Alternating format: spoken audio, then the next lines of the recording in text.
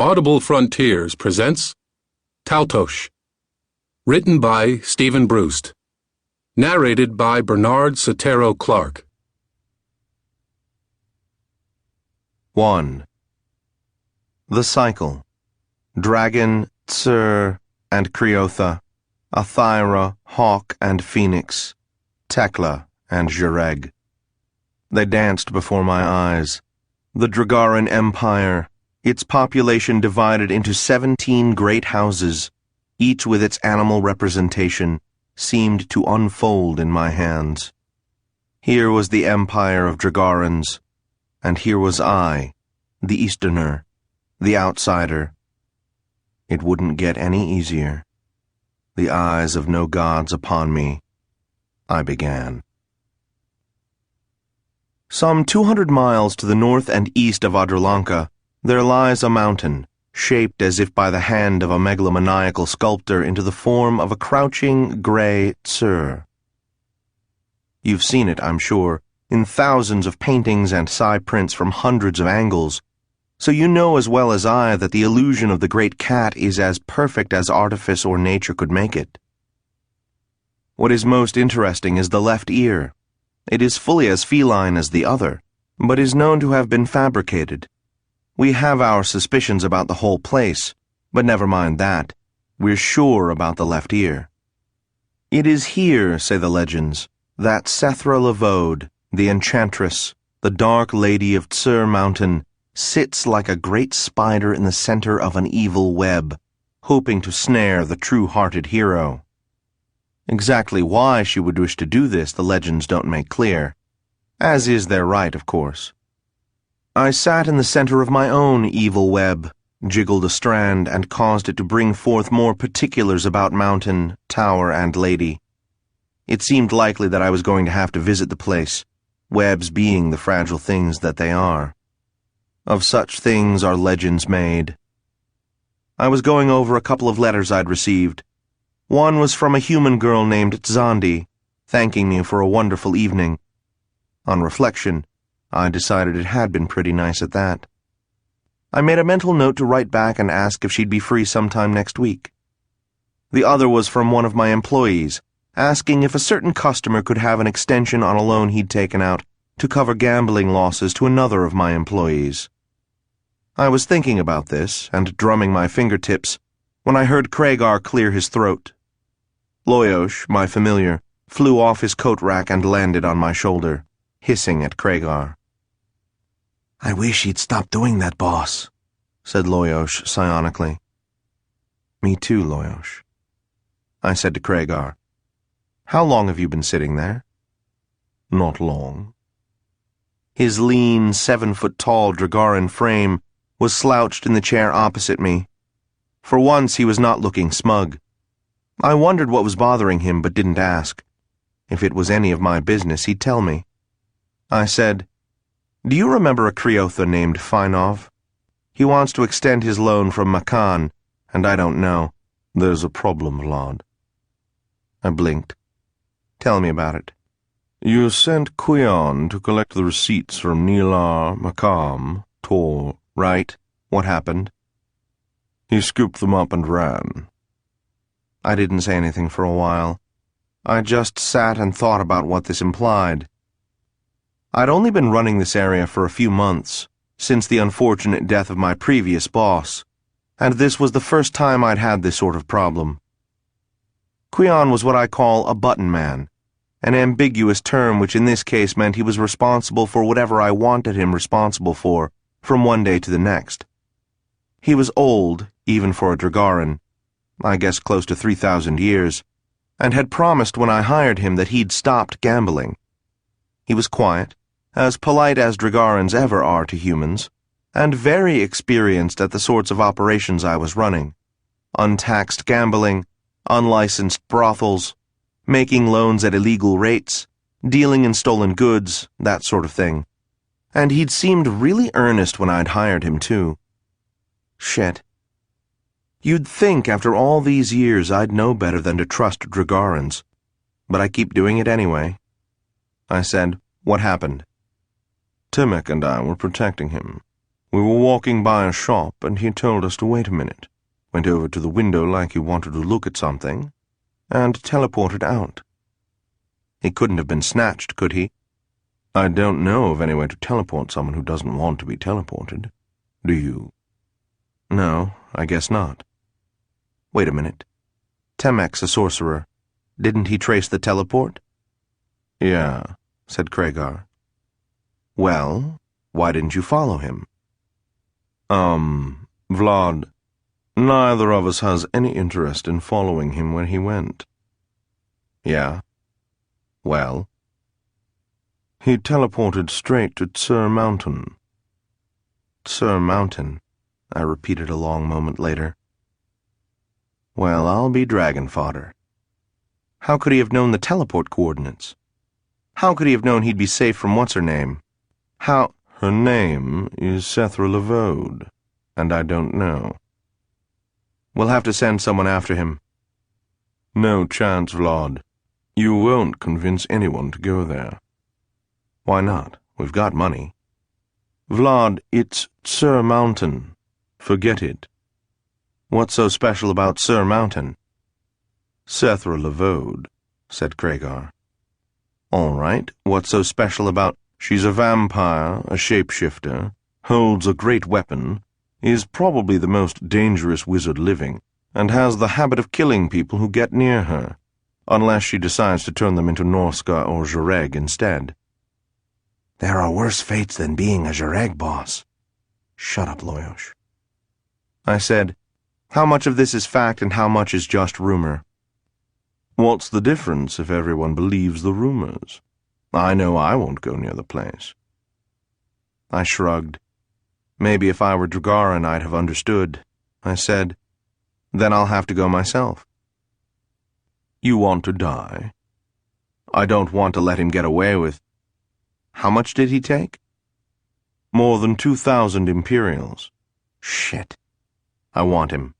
See what you can learn about Tsur Mountain that we can count on, all right? Huh. Oh, sure. How many years do you want me to put in on this? 3 days. And see what you can find out about Quion while you're at it. Vlad, go. He went. I settled back to contemplate legends, decided it was pointless, and began composing a letter to Zondi. Loyost returned to his perch on the coat rack and made helpful suggestions for the letter. If I thought Zondi liked dead Tekla, I might have even used some of them. Sometimes I almost think I can remember my mother.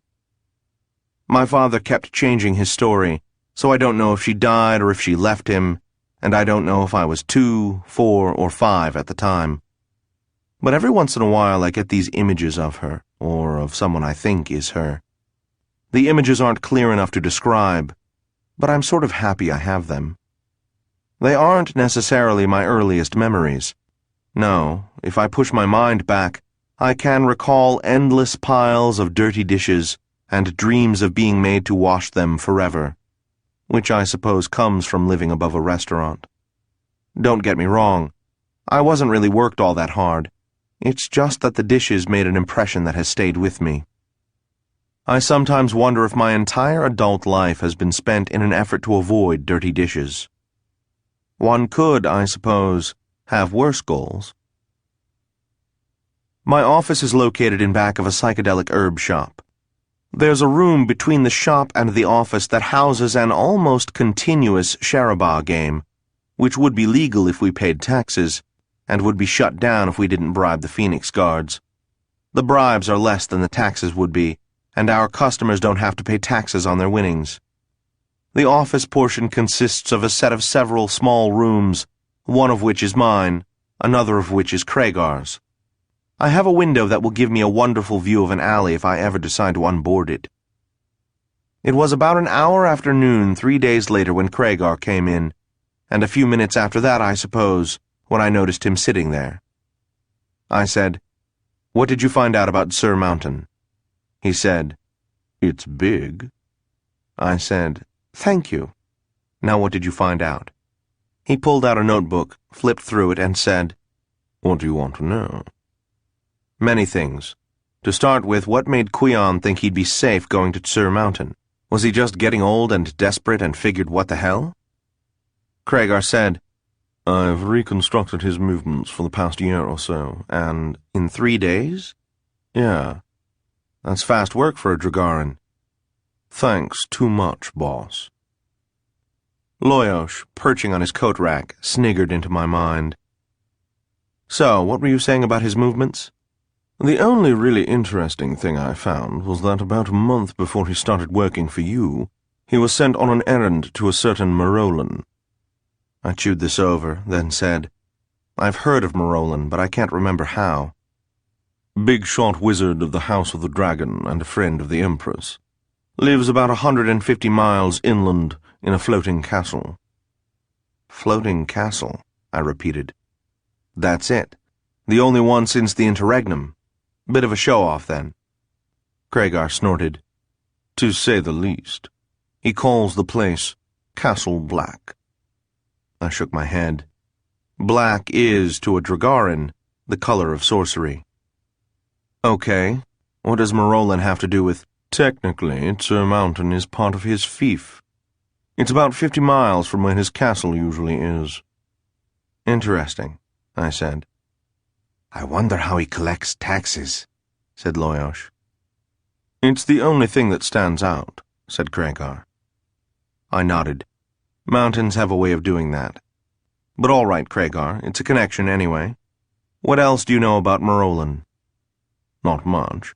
He spent a good portion of the interregnum out east, so he's supposed to be tolerant of Easterners. Easterner means human, like me.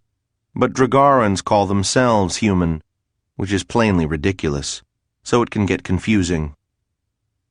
I said, Well, I could start with visiting Marolan if he'll consent to see me. What did you find out about Sir Mountain? Bits and pieces. What do you want to know? Mostly, does Setaro Lavode really exist? She certainly did before the interregnum. There are still accounts of when she was a regular at court. Death Gate boss. She was warlord more than once. When? About 15,000 years ago. 15,000 years. I see. And you think she might still be alive? That's what, 5 or 6 times a normal lifespan?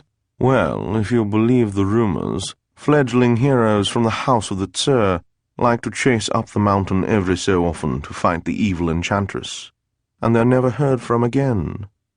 Yeah, I said. But the question is, do we believe the rumors? He blinked. I don't know about you, Vlad, but I do. I ruminated on moldy legends, enchantresses, dishonest button men, and mountains. You just can't trust anyone anymore, said Loyosh, who flew down onto my right shoulder. I know. It's a sad state of affairs. Loyosh snorted psionically. No, I mean it, I said. I trusted the son of a bitch. I took out a dagger and started flipping it. After a while, I put it away and said, All right, Craigar, send a message to the Lord Marolan asking him if he'd deign to receive me. Whenever he wishes, of course. I'm not... Say, how do you get there anyway? I mean, if it's a floating castle, you'd teleport, said Craigar. I groaned. Okay, try to set it up all right. And get the coordinates to Narvain. I don't feel like spending the money on the bitch patrol, so I'll just live with a rough ride. Why don't you do it yourself, then? Not that rough. You getting cheap, boss? What do you mean, getting? Will do, Vlad. Craigar left the room. Now that I have a few years' perspective, I have to say that I don't think my father was cruel to me. The two of us were alone, which made everything difficult, but he did as well as he could for who he was, and I do mean we were alone. We lived among Dragarans, rather than in the eastern ghetto, so our neighbors didn't associate with us, and our only other family was my father's father, who didn't come to our side of town, and my father didn't like bringing me to Neuschpaz when I was an infant. You'd think I'd have gotten used to being alone, but it hasn't worked that way. I've always hated it. I still do. Maybe it's an instinctive thing among Easterners. The best times were what I now think must have been slow days at the restaurant, when the waiters had time to play with me. There was one I remember, a big fat guy with a mustache and almost no teeth. I'd pull his mustache and he'd threaten to cook me up for a meal and serve me with an orange in my mouth. I can't think why I thought that was funny. I wish I could remember his name. On reflection, my father probably found me more a burden than a pleasure.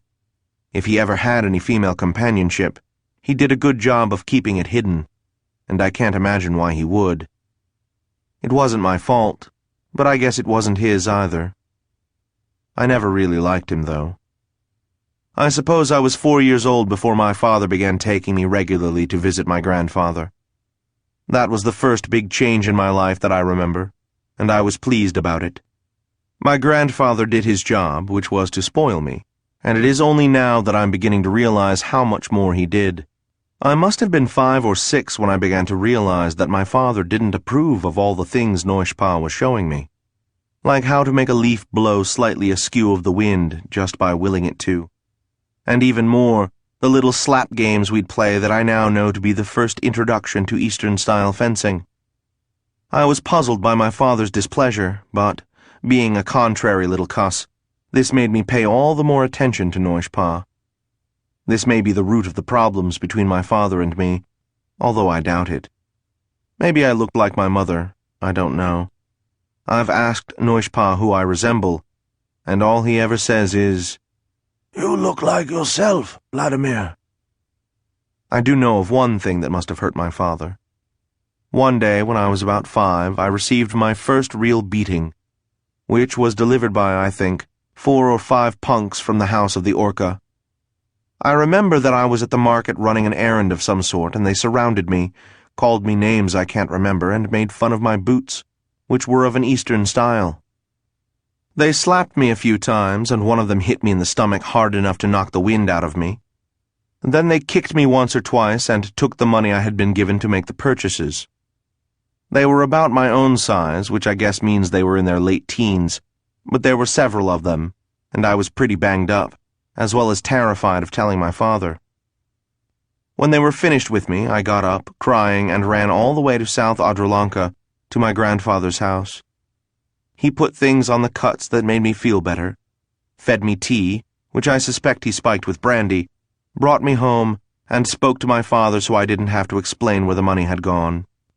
It was only years later that I actually got around to wondering why I'd gone all the way to Noishpa's instead of going home, which was closer. And it was years after that when I got to wondering if that had hurt my father's feelings. About 22 hours after Kragar left to set things up, I was leaning back in my chair, which has a strange mechanism that allows it to tilt, swivel, and do other things. My feet were up on the desk, crossed at the ankles. The toes of my boots pointed to opposite corners of the room, and in the gap between them Kragar's thin face was framed. His chin is one that a human would call weak, but Kragar isn't. That's just another one of his innate illusions. He is built of illusions. Some natural, others, I think, cultivated. For example, when anyone else would be angry, he never seems to be. He usually just appears disgusted. The face that was framed in the V of my boots looked disgusted. He said, "You're right. You don't have to take anyone with you. What interest could a dragon lord possibly have in hurting a poor, innocent Jureg, just because he's an Easterner? Or should I say, a poor, innocent Easterner, just because he's a Jureg? Come on, Vlad, wake up. You have to have protection, and I'm your best bet for avoiding trouble." Loyosh, who had been swooping down on stray lint, landed on my right shoulder and said, "Just point out that I'll be there, boss. That should keep him from worrying." "You think so? What if it doesn't?" "I'll bite his nose off." I said aloud, "Kragar, I could bring every enforcer who works for me, and it wouldn't make any difference at all if Marolan decides to shine me. And this is a social call. If I show up with protection..." "That's why I think I should come. He'll never notice I'm there." "No," I said. "He's permitted me to visit. He said nothing about bringing a shadow. If he did notice you, he'd understand that it's policy in the Jureg." He must know something about how we operate. I repeat, no. But subject closed, Kragar. He closed his eyes and emitted a sigh that hung in the air like an Athira's mating call. He opened his eyes again. Okay. You want Narvain to do the teleport, right?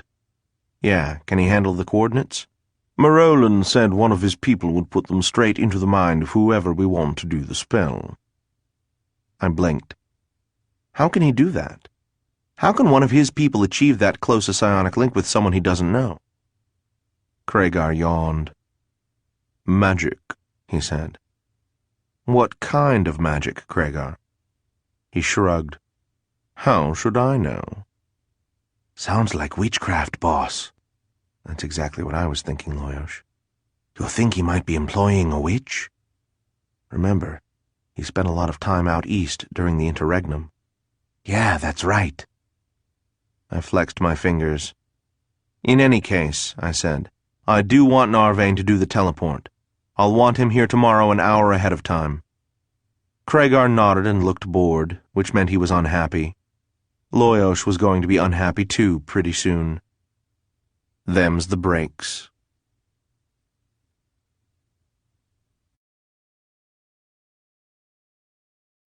2.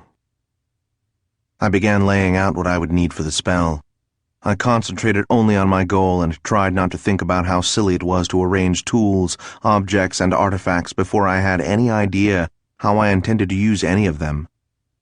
I let my hands pull from the pack various and sundry items and arrange them as they would. I couldn't know what I'd need, because the spell I was about to attempt had never been performed before, didn't even exist, except that I had to do it now. I arrived at the office too early the next day. I'm good at waiting patiently when I have to, but I don't like it. It would be hours before I was due at Castle Black, and there was nothing at the office that required my attention. I puttered around for a while, pretending to be busy, then said, screw it, and walked out. The orange-red sky was low today, mixed with gray, threatening rain, and the wind was in from the sea. I walked, or actually strolled, through my area. These few blocks of Adralanka were mine, and a certain satisfaction came with that knowledge. I stopped in to see a guy named Nilar, my first boss, and then one of my first employees. I said, "What's new?" He gave me kind of a warm smile and said, "Business as usual, Vlad." I never know how to take Nilar. I mean, he could have had the position I hold if he'd been willing to fight a bit, but he decided he'd rather stay small and healthy. I can respect that, I guess, but, well, I'd respect him more if he'd decided to take the chance. What the hell? Who can figure out Dragarans anyway? I said, "What have you heard?" "About what?" Don't give me that. If he'd played dumb a little longer, I'd have bought it, but he said, "Just that you got burned by one of your button men." Who was it? It doesn't matter, Nilar, and it'll matter even less in a little while. Right. See you. I walked out of Nilar's shop and headed toward South Adralanka, the Easterners' ghetto. Loyosh, sitting on my left shoulder, said, "Word is getting around, boss." I know. I'm going to have to do something about it. If everyone thinks I can be taken, I will be. I kept walking, thinking things over. With any luck at all, Marolan would be able to steer me toward Quion. Would he be willing to? I didn't know. Going to visit your grandfather, boss? No, I don't think so. Not today. Then where? No, don't tell me.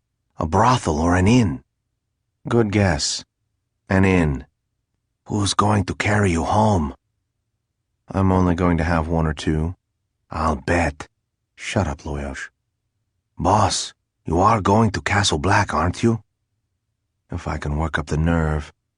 Now let me think. It started drizzling about then. I drew on my link to the Imperial Orb and created an invisible shield, setting it up over my head. It was an easy spell. Most passers-by I saw had done the same. The few exceptions, mostly of the House of the Tekla, headed for doorways to wait it out or else got wet. The streets became very muddy, and I made a mental note to allow time to clean my boots. There must be sorcery that can do that. I'll have to learn it one of these days. By the time I had crossed Tuvine and entered South Adralanka, the rain had stopped, which was just as well. Very few Easterners are sorcerers, and I didn't want to call that kind of attention to myself. Of course I was wearing the grey and black of House Jareg, and Loyosh riding on my shoulder was enough to proclaim, "Here is a witch!" But there was no need to make matters worse. About then, Loyosh caught something of my thoughts and said, "Wait a minute, boss. Just who do you think you're leaving behind?"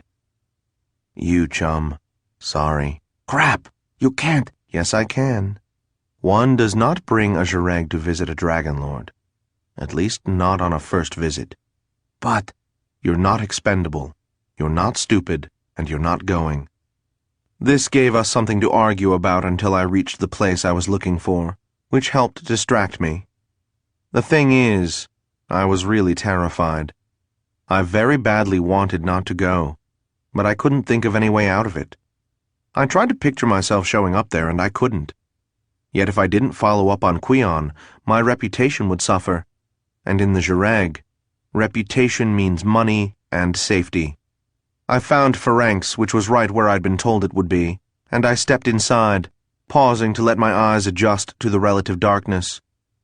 I'd never been there before, but my grandfather had recommended it as the place to find good Phanarian brandy. One thing that shed a great deal of light on how Dragarans think was when I realized that they had no term for brandy, even though they had the drink. They called it wine, and, I guess, just had to know the bottler to decide how strong it was and what it tasted like. To me, brandy and wine aren't even close in taste, and maybe they aren't to Dragarans either. The thing is, Dragarans don't care if they taste different, or that the process of making one has almost nothing to do with the process of making the other. The point is, they are alcoholic drinks made from fruit, so they must be the same thing. Interesting, no? Easterners don't have that problem. Pharynx especially didn't have that problem. One entire wall behind the long, dark hardwood bar was filled with different Phanarian brandies, about half of them peach. I was very impressed. I hadn't known there were that many in existence. I was very glad that the Empire wasn't currently at war with Phaнаrio. The place was pretty much empty. I licked my lips and sat down at a tall, high-backed chair right at the bar. The host glanced at Loyosh, then wiped the counter in front of me and looked an inquiry. I glanced at the peach brandies and said, "A glass of Oregagaret." He nodded. "Dead bodies and seaweed, eh?" I said, "Is that what you call it?" He shrugged. "Well, it isn't what I'd call gentle." I said, "What do you recommend?" He glanced at the wall and picked out a short, round bottle and showed it to me. The label was faded, but I could see the lettering, which read, Barakaranabol. I said, "Okay, I'll try a glass of that." He pulled out a glass, reached under his counter, and put some ice into it. My first reaction was to be impressed that he could afford to buy the ice, not to mention the spells to keep it cold. Such things aren't cheap around here. But then I realized what he was doing, and I said, No, I don't want ice in it." He looked disgusted. He pulled out a pitcher, filled the glass with water, and pushed it in front of me. Then he poured some brandy into another glass and set that next to the water. He said, "I'm just giving you some water to clear your mouth out before you drink the brandy. You know how to drink 'em. I know how to pour 'em, okay?" I said, "Right," to the host, and started to sip the brandy. I heard Loyosh giggling. "Shut up," I told him. I put the brandy down, took a sip of water, then drank some of the brandy. The brandy was very good. "I'll have the same," came from right behind me. The voice was low in pitch, velvety and very familiar. I turned and felt a smile growing on my face. "Kyra!" "Hello, Vlad." Kyra the thief sat down next to me. I said, "What are you doing around here?" "Tasting Phanarian brandies." The host was staring at her, half hostile and half fearful. I was a Jareg, but at least I was human. Kyra was a Dragaran. I took a look around and saw that the 3 other customers in the place were staring at Kyra with expressions that held different mixtures of fear and hatred. I turned back to the host and said, "The lady asked for a drink." He glanced at the table where the other 3 humans sat, at Kyra, then back at me. I held his gaze, waiting. He licked his lips, hesitated, then said, "Right," and poured her the same thing he'd given me. Then he wandered over to the other end of the bar. I shrugged, and Kyra and I moved to a table. "So," I said, "come here often?" She smiled. "I've heard that you're having some troubles." I shook my head. "Someday I'll find out how you learn these things." "Maybe you will. Do you need help, Vlad?" "Just courage, I think." "Oh." "You probably know one of my button men has been stealing the eggs." "Yeah, and Mama Hen isn't happy." "Papa Rooster, if you don't mind." "Right. What are you doing about it?" "Going somewhere I don't want to go, for starters." "Where?" "Have you ever heard of Castle Black?" Her eyes widened appreciatively. "A dragon lord named Marolin, I believe," she said. "Right." She cocked her head to the side. "I'll tell you what, Vlad. You go ahead and follow him there. If Marolin kills you, you won't live out the month." I felt a lump rise in my throat. After a moment I said, "Going into another line of work, Kyra?" She smiled. "We all have friends." "Well, thanks," I said. "That's yet another one I owe you." She nodded, still smiling. Then she got up, said, "Good wine," and walked out of the place. And it's funny. Revenge is rather silly. I mean, I'd be dead. Why should I care? Yet somehow her saying that was just what I needed to reassure me. I still can't figure out why. I had another drink after she left, and just to prove Loyosh wrong, stopped at 2. I called on my link to the orb once more and found I still had a couple of hours before I had to be back at the office. I paid the host, told him I'd be back sometime, and headed for home. My grandfather has a white cat named Ambrus, who is the most intelligent cat I've ever met, as well as the oldest. I've never actually played with him the way people usually play with cats, but sometimes, when a child, I would sit and talk to him while my father and grandfather were in the other room talking. I used to pretend that he could understand me, and either he really could, or my memory is playing tricks on me, because a normal cat couldn't have responded the way Ambrose did, meowing exactly in answer to questions, purring when I told him I liked him, and extending his claws and swiping at the air behind him when I'd point that way and say, "Look out, a dragon!" Knowing what I know now, I don't think my memory is playing tricks on me. In any case, one day when I was, I don't know, maybe 7, my father saw me talking to him and scowled.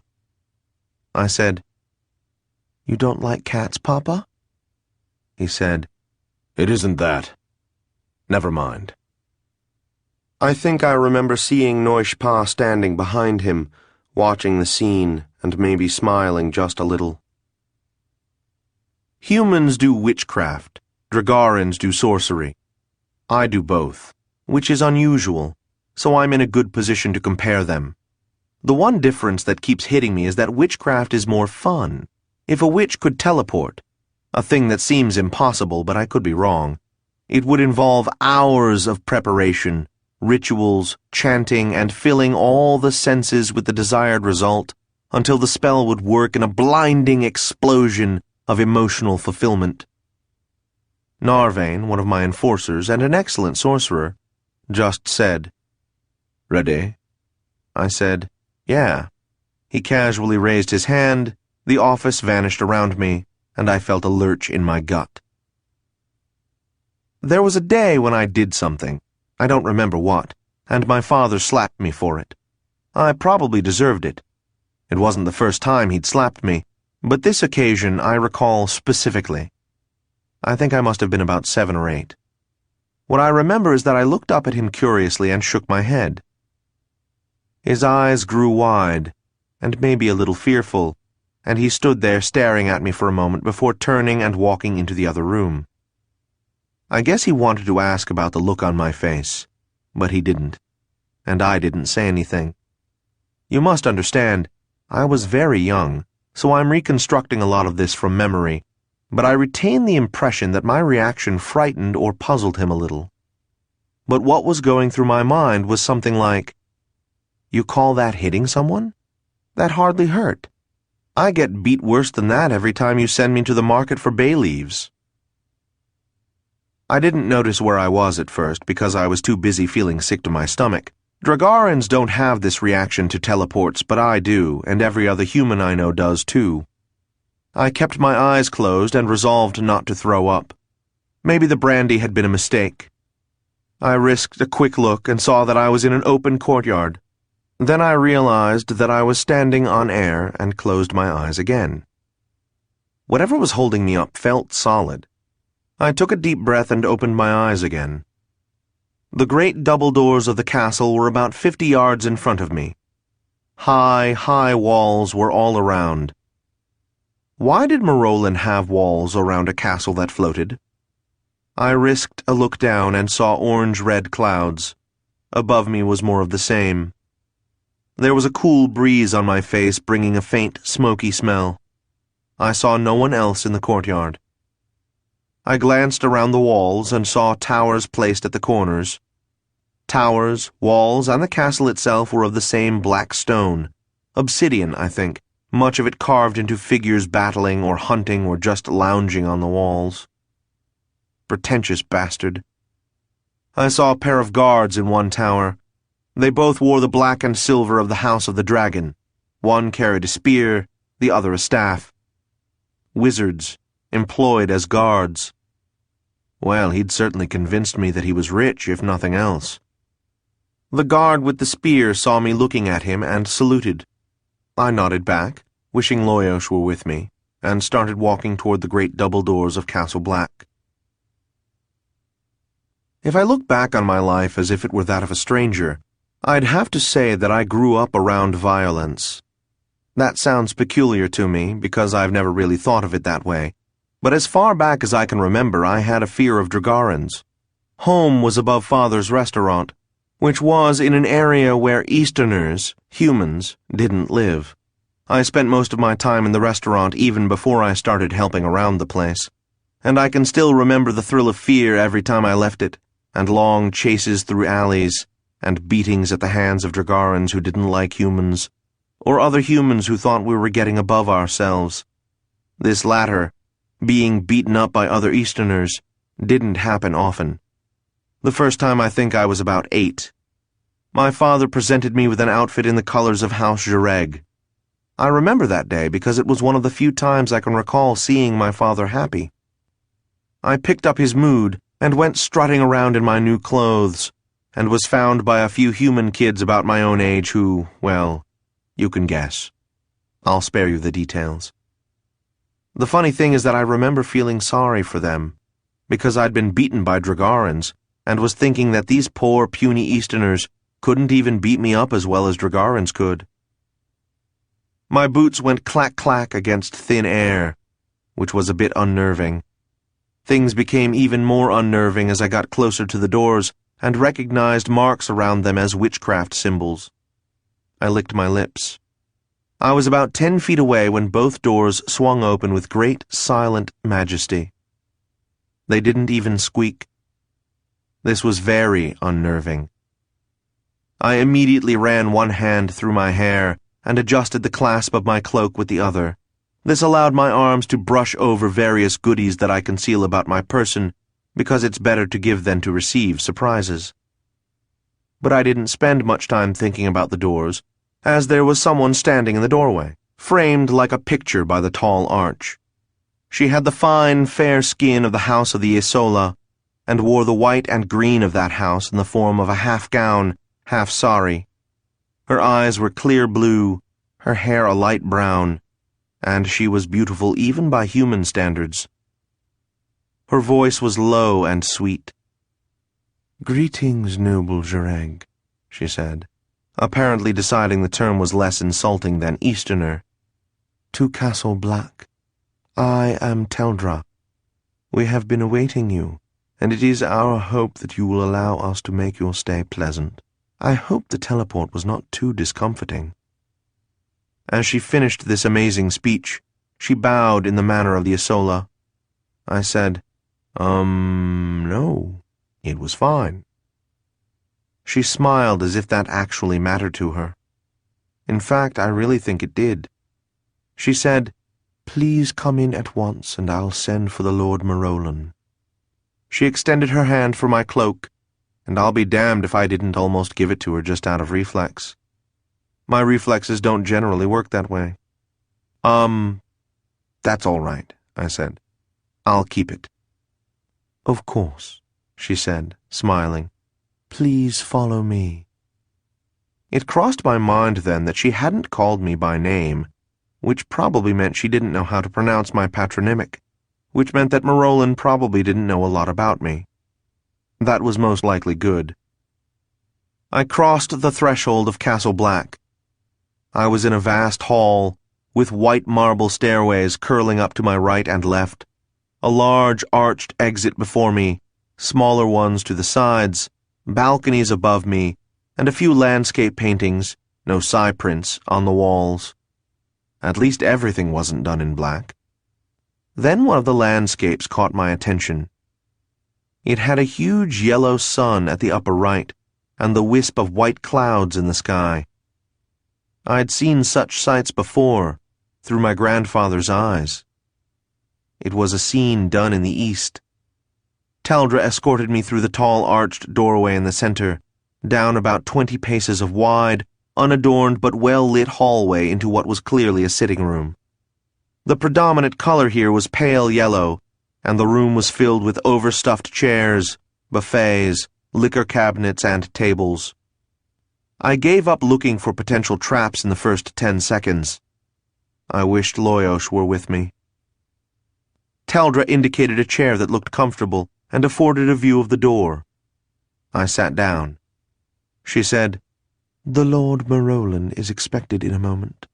Would you allow me to serve you wine?" Yeah, I said. "Thanks." She brought a bucket of ice with a bottle in it, which told me something else. It is the Easterners who serve wine chilled. She removed the bottle, took the wine tongs from the coals, expertly circumscribed the neck, dipped the feather in the ice, and lifted off the top of the neck. All of her movements were fluid and graceful, as if she were dancing with her hands. She poured and I drank. It was really very good, which was another surprise.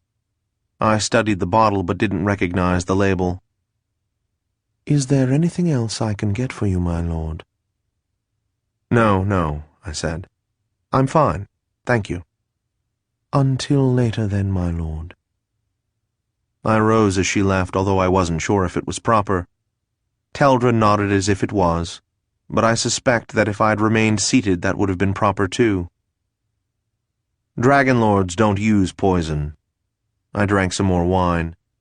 Presently, unannounced save by the rap-rap sound of his footfalls, the Lord Marolan entered the room. He was tall and dressed in black, with bits of silver lace on his blouse and on the epaulets that peeked out under the full cloak he wore thrown back. His hand rested on the hilt of a longsword. His face had the angularity of the House of the Dragon. His forehead was high, and his hair was very dark, straight and long enough to cover his ears. I gave the sword a second look and realized, even though it was sheathed, that it was a Morganti blade, and powerful. I repressed a shudder as I felt it ringing in my mind. It was only as an afterthought that it hit me. Why was he wearing a blade, and a Morganti blade at that, to greet a guest inside his home? Could he be afraid of me? Could it be the custom of dragon lords to go wandering around armed in their own homes, or when greeting guests? Or was he planning to just haul off and kill me? You can believe what you like about the existence of the soul, or the Dragaran's faith in reincarnation, but even if you don't believe any of that, there is no question that if I were killed by a Morganti weapon, that was it for me. I froze for a moment, then realized that I ought to acknowledge his presence, since he, at least, hadn't attacked me yet. I rose and gave him a half-bow. Lord Marolan, I am Vladimir Taltos. I am honored that you should consent to see me. I'm a good liar. He nodded coolly and indicated with his head that I should sit. Teldra returned and poured him a glass of wine as he sat opposite me. As she left, he said, "Thank you, Lady Teldra." Lady? I wondered at their relationship. Meanwhile, Marolan was appraising me as I'd appraise a jewel. His eyes never left me as he drank. I returned the favor. His complexion was fairly dark, though lighter than a hawk's or a Valista's. His hair was black and shoulder-length and curly and just a bit neglected. He sat rather stiffly, as if he were wound too tight. The movements of his head were quick, feral. Eventually he set his glass down and said, "Well, Jareg," apparently deciding the term was more insulting than Easterner. "Do you know why you are here?" I licked my lips. I thought I did. I may have been deceived, of course. "It is likely," said Marolan. "That being the case," I said, falling into his speech patterns, "perhaps you would be so kind as to enlighten me." "I intend to," he said. He studied me some more, and I began to get the impression that he was doing that just to irritate me, or perhaps to test me, which works out to the same thing.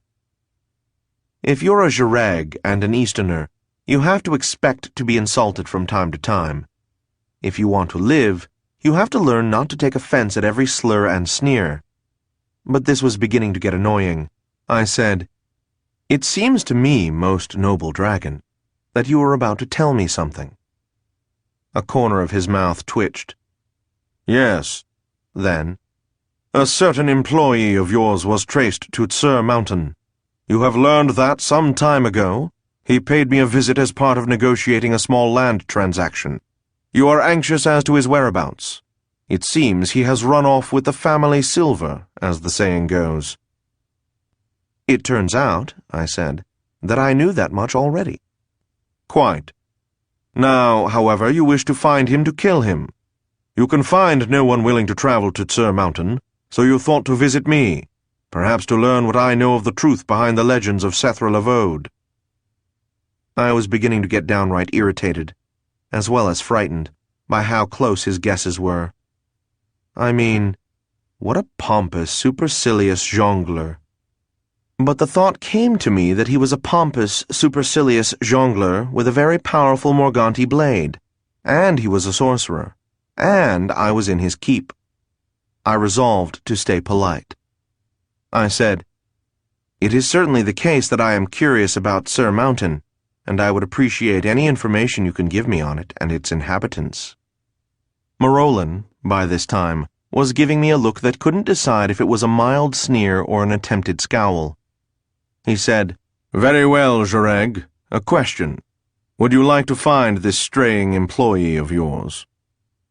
I spent a moment trying to find verbal traps in the question, then gave up and said, "Yes." He said, "Very well. Let us go to him." He stood up. I did the same. He took a step closer to me and seemed to concentrate for just a moment. I realized what he was doing almost at once. I thought about resisting, but made a split-second decision. I might never have another chance. You have to take some risks in any business. I allowed the teleport to take effect. My stomach lurched, and the walls vanished around me.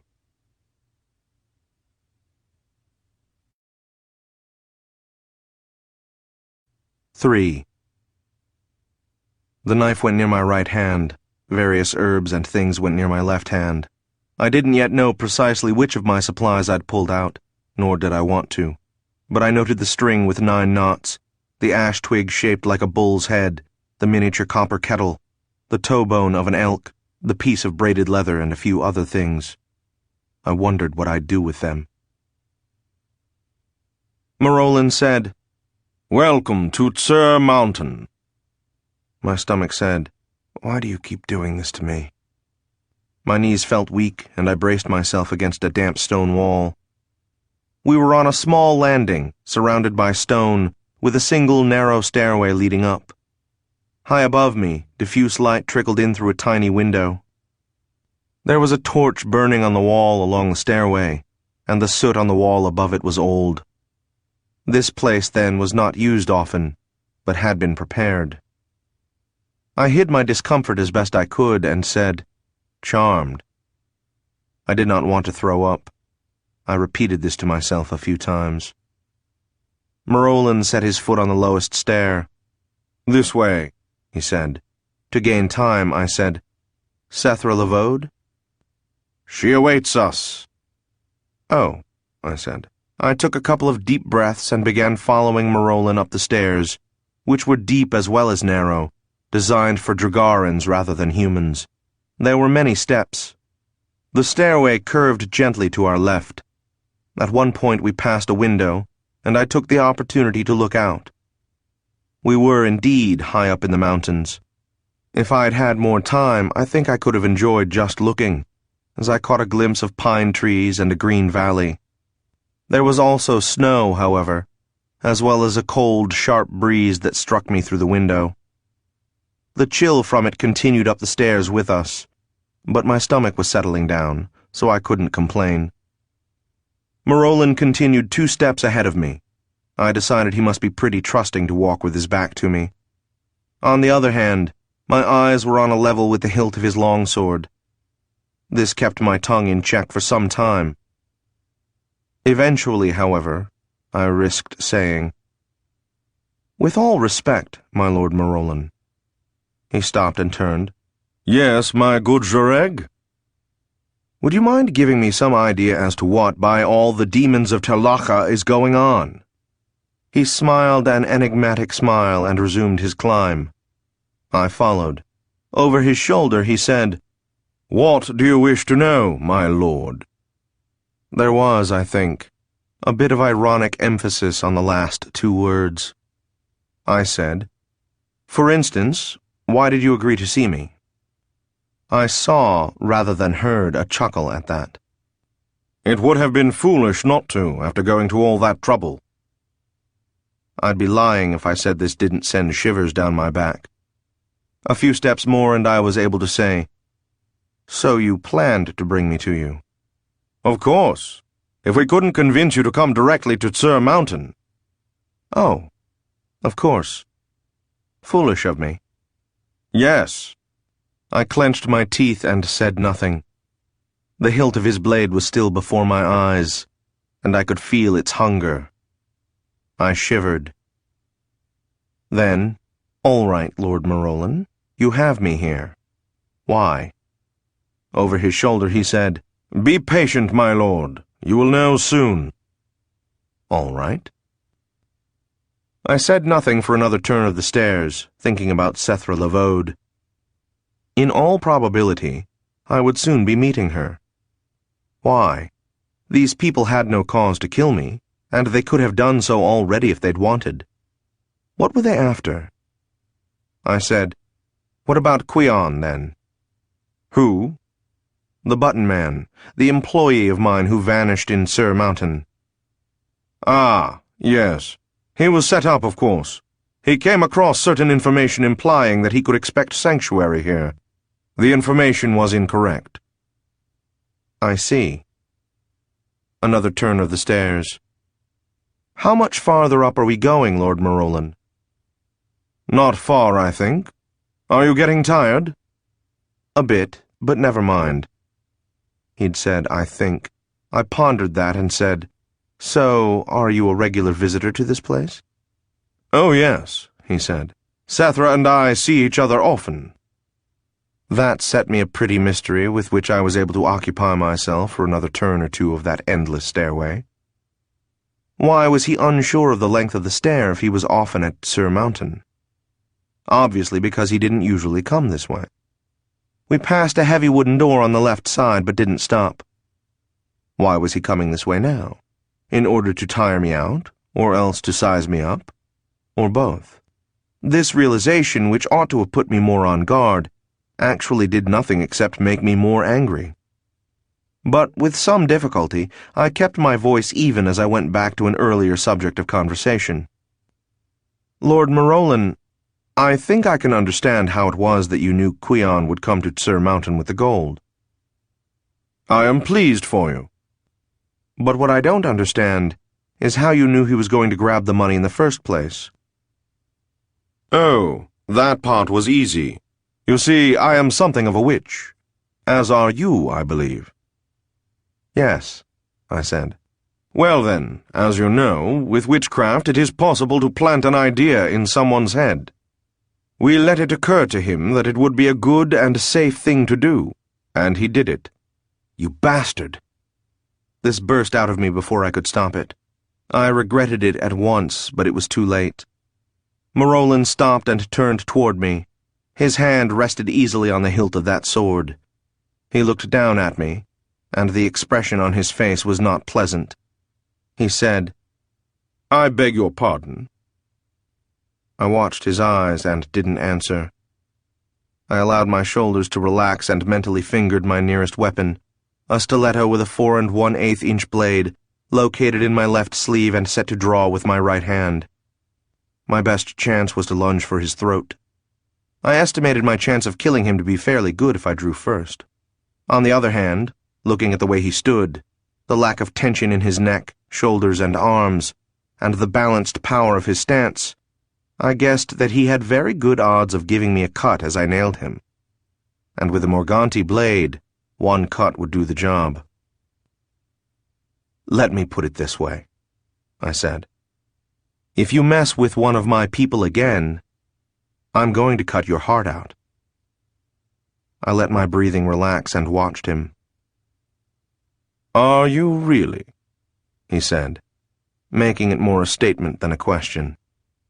His face took on a sardonic expression, and with no warning he took a step backward, up another step. Damn, he was fast. His blade wasn't yet drawn, but now I'd have to either try to draw my rapier or throw the knife. Killing someone with a thrown knife, even if you're as good as I am, is more a matter of chance than skill. I said nothing, waiting for him to draw. He also waited. His knees were slightly bent and his balance was perfect, left foot on the higher stair, right hand on the hilt of that weapon. I felt the coolness of the dagger's hilt press against my left wrist, and decided it was my only chance. My rapier may as well have been back home. He was faster than me. I continued to wait. Finally, he smirked and bowed slightly. All right, my Lord Jureg. We'll settle this later. He presented his back to me and continued up the stairs. The idea of nailing him came and went. Even if I got away with it, that would leave me in Sir Mountain, alone except for a very irate Sethra Lavode, who could probably prevent me from teleporting out. Besides, there was still the matter of Quion and 2,000 gold imperials. I took a helping of nonchalant and followed him. My knees were steady, which took all of my concentration for the next few moments. We passed a couple more doors on the left, then emerged into a narrow hallway. We followed the hallway through an arch, after which it widened. The walls were black and unadorned save by torches. I didn't recognize the stone here, but it wasn't obsidian in any case. It was rough and seemed to absorb light. Where the black at Marolan's Keep seemed to work hard to be ominous, the black at Sir Mountain was naturally gloomy and hinted, almost as an aside, at insidious power and dark strength. Yes, I know that to a Dragarin, black means sorcery. But to me, black is gloomy. Dragarins are warped. I've said so before. I noted in passing that the torches were placed 17 feet apart. Marolan opened a door, behind which was a tight spiral staircase made of iron. I followed him up into a yet wider hall that seemed to slope upward, and that held more lamps and more ornate doorways. The walls were still black. At one point I said, "There was no better way of getting me here." He said, "We could have kidnapped you." He stopped before a large wooden door, upon which a crouching Tsur was pictured. Merolin pushed the door and it swung open. The room was 30 feet on a side. Candles and torches provided the light. The chairs looked comfortable, all done in black. I've stated my opinion on that. Shadows flickered back and forth, making it hard to pick out objects. Someone was in one of the chairs. I took a wild guess as to who she might be. I stared at her. No one moved. She was gaunt, with a smooth, ageless, aquiline face, with hollowed-out cheeks, framed by straight hair that was black, black, black. Gods, but I was growing tired of black. Perhaps she would have looked appealing to a Dragaran, I don't know. She was very pale. In fact, it was startling that I hadn't seen her at once. There was such a contrast between her face and her surroundings. She wore black as well, of course. Her gown had high lace ruffles coming to her chin. Below it, at her breast, was a large ruby. Her hands were long and seemed even longer since her nails were done to a point. On the middle finger of her left hand was a ring that held what I think was a very large emerald. She stared at me with eyes that were deep and bright and old. She stood up, and I saw that there was one splash of blue at her side, which I recognized as a jewel on the hilt of a dagger. Then I felt the dagger, and knew it for at least as powerful a weapon as Merolin's sword. As she stood, it vanished in a swirl of her cloak, which made her disappear entirely except for the dead white of her face, with those eyes gleaming at me like a wolf's. I guess she'd decided to make me feel at home, because as she stood there the room brightened. That was when I saw, on the floor in front of me, face up, the lifeless body of Quion. His throat had been cut and the red of his blood was almost invisible against the black carpet. "Welcome," she said, in a voice that rolled from her tongue, as smooth as glass and as soft as satin. "I am Sethra." No shit. Among the customs peculiar to Easterners is the one involving the anniversary of one's birth. To the Easterners, this is a day for the person born to celebrate, rather than for him to honor and thank those who brought him into the world. I spent my 10th birthday with my grandfather, mostly watching him work and enjoying it. I asked him questions whenever there wasn't a customer in the place, and learned about the 3 types of love potions, which herbs the witch should grow himself instead of buying, which incense should be used for which sorts of spells, why to make certain there are no mirrors or reflective surfaces nearby when doing magic, how to ensure an easy labor, cure cramps and headaches, prevent infection, and where to find spell books along with some idea of how to tell worthwhile spells from nonsense. When he closed up shop, he said, "Come on back, Vladimir. Sit down." I went into his living area and sat in a big, comfortable chair. He pulled up another chair and sat facing me. His cat, Ambrose, jumped onto his shoulder. I could hear it purring. "Look at me, Vladimir." I did, wondering. He said, "Sink back into the chair now. Pretend you grow heavy, yes? Feel that you are getting heavy and joining with the chair now. Can you do this? Keep looking at my face now, Vladimir. Think of me. Close your eyes. Try to still see me, even though your eyes are not open. Can you do this? Can you feel warm now? Don't speak yet. Feel that you float in water and you are warm. Think of my voice. See how it fills your head. Listen to how my voice rings in your head. Listen to nothing else. My voice is everything. All you know. Now, tell me this. How old are you?" That puzzled me a little. I mean, did he think I'd fallen asleep or what? I tried to answer him and was surprised at the effort it took. But I finally said, 10, and my eyes snapped open. My grandfather was smiling. He didn't say anything because he didn't have to. As I'd said it, I had realized that the word 10 had been the first word actually spoken aloud in the room for some few moments.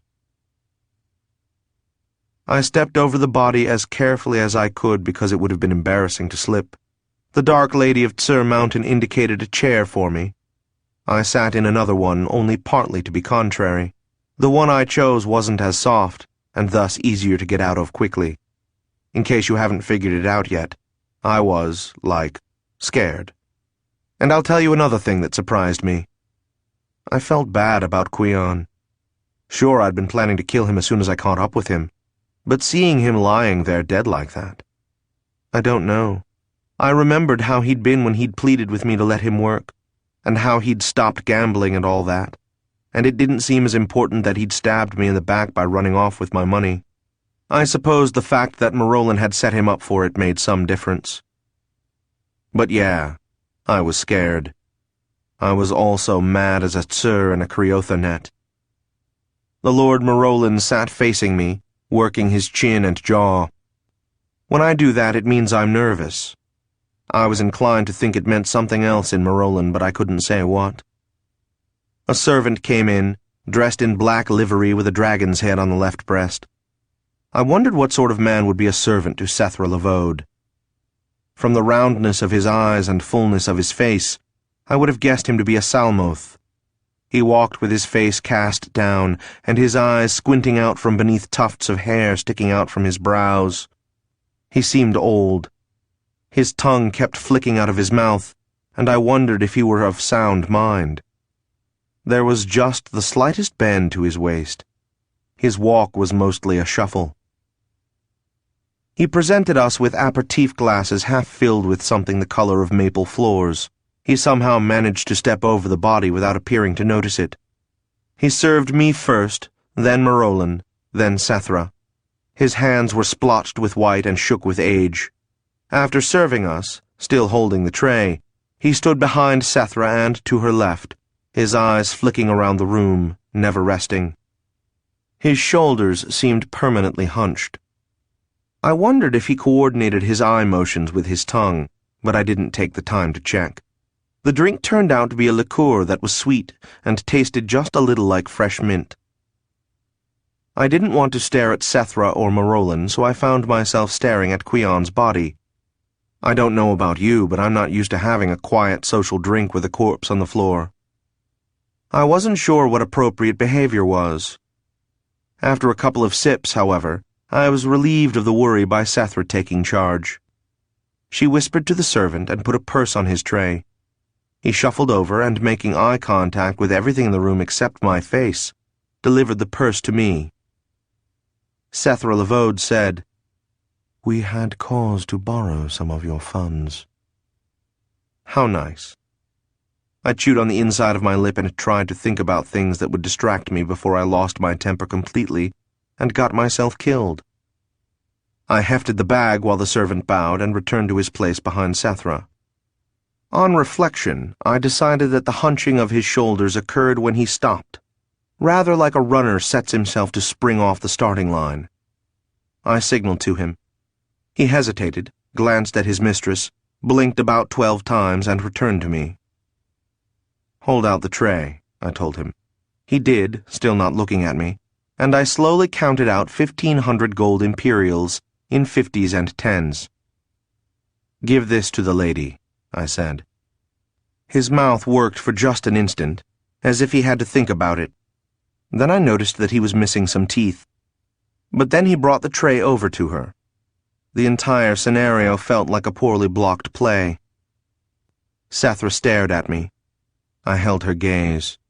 She said, "This is..." "Standard rates for the job you did," I explained, glancing at the body.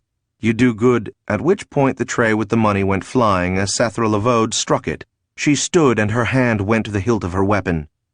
Marolin also stood, and I swear he growled. I widened my eyes and did my innocent inquiring act, though my pulse was racing from that delicious mix of anger and fear that usually means someone is about to become damaged. But Sethra stopped and raised her hand, which stopped Marolin. Some portion of a smile came to Sethra's lips, and she barely nodded. She sat down and looked a look at Marolin. He also sat down, giving me a glare that said, "That's another one." The servant went about methodically picking up the gold and putting it back on the tray. It took him quite a while. I hoped he'd be able to palm some of it. Setaro said, "All right, Jareg. You've made your point. Can we get down to business now?" Business. Right. I cleared my throat. I said, "You wanted to talk business. You want to buy a title in the Jareg? Sure, I can set that up. Or maybe you want to buy into—" "Enough," said Marolin. "I'll admit it. Push me far enough and anger overcomes self-preservation." I said, "Shove it, Dragonlord. I don't know what business you think you have with me, but you have interfered with my work, murdered my employee, tricked me and threatened me. Now you want to talk business? Shit. Talk away." I sat back, crossed my legs, and folded my arms. They exchanged glances for a moment. Perhaps they were communicating psionically, perhaps only by expression. After a minute or so, I sipped some more liqueur. The servant finished gathering the spilled money onto the tray. He started to offer it to Setaro again, but she glared at him. He gave some sort of grimace of resignation and set it down on a nearby table. Setaro turned to me and said, "I don't know what to say. We thought you'd be pleased that we had killed this man and saved you the trouble." Saved me the trouble? Who says I was going to kill him? Well, sure I was, but I wasn't going to admit to these two, was I? And I wouldn't have needed to find him if you two hadn't— "Lord Taltos, please," said Setaro. She seemed genuinely contrite, and I guess the shock of that realization stopped me as much as her words. She said, "I assure you that all we did was help him choose the time for his theft. Marolin's spell wouldn't have worked if he hadn't been planning to steal from you anyway." She paused, glanced at Marolin, and shrugged. "We knew you to be a Jareg as well as an Easterner, and had been expecting you to respond as a Jareg only. Most of those in your house would have been happy to discuss a business deal, no matter how they were brought into it. It seems we don't know Easterners. We have erred. We are sorry." I bit my lip and thought about it. I would have felt better if Marolin had expressed an apology, but there's something to be said for extracting one from the Enchantress of Tsur Mountain, isn't there? All right, I'll be honest. I still don't know if she was making all that up as she went along or if she was telling the truth. But believing her salved my pride a little. It allowed me to continue talking to them at any rate. I said, "Would you mind explaining to me why you went through all this in the first place?" Setaro said, "Very well then. Tell me this. Can you think of any other way we could have gotten you here?" Paying me would have worked. Would it have? I reflected. No, I suppose if they'd offered me enough to convince me to come, it would have just made me suspicious. I said, "If you'd wanted to see me, you could have come to me." I smirked. "The door to my office—" "It is impossible for me to leave Tsur Mountain at the moment." I gestured toward Marolin. "And him?" "I wanted to see you myself." She smiled a little, "which is just as well, since I might have had some trouble convincing him to walk into a Jareg's place of business." Marolin snorted. I said, "All right. I'm convinced that you're clever." I fell silent, but they seemed to be waiting for me to continue. What was there to say? I felt my jaw clenching with anger that hadn't yet died down. But as I said, my best chance of getting out of there alive was cooperation. If they wanted me for something, they at least weren't going to kill me out of hand. I let out my breath and said, "Business, then. You have business in mind. Tell me about it." "Yes." She sent Marolin a glance that was impossible to read, then turned back to me. "There is a thing we'd like you to do." I waited. She said, "This is going to take some explanation." During my entire 10th year, it was almost impossible to keep me away from my grandfather's. I felt my father's growing dislike of this, and ignored it. Noish Pa was delighted at my interest in witchcraft.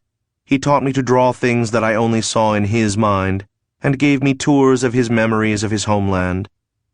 I still remember how it felt to see clear blue sky, with white puffy clouds and a sun so bright I couldn't look directly at it, even through the eyes of his memory.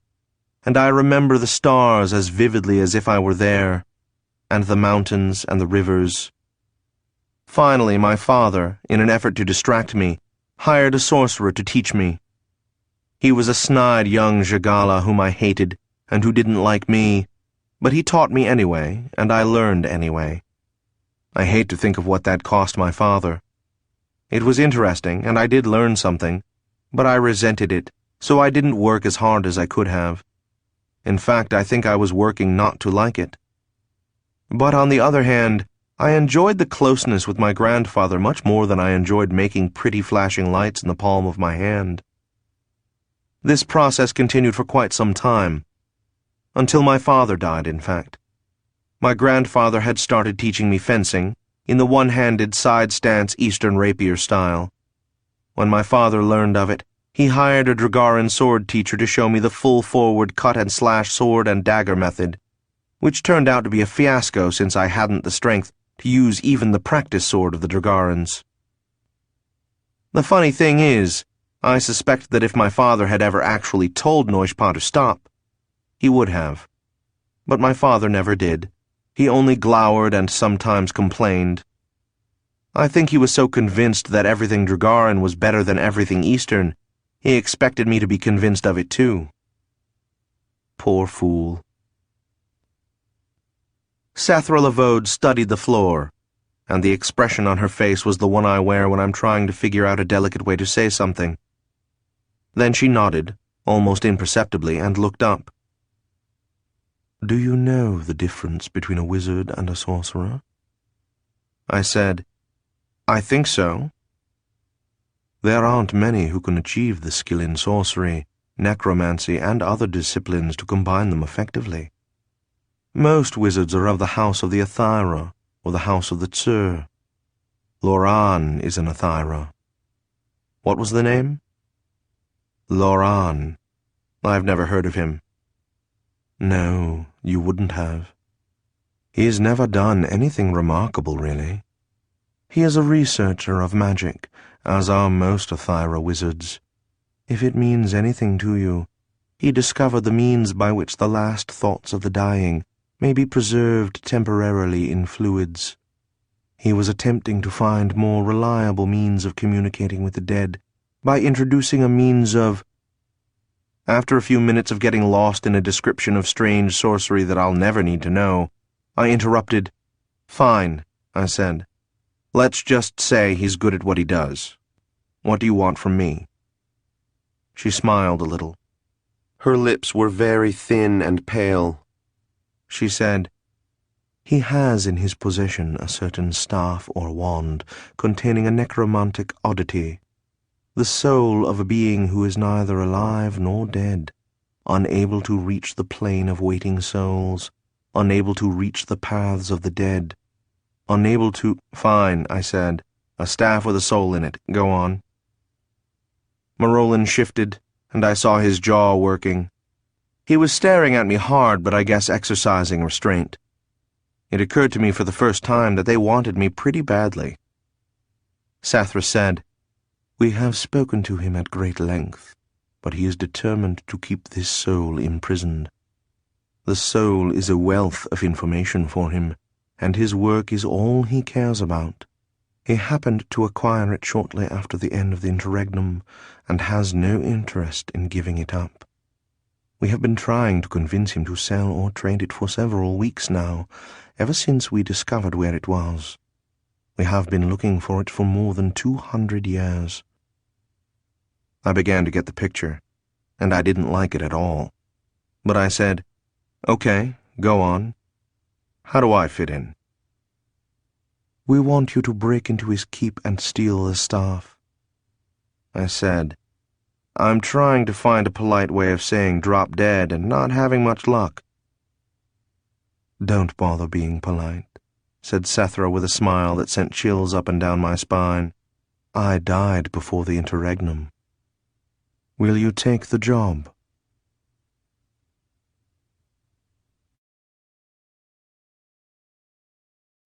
"4. I took hold of the knife I'd carried for so long and used so seldom, the one with the ebony hilt and embedded rubies, and the thin, dull blade of pure silver. It wasn't as expensive as it looked, but then, it looked very expensive. I held it near the point, holding it firmly between my thumb and forefinger. Then I knelt down, so slowly I felt tremors in my legs. Just as slowly, I touched the point of the dagger to the ground. I stopped for a moment, studying the dirt. It was black and dry and fine, and I wondered why I hadn't noticed it before. I touched it with my left hand. I rubbed it between my fingers. It was powdered and very cold. Enough. I concentrated on the knife again, and very slowly drew the rune for the verb to receive. The rune, of course, was in the language of sorcery, which was meaningless at this time and in this place. But it gave me a spot to concentrate my attention on, and that was what I wanted. I drew a circle around the rune then and set the knife aside. I knelt and studied the drawing, waiting for the moment to begin again. I was very much aware of Loyosh, claws hard on my right shoulder, a pressure more than a weight. It was as if none of the events of the last few days had affected him, which I knew wasn't the case. He was the wall of calm, the pillar of ice, the ground that would hold me steady.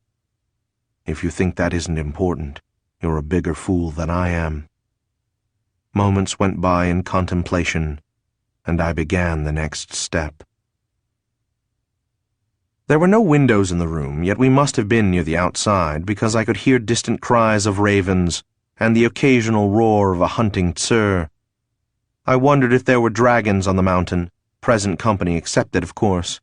Why have a room with a wall to the outside and not put a window in it? Who knows? I like windows, but maybe Setaro doesn't. It is true that windows enable others to see in as well as allow you to see out. A candle flickered and shadows danced. "All right," I said. "Let's back up a little. If you want this staff so badly, why don't you and the Lord Marolin here just blast into his keep and take it?" "We'd like to," said Marolin. Setaro nodded. "One doesn't just blast into the keep of an Athira wizard. Perhaps if I were able to leave, but never mind." I said, "Okay, fine. But look, I don't know what you know about me or what you think you know about me, but I'm not a thief. I don't know anything about breaking into places and stealing things. I don't know what made you think I could do it in the first place." "We know a great deal about you," said the enchantress. I licked my lips. "All right, then you know I'm not—" "Close enough," said Marolin. "The point is," said Setaro before I could respond, "the particular nature of Laurent's alarm system." All right," I said. "Tell me about it." "He has spells over the entire keep that keep track of every human being in the place, so any intruder, no matter how good, will be instantly detected. Neither Marolin nor I have the skill to disable these alarms." I laughed shortly. "And you think I do?" "You weren't listening," said Marolin. "His spells detect human beings, not Easterners." "Oh," I said. "Then, are you sure?" "Yes," said Setaro. "And we also know that he has sufficient confidence in these alarms that he has little else that could detect you." I said, "Do you know what the place looks like on the inside?" "No, but I'm sure you have the resources." "Yeah, maybe." Setaro continued, "Marolin will be ready to aid you once you are inside." A voice inside my head pointed out that Setaro appeared to be assuming I was going to do this crazy thing, and that she might be irritated when she learned I wanted no part of it. But I was curious, Perhaps fascinated would be a better word. Morolin said, "Well," I said, "Well what?" "Will you do it?" I shook my head. "Sorry, I'm not a thief. As I said, I'd just bungle it." "You could manage," said Morolin. "Sure. You are an Easterner?" I paused to look over my body, feet, and hands. "No." "Really?" "Gosh!" Setaro Lavode said, "The individual whose soul lives in that staff is a friend of ours." "That's fine," I said, "but it doesn't—" 7,000 gold imperials, she said. "Oh," I said after a moment. "A good friend of yours, eh?" Her smile met my own. "In advance," I said. My grandfather is religious, though he never pressed the issue. My father rejected the Eastern gods as he rejected everything else Eastern. Naturally, then, I spent a great deal of time asking my grandfather about the Eastern gods. "But Noishpa, some Dragarans also worship Vera." "Don't call her that, Vladimir. She should be called the demon goddess." "Why?" "If you speak her name, she may become offended." "She doesn't get angry at the Dragarans." "We aren't elves. They don't worship as we do. Many of them know of her, but think she is only a person with skills and power. They do not understand the concept of a goddess the way we do." "What if they're right and we're wrong?" "Vladimir, it isn't a right and a wrong. It is a difference between those of our blood and those of the blood of fairy, and those of the blood of gods." I thought about that but couldn't make it make sense. I said, "But what is she like?" "She is changeable in her moods, but responds to loyalty. She may protect you when you are in danger." "Is she like Barlin?" "No, Barlin is her opposite in all ways." "But they are lovers." "Who told you that?" "Some Dragarans." "Well, perhaps it is true, but it is not my concern or yours." "Why do you worship the demon goddess, and not Barlin?" "Because she is the patron of our land." "Is it true that she likes blood sacrifice? The Dragarans told me that."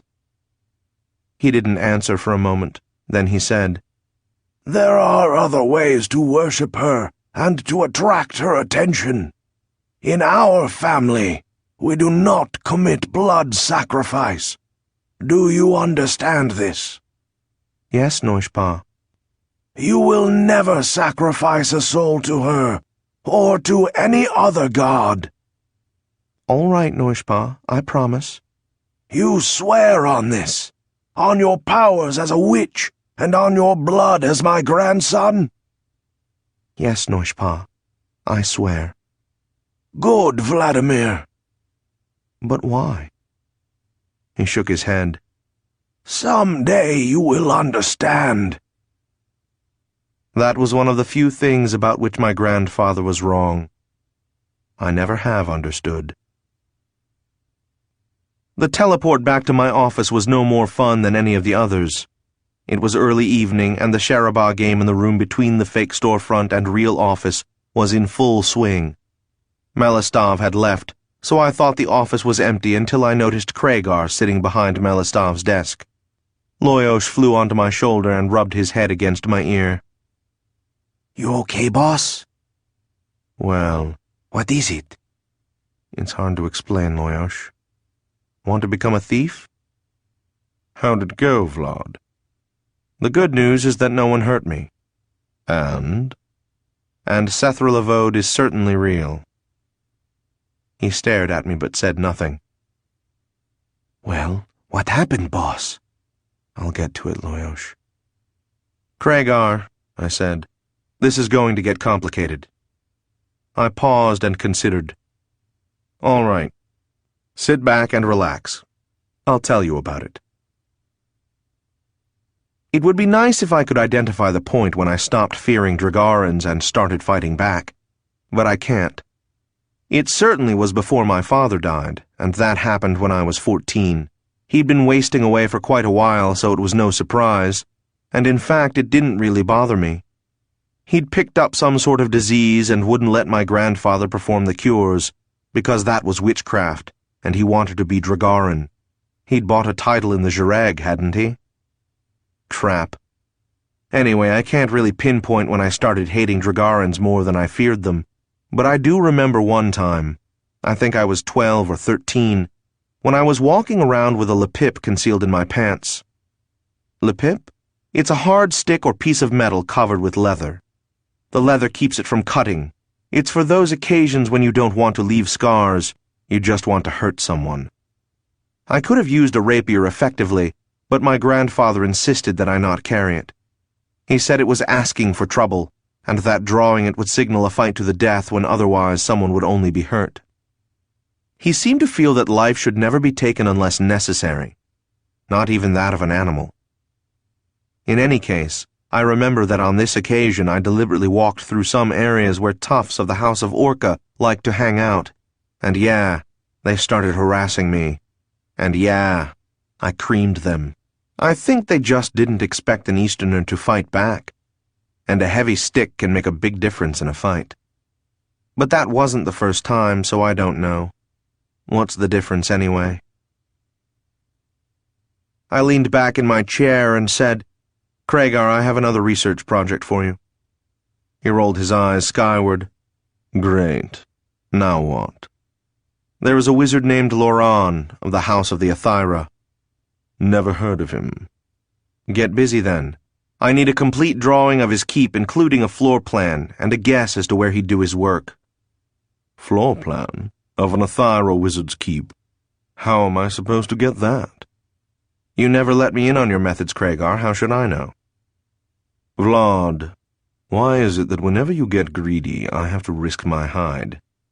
"Because, in this case, you get 10%. "Of what?" "Lots and lots." "Say, that's even more than quite a bit, isn't it?" "Don't be flippant." "Who, me?" "Okay, when do you want it? And if you say yesterday, I'll—" "Yesterday." "Have to hurry." "Spending limit?" "None." "I thought it might be one of those. I'll get back to you." I don't really know when I killed a Dragaran for the first time. When I'd fight them, I was pretty casual about where and how hard I'd hit them, and I know that more than once there would be one or two of them stretched out on the ground when we were done.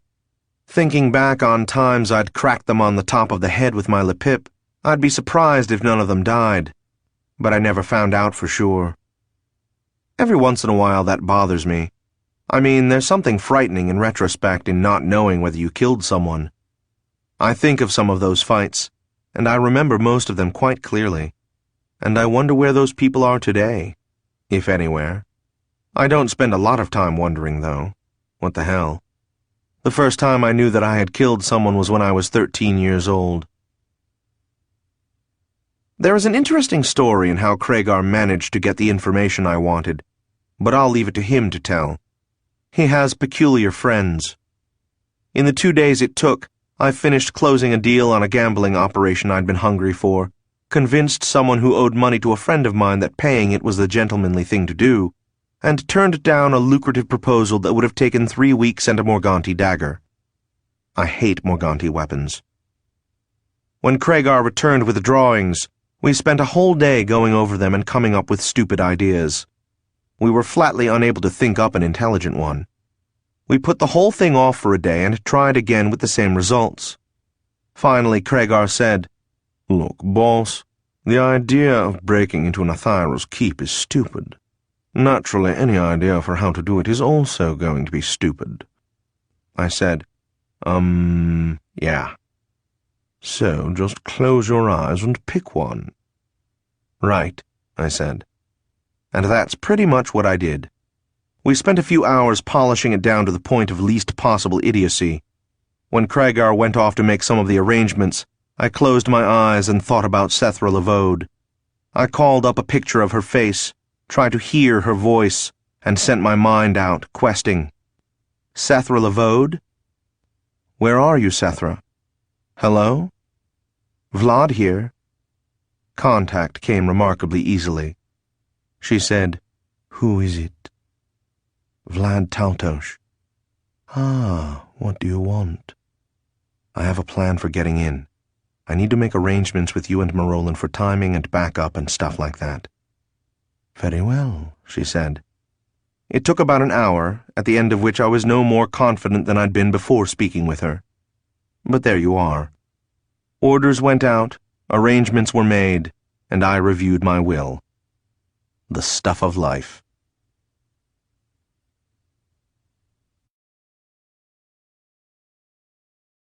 Five.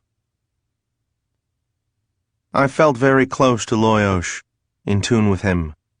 I discovered I was sitting cross-legged before the sorcery rune I'd drawn. I still had no idea why I'd drawn it in the first place, but it felt right. It was quiet here. The wind, though almost still, whispered secret thoughts in my ear. I could clearly hear the rustle of fabric as Loyosh shifted slightly on my shoulder. I began to feel something then, a rhythmic pulsing, disconcerting in that I was feeling it, not hearing it. I tried to identify its source and could only conclude that it was coming from within me. Strange. I could try to ignore it, or I could try to understand it, or I could try to incorporate it. I opted for the latter and began to concentrate on it. A Dragarin would have been impatient with its simplicity, but to me it was a rather attractive rhythm, soothing. My grandfather had told me that drums were often used in spells back in his homeland. I could believe that. I allowed myself to fall into it, waiting until my skin seemed to vibrate in sympathy. Then I reached out my right hand, slowly, gently, toward the herbs and charms I'd laid out on that side. My hand touched something, and I picked it up, brought it before my eyes without moving my head. It was a sprig of parsley. I set that in the center of the rune. I repeated the process with my left hand, and it brought back a clod of dirt from the eastern home of my ancestors. The dirt would reinforce arrival and safety. I had no idea what the parsley could represent in this context. I broke the dirt over the parsley. Behind the rune I placed a single white candle, which I also retrieved without looking. I kindled it gently with flint and a scrap of paper. A single candle burns brightly when it is the only source of light, save the faint glow from the night sky. It was then that I noticed the horizon before me, which had begun to flicker and waver, dancing, it seemed, in time to the pulsing of non-existent drums. I decided not to let this disturb me unduly. I contemplated my next action, waiting. The very wealthy man drove his wagon up the hill toward the keep. This keep was actually a single reddish stone structure, half of it underground, the other half in the form of a single tower. It is a common misconception that those in the house of the Athira have no doors into or out of their homes, the idea being that if one doesn't know how to teleport, one doesn't belong there. This is almost true, except that they don't require their servants to know how to teleport.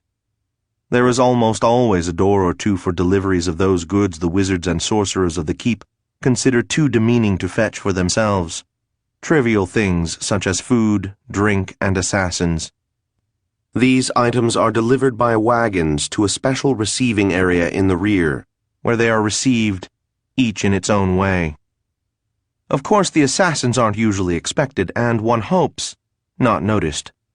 Theirs is a sad lot, to be sure, with no servant within who knows to announce them, nor, in fact, are they able to announce themselves, being hidden in a cask marked Green Hills Wine, 637. They are most certainly not going to be announced by the very wealthy and equally terrified Tekla who delivers them, and who, presumably, wishes to live to enjoy his newly acquired wealth. No one was around to witness the various indignities I suffered during the unloading and storing process, so I shall refrain from mentioning them. It is sufficient to say that by the time I was able to break out of the stupid cask, I was, Fortunately, neither drunk nor drunk, if you take my meaning. So, out. Stretch. Check my weapons. Stretch again. Look around. Do not make any rustling noises by getting out the floor plan because you have it memorized. You do have it memorized, don't you? Think now. This is either that room or that room. Either way, the door lets out into a hall that leads... Don't tell me now. Oh, yes. Good. Shit. What, by all the gods of your ancestors, are you doing here anyway? Oh, yeah. Money. Crap. You okay, boss? I'll live, Loyosh. You?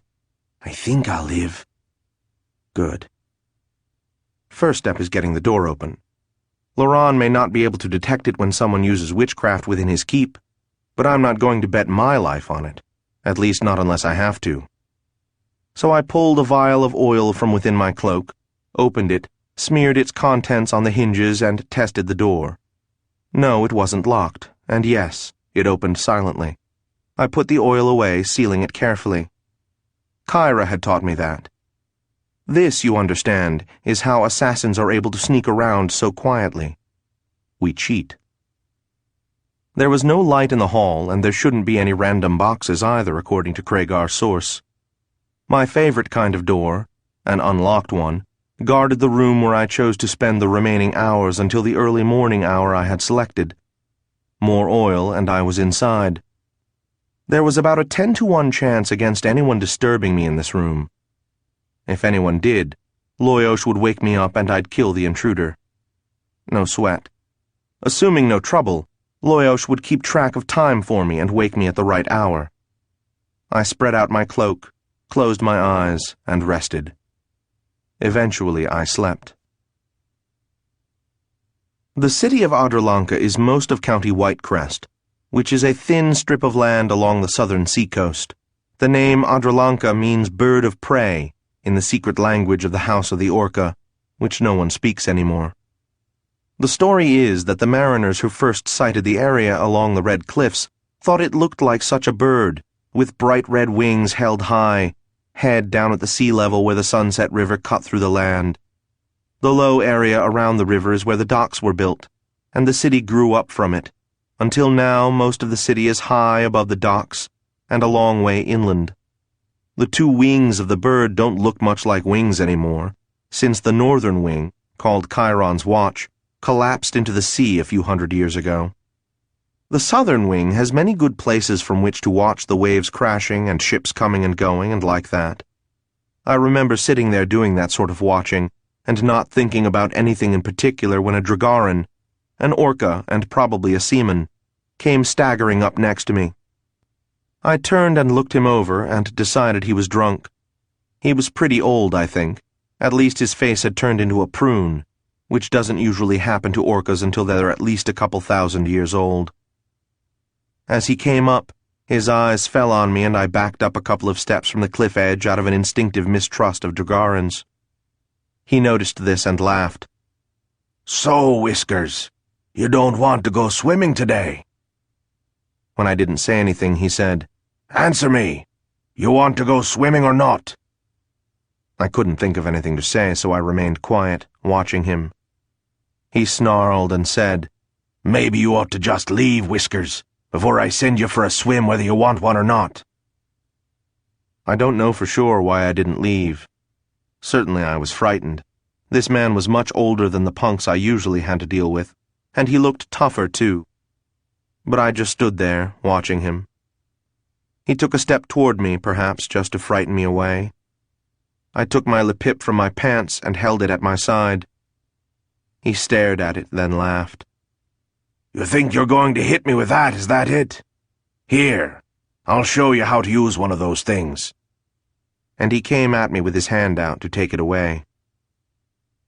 What I remember most vividly is the cold thrill in my stomach as I realized I wasn't going to let him take my weapon.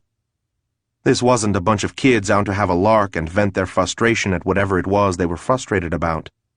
This was a grown man. I knew I was committing myself to something that would have far-reaching effects, though I couldn't have put it that way then. Anyway, as soon as he was in reach, I cracked him one on the side of the head. He stumbled and fell to his knees. He looked up at me, and I saw in his eyes that there wasn't a beating at stake anymore, that he'd kill me if he had the chance. He started to stand up, and I went for him with the lapip. I missed, but he fell over backward, rolled, and came to his knees again. His back was to the cliff, about 2 steps behind him. The next time he tried to stand up, I stepped up and very deliberately shoved him backward with the lapip. He screamed all the way down, and I couldn't hear the splash over the sound of the waves crashing against the cliff. I put my lapip back in my pants and walked straight home, wondering if I should be feeling something. Come on, boss. Time to get up. There are 6 dragon warriors here, and they all want to duel with you. Let's go. There's a Sir Hero knocking on the door asking about his daughter. Better get up. Okay, boss, wake up. The great sea of chaos has just moved into the next bedroom, and it insists that you have a better view. Wakey, wakey. Waking up in the middle of the night in a damp storage closet, wedged between dried Kethna ribs and a tub of lard, with a wise-ass Jareg thundering smart remarks in your mind, has little to recommend it. All right, stuff it, Loyosh. I got up and stretched, worrying about the sound my joints were making, though that was silly. I buckled on this and checked that. I moved over to the door and spent a few minutes listening to make sure there was no one out there. I opened the door, which was still lubricated, then left down the hall, 18 paces, oil the door, open it. I was in the back of the kitchen. The morning cook wouldn't be started for another couple of hours, and there were no guards here.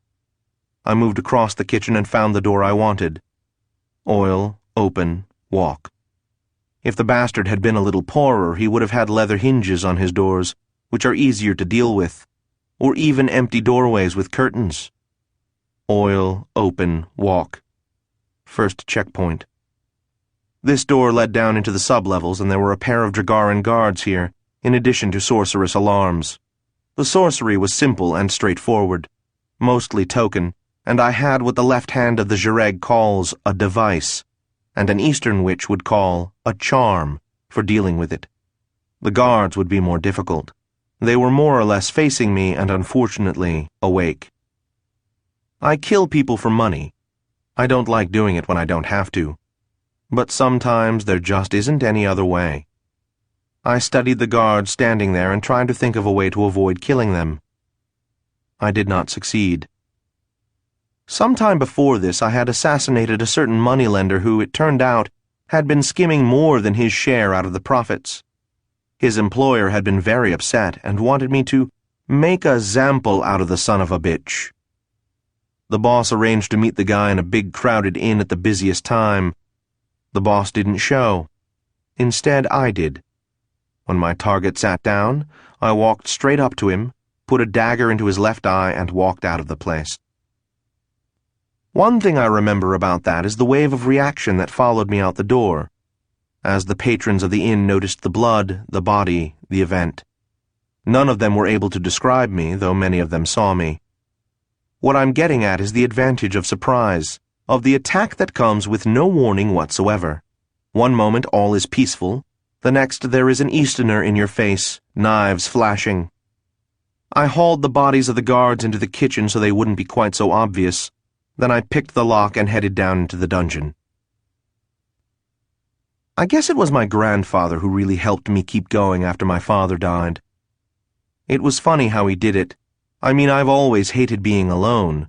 But my grandfather felt that, at 14, I had to be independent, so he never responded to my hints that I could move in with him. Instead, he spent even more hours teaching me witchcraft and fencing to give me something to do in my spare time. It worked, too, in that I turned into a quite passable witch, a very good swordsman in the Eastern style, and that I learned to live alone. I learned many things during that time, but it's taken the perspective of years to understand all of them. Like, I learned that to be not alone was going to take money. I had none, nor any means to acquire any. The restaurant I'd inherited from my father kept me alive, and that was about it. But the lesson stuck with me for the future. I think practicing witchcraft was what did the most for me during that time. I could do things and see the results. Sometimes, in the peculiar trance state that witches fall into when performing, I'd see the entire thing as a metaphor of my life, and wonder if I'd ever be able to take control of my world and just make it be what I wanted. Later, when I recovered from my attempt to take the salt out of seawater, or something equally useful, I'd take my lepip and go beat up a few orca. The other thing my grandfather did was insist, as did my father, that I have a good grounding in Dragaran history. My grandfather found an Eastern tutor for me. He made me pay for it, too, who was quite good at those things, but who also knew something of the history of Fenario, the Eastern kingdom of my ancestors. I learned some of the language, too. I would occasionally wonder what use these things would have for me, but then I'd start wondering about the rest of my life, and I just didn't want to think about that. Oh well. So I went down, real quiet now. My eyes were already adjusted to the dark, and there was a dim light from below. I was able to move quickly. The steps were narrow and deep, but solid stone. There was no railing. I concentrated on silence. I reviewed the plan. Get down to the level where Loran would, I hope, keep such things as souls contained in staffs, unlock the door, breaking any spells necessary without alerting Loran, and have Marolin launch his surprise, we hoped, attack on the keep's defenses just hard enough and long enough to teleport us both out of there.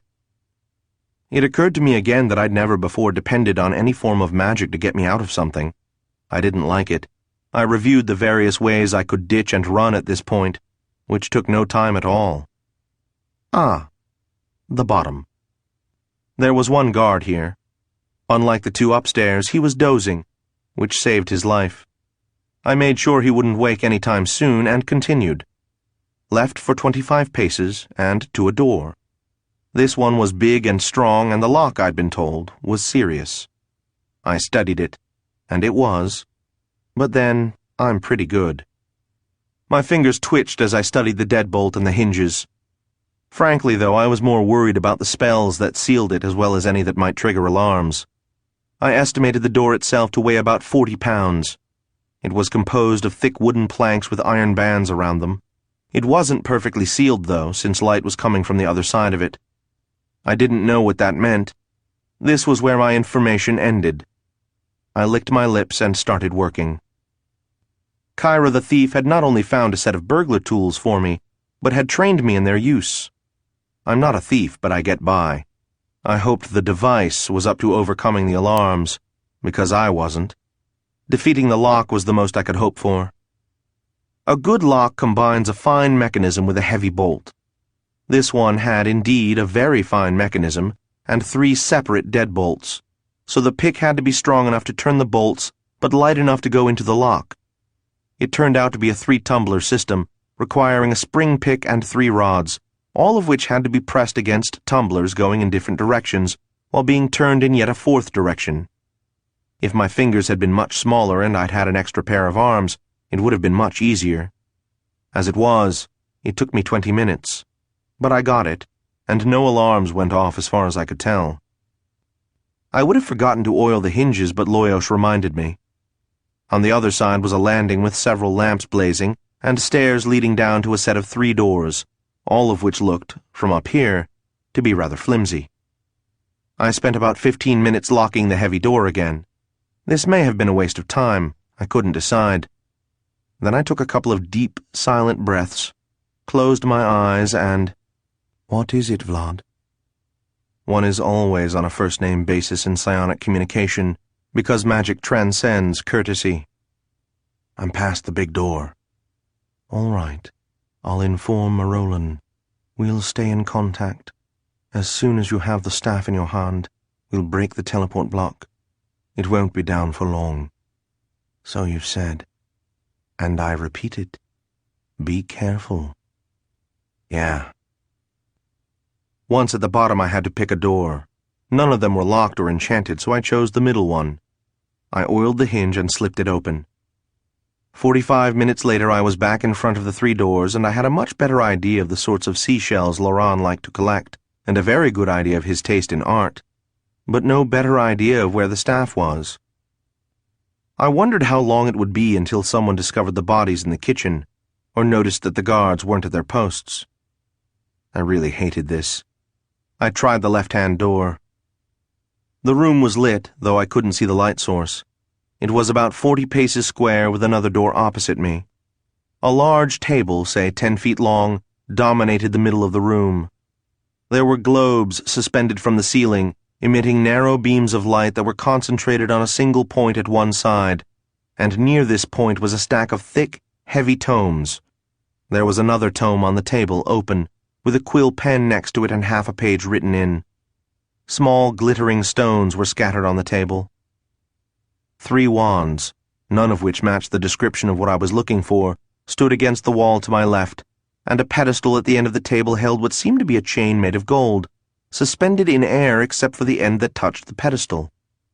A broadsword leaned against the table, and it would have looked incongruous save that from where I stood I could see that it was covered with runes and symbols.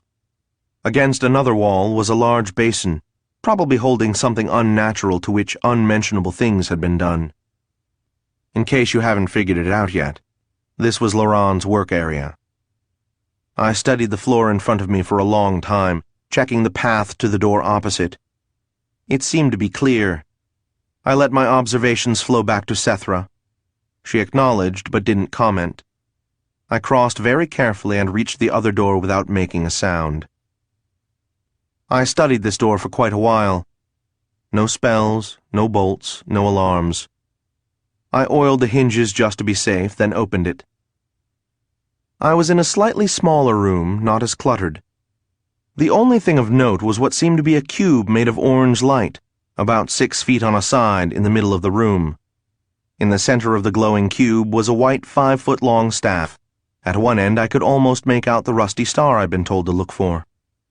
That was not, however, the only thing in the room. Next to the cube of light, facing it, was a Dragaran. He stared at me and I stared at him. He is frozen that way in my mind. All of 7.5 feet tall, big, thick eyebrows on a florid face, with long, tangled reddish hair that stuck out at improbable angles. He was old, I guess, but he certainly wasn't infirm. He stood straight, and his stance reminded me of Marolin just before he had almost attacked me. I saw the lines of muscle beneath his tight white blouse, and the blood-red cloak he wore was drawn back, held by a ruby clasp that reminded me of Setharo's. His brown eyes were clear and unblinking, yet his expression seemed mildly curious, neither frightened nor angry. Only his hands seemed old, long fingers that were twisted and bent, with what might have been tiny scars all over the backs of his fingers. I have no idea what could have caused that. In his hands was a dark, thin tube about 4 feet long that was pointed at the staff inside the orange cube. The bastard was working late tonight. I would almost certainly have beaten him to the draw, as it were, if he hadn't noticed me coming in. He gestured vaguely in my direction, and I discovered I couldn't move. A black fog swam before my eyes. I said, "Sorry, Setaro, not this time." And nothing held me as I sagged against nothing, fell in and was buried.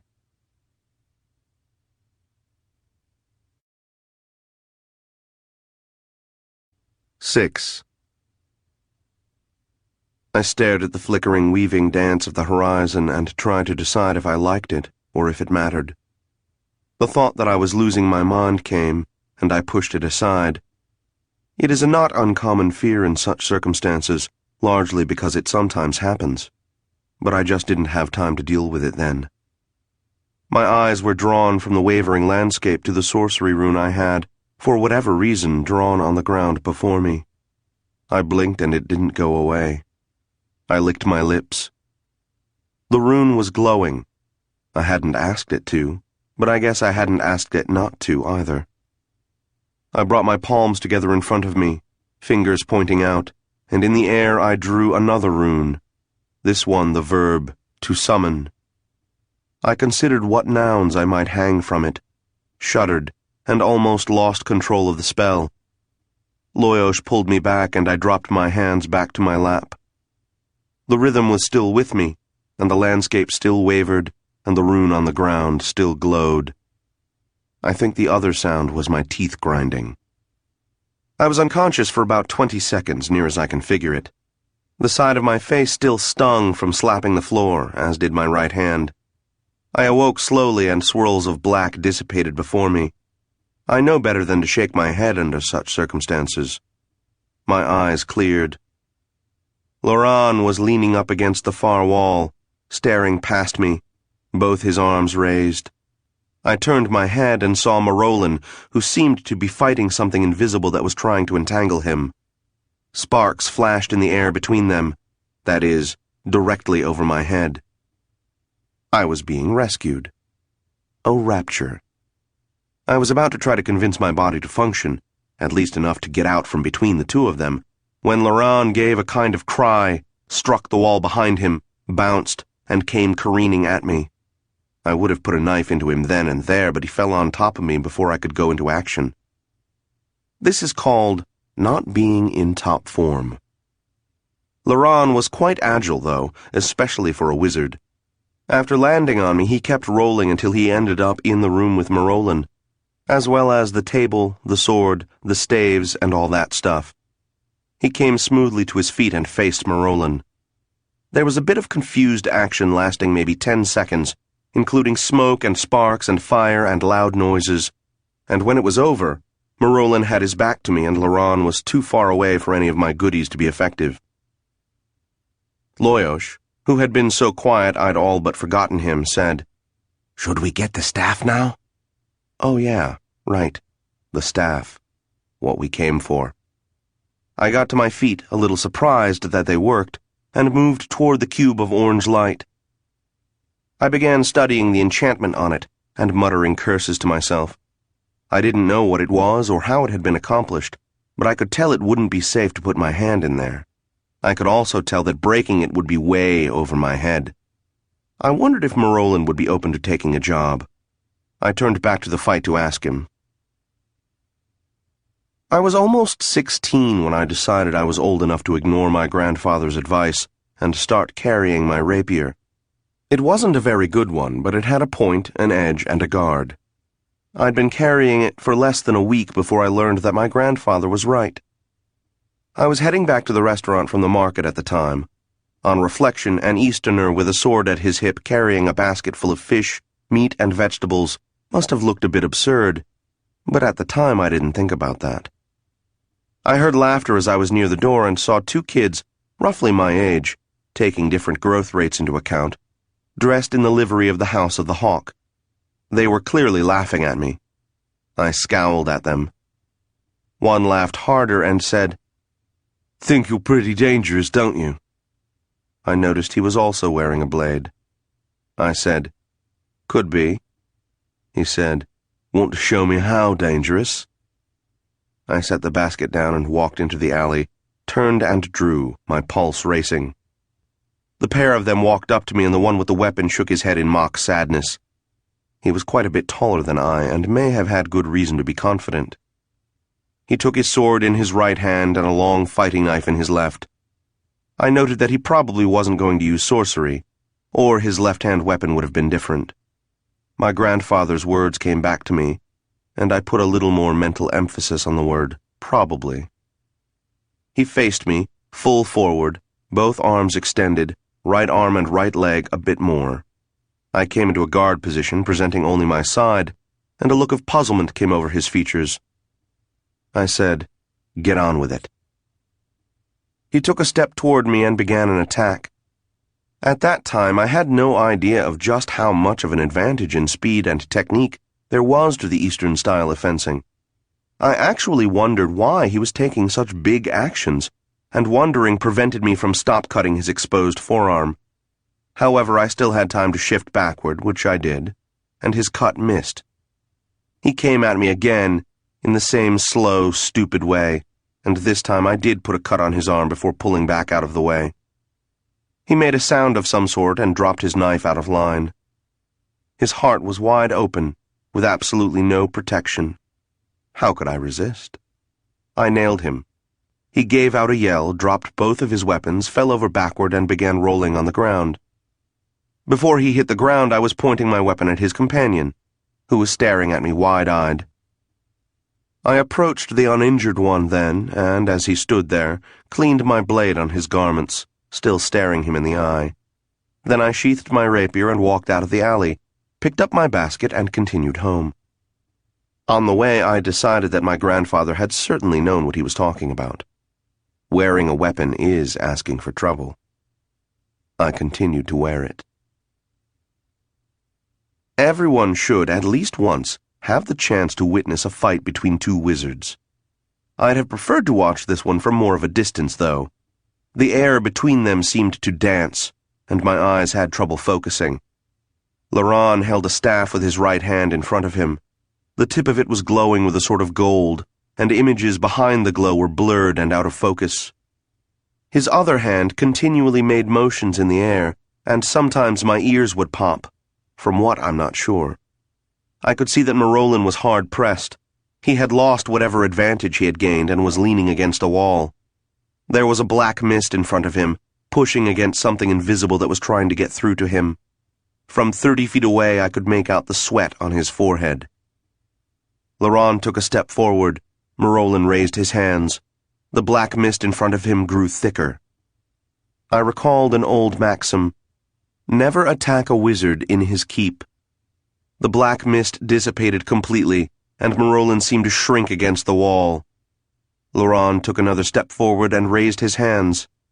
I recalled another old maxim, this one concerning wizards and knives. Laurent's back was to me now, more or less. My dagger caught him high on his back next to his backbone, though it didn't quite hit his spine. He stumbled. Marolin straightened and took a step forward. He turned to Laurent. Laurent promptly vanished. One of the fastest teleports I've ever seen. Marolin gestured at him as he was going, and there was a flash of bright light, but I didn't think it had accomplished anything. I entered the room and approached Marolin. He turned to me. "Thank you, Lord Taltos." I shrugged. "I can't figure out how to get the staff out of whatever it is he's got it in." "Okay, let's—" Clang! The door burst open and Dragarin started pouring through. About a zillion of them, give or take a few. Most of them had the sharp chins and high foreheads of the House of the Dragon, though I thought I saw a tsur or two. They all wore the red and white of the Athira. I looked at their broadswords and longswords as I drew my cute little rapier. I sighed. "No, Vlad," said Marolin. "Get the staff. I'll hold them." But Marolin drew his sword, which assaulted my mind by its very presence, and the room seemed to darken. I'd known it was Morganti the first time I'd seen it, but he hadn't actually drawn it in my presence before. Now I suddenly knew it for a great weapon, one of the 17, a blade that could break kingdoms. Its metal was as black as its pommel, and its heart was gray. It was small for a long sword, and it seemed to absorb the light from the room. The demons of 1,000 years came and sat upon my shoulder, crying, "Run as you value your soul." Our eyes locked for a moment. "I'll hold them," he repeated. I stood there, staring for perhaps a second, then snapped back. "I can't get it out of—" "Right," he said, and glanced around the room. If you're wondering about the guards during this whole exchange, they were stopped in the doorway staring at Marolin's sword and, I suppose, trying to work up courage to attack. Marolin's eyes came to rest on the pedestal on which one end of the golden chain rested, the other end hanging, coiled in midair. "Try that," said Marolin. Right. Just the sort of thing I wanted to play with. I raced over and, trying hard not to think, grabbed the end of the chain near where it touched the pedestal.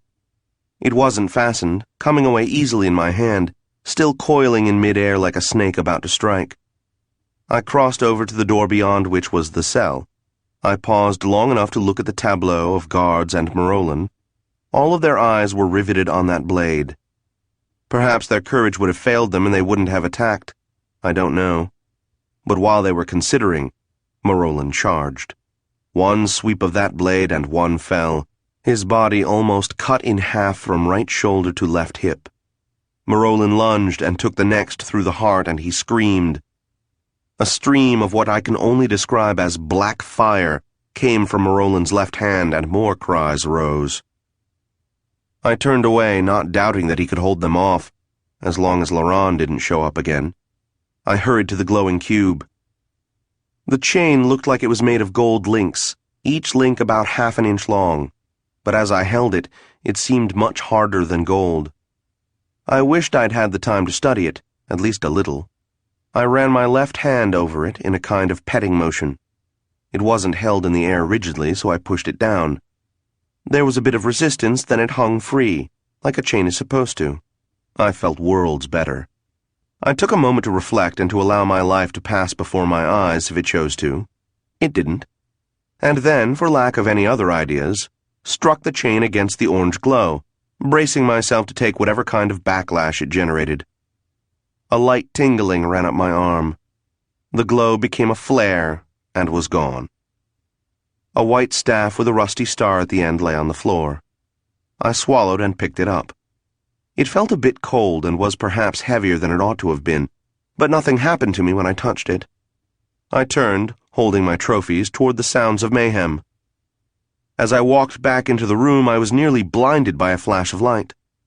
I managed to blink and duck my head enough to avoid most of it, so I was able to look up and see perhaps 24 bodies lying on the floor.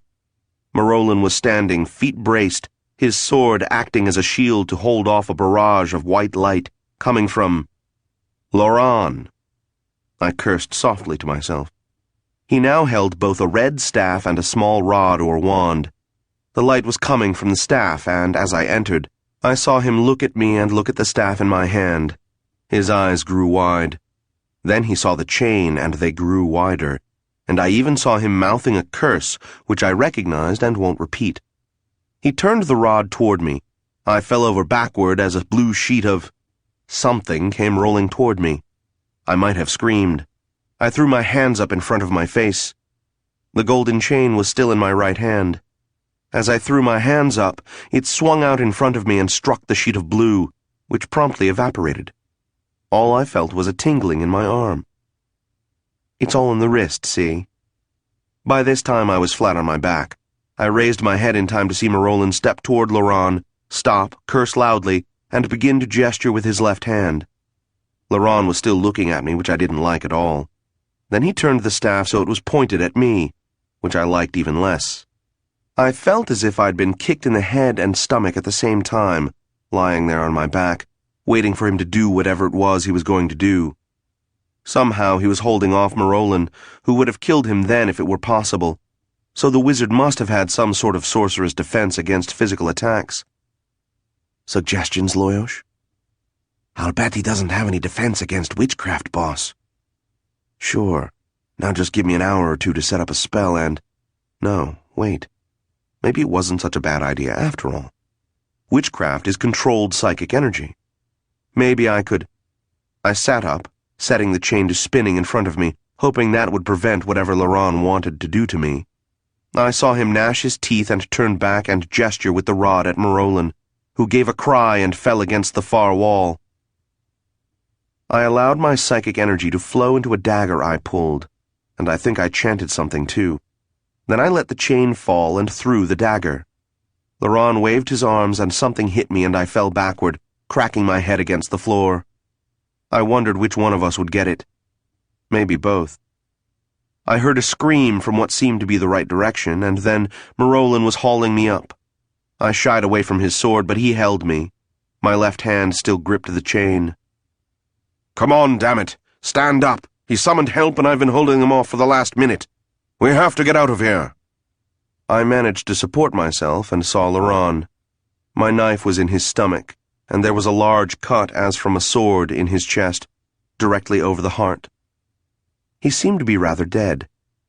Marolin was holding the white staff. Just about then, figures began to appear all around us. Marolin gestured with his free hand. The walls vanished. We were lying on hard stone. I recognized the place where I had first arrived at Sur Mountain. Marolin collapsed onto the floor. The staff went rolling off to the side. I threw up.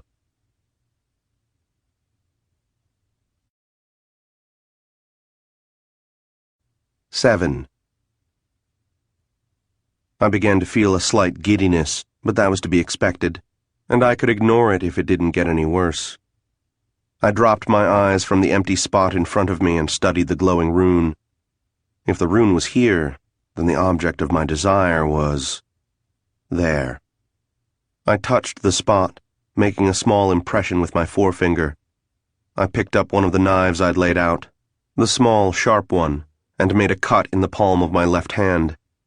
It stung. I held it over my right hand until I'd cupped a few drops of blood. Then I let the blood dribble into the impression in the dirt. It was soaked up immediately, but that was all right. I picked up the stiletto with my right hand, then wrapped my left hand around it too. There would be blood on the handle, but that wouldn't hurt this. Might even help. I raised the stiletto high and focused on the target. It was every bit as important to strike dead on as it was when striking at a person. This was easier, though, as I could take my time. The moment was right. I plunged the weapon into the ground, the depression, the blood. I saw for just an instant a sheet of white before my eyes, and my ears were filled with an incomprehensible roar, and there was the smell of fresh parsley. Then it was all gone, and I was left with the rhythm, the glowing rune, and the queer landscape. And in addition, a certain feeling of fulfillment. The link was forged. I began composing my mind for the next step. We made it back up to the library and found seats. I closed my eyes and leaned back. Loyosh spent his time hissing at Marolin and being generally jumpy. I was feeling a bit weak-kneed, but not too bad, all in all. Marolin kept glancing at Loyosh, as if he didn't quite know what to make of him. I rather enjoyed that. Sethra Lavode joined us. She nodded to each of us, glanced at Loyosh without remarking on his presence, and sat down. Her servant, whose name turned out to be Chaz, came in and was sent out again. While he was getting refreshments, Loyosh was staring at the Dark Lady of Tsur Mountain. That's her boss? Sethra Lavode? Yeah, what do you think? Boss, she's a vampire. I'd wondered about that. But is she a good vampire or a... Have we ever run into her before? Loyosh, I think we'd remember if we had. Yeah, I guess. While this was going on, the lady under discussion held out her hand toward Marolin. He gave her the staff. She studied it for a moment, then said, Someone is indeed inside of it. As she was saying it, Chaz walked back in. He glanced quickly at the staff and went on with serving us. Well, if he can step over bodies, he can ignore people inside wizard staffs, I guess. Marolin said, Is it she? I will tell you anon. She sat there for a moment longer, her eyes closed. At one point, Chaz stepped up behind her with a cloth and wiped her forehead, which I hadn't noticed had become sweaty. He still never looked up. Then Sethra announced, It passes the tests. It is she. Good, said Marolin. I will begin work on it then. Chaz, open up the west tower. As the servant left, without answering or acknowledging, Marolin said, Shall I ask the necromancer to come by? I didn't know to whom Marolin referred here, but I heard the capital letter. No, said the enchantress. Perhaps later, if there are problems. Marolin nodded and said, How have things been here? Difficult. I noticed then that she seemed a little harried and worn out, as if she'd just been through a rough experience of some kind. None of my business. Her eyes fell on the chain I was still holding in my left hand. Is that yours? I said, Yes. Where did you find it? An Ethyro wizard gave it to me. She maybe smiled a bit. How kind of him. She stared at it for a moment longer, then said, Have you named it? Huh? No. Should I? Probably. Care to tell me about it? No. All right. She took the staff and walked out of the room. I wrapped the chain around my left wrist and asked Marolin if he'd be good enough to teleport me back to my home. He said he'd do this, and he did. I'd first met Kyra when I was 11 years old, during an altercation in my father's restaurant, and she'd been inordinately kind to me. The first Dragaran who ever was. We'd been in touch off and on since then. Once I asked her why she liked me, when every other Dragaran I'd met hated me. She'd just smiled and tousled my hair. I didn't bother asking a second time, but I wondered quite a bit. She wore the gray and black of the house into which my father had purchased orders of nobility, but I eventually learned that she actually worked for the organization, that she was a thief. Far from being disturbed by this, I always found it fascinating. Kyra taught me a few things too, like picking locks, disabling sorcery alarms, and moving through crowds without being noticed. She offered to teach me more, but I was just never able to picture myself as a thief. I don't want to talk about all the boring business stuff associated with running a restaurant, but there was one time, I think I was 15, when it looked like I'd have to sell the place due to some weird tax thing. In the midst of trying to decide how to deal with this, the pressure let up, and the imperial taxman stopped coming around. I've never been one to let well enough alone, so I started looking for him, to find out what was going on. Eventually, I saw the guy harassing another merchant in the area and asked him about it. "It's been taken care of," he said. "How?" "It was paid." "Who paid it?" "Didn't you?" "Maybe." "What do you mean, maybe?" I thought fast. "I'm missing some money," I said, "and there was someone who should have taken care of it, and I just wanted to make sure it was done." "A Jareg paid it off, a lady." "Wearing a gray cloak with a big hood? Long hands, a low voice?" "Right."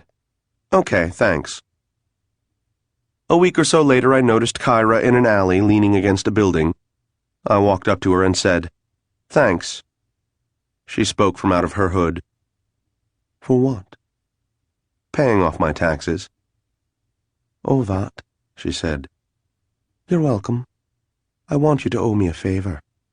I said, "I already owe you about 100, but if there's something I can do for you, I'd be happy to."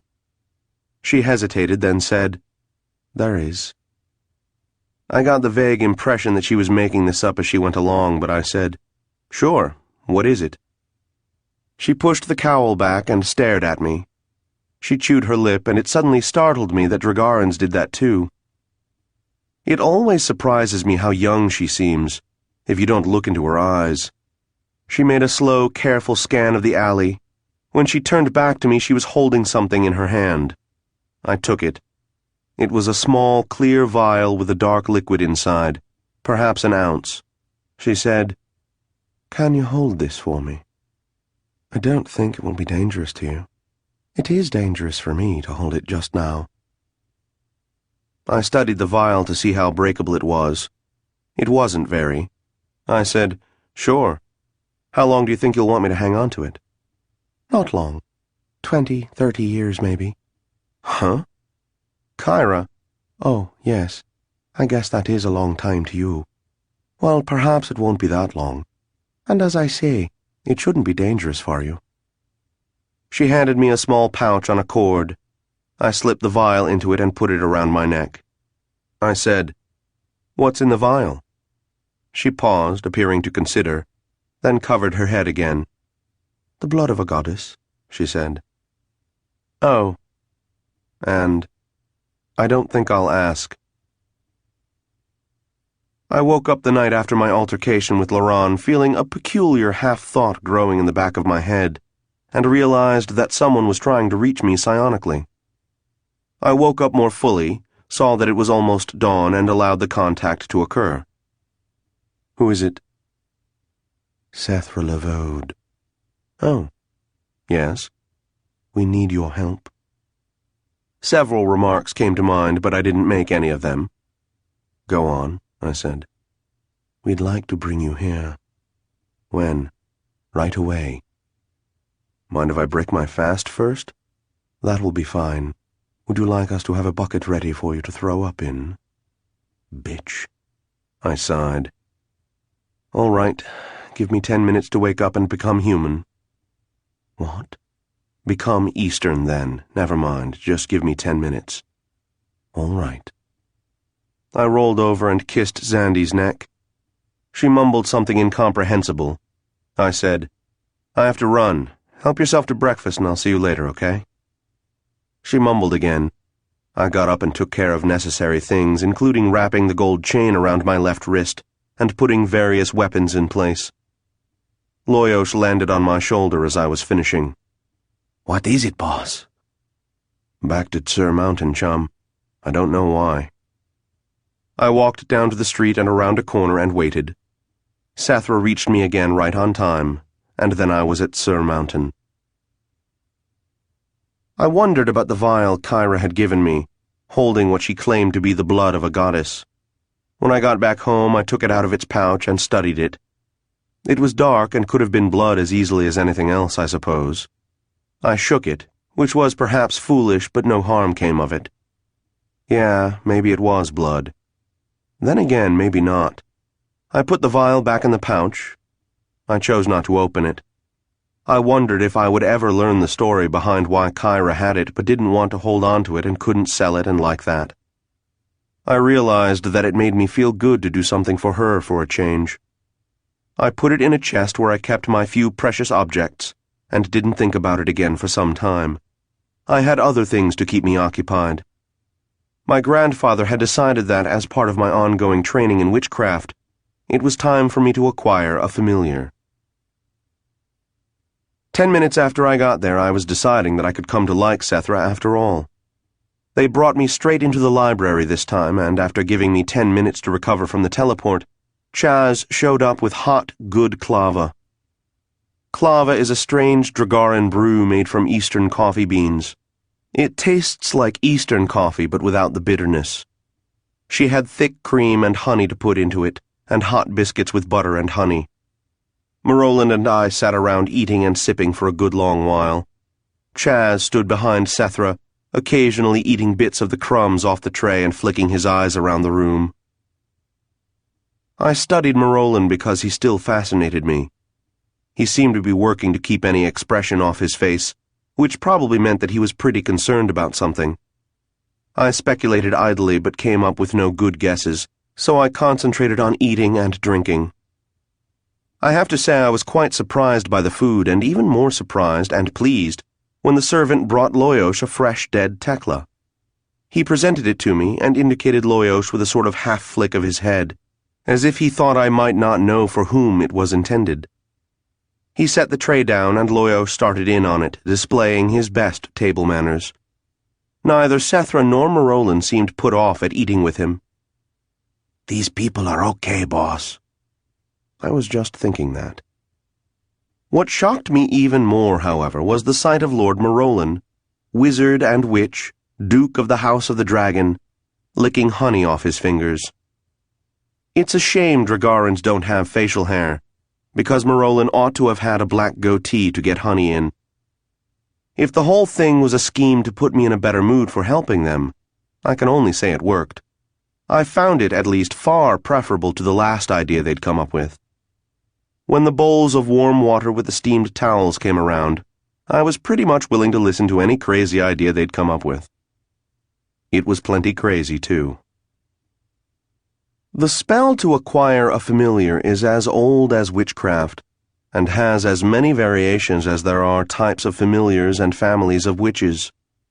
It is a simple spell by the standards I'm used to, but has some risks beyond those inherent in performing any ritual to which you are committing your mental energy. For instance, it meant wandering alone through the jungle. I'd asked my grandfather why I couldn't simply find one of the Jireg that fly about the city, and he asked me if I'd ever seen any of them close up. My grandfather gave me a pack and stern lectures on what to put in it, and only general comments on hazards to avoid. I asked him why he couldn't be more specific, and he said it was because he didn't know. That scared me. I said, "Are you sure this is safe, Noishpa?" He said, "Of course not, Vladimir. I will tell you that it has much danger. Do you wish to not do it?" No. I guess I'll go ahead with it. Then I spent many hours in study of the wildlife of the jungles west of Adralanka. I think my grandfather knew I'd do that, and in fact that was why he'd phrased things the way he did. I learned a great deal as a result. The most important thing was to study carefully anything that might hurt you. This lesson has held me in very good stead. "Wait a minute," I said. "Start over. Just exactly why am I supposed to pack up and trundle off to the paths of the dead? Remember how you felt the first time you buckled on a sword and went stomping around town? Remember the scabbard clanking against your leg? Remember touching the hilt with your offhand every now and then, just to reassure yourself it was there? If you've never done it, try to imagine the feeling. There's nothing quite like it. A little voice in the back of your head goes, 'I'm dangerous now. I matter.' If you can remember that, or imagine it, think about how you'd feel the first time you slipped a dagger into your sleeve and another into your boot, and concealed a few shuriken in the folds of your cloak. All of a sudden you feel, I don't know, like a force to be reckoned with. Does that make sense? Now, in point of fact, you don't want to show this at all. I never had to be told this. It's obvious. Even in subtle ways, you don't want to project the feeling of danger. You'd rather disappear. But there it is, anyway. Walking around with lethal surprises about your person changes the way you look at life, especially if you're a 16-year-old Easterner in a city of Dragarans. It feels great. Why I was walking around carrying concealed weaponry? Because I'd been advised to by someone who ought to know. She'd said, "If you're going to work for the organization, and don't kid yourself, Vlad, that's what you're doing, it's always best to have a few surprises about you." That's what I was doing, working for the organization. I'd been given a job. It wasn't clear exactly what my job was, except that it could involve violence from time to time, starting with today. I was human, hence smaller and weaker than the Dragarans I lived among. Yet I didn't fear violence from them because I knew I could hurt them. I'd done so, more than once. Now, for the first time, I was going to be paid for it, and I sure didn't mind. Whatever becomes of me, I'm going to hold the memory of walking from my tiny little flat to the shoemaker's where I was to meet my partner for the first time. A newly hatched Jareg whom I was going to make my familiar nestled against my chest, reptilian head lying just below my neck, wings tucked in, claws gripping the fabric of my jerkin. Occasionally I would hear him in my mind.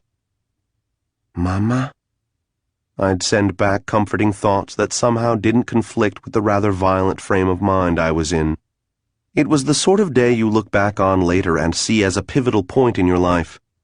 Thing is, I knew it at the time.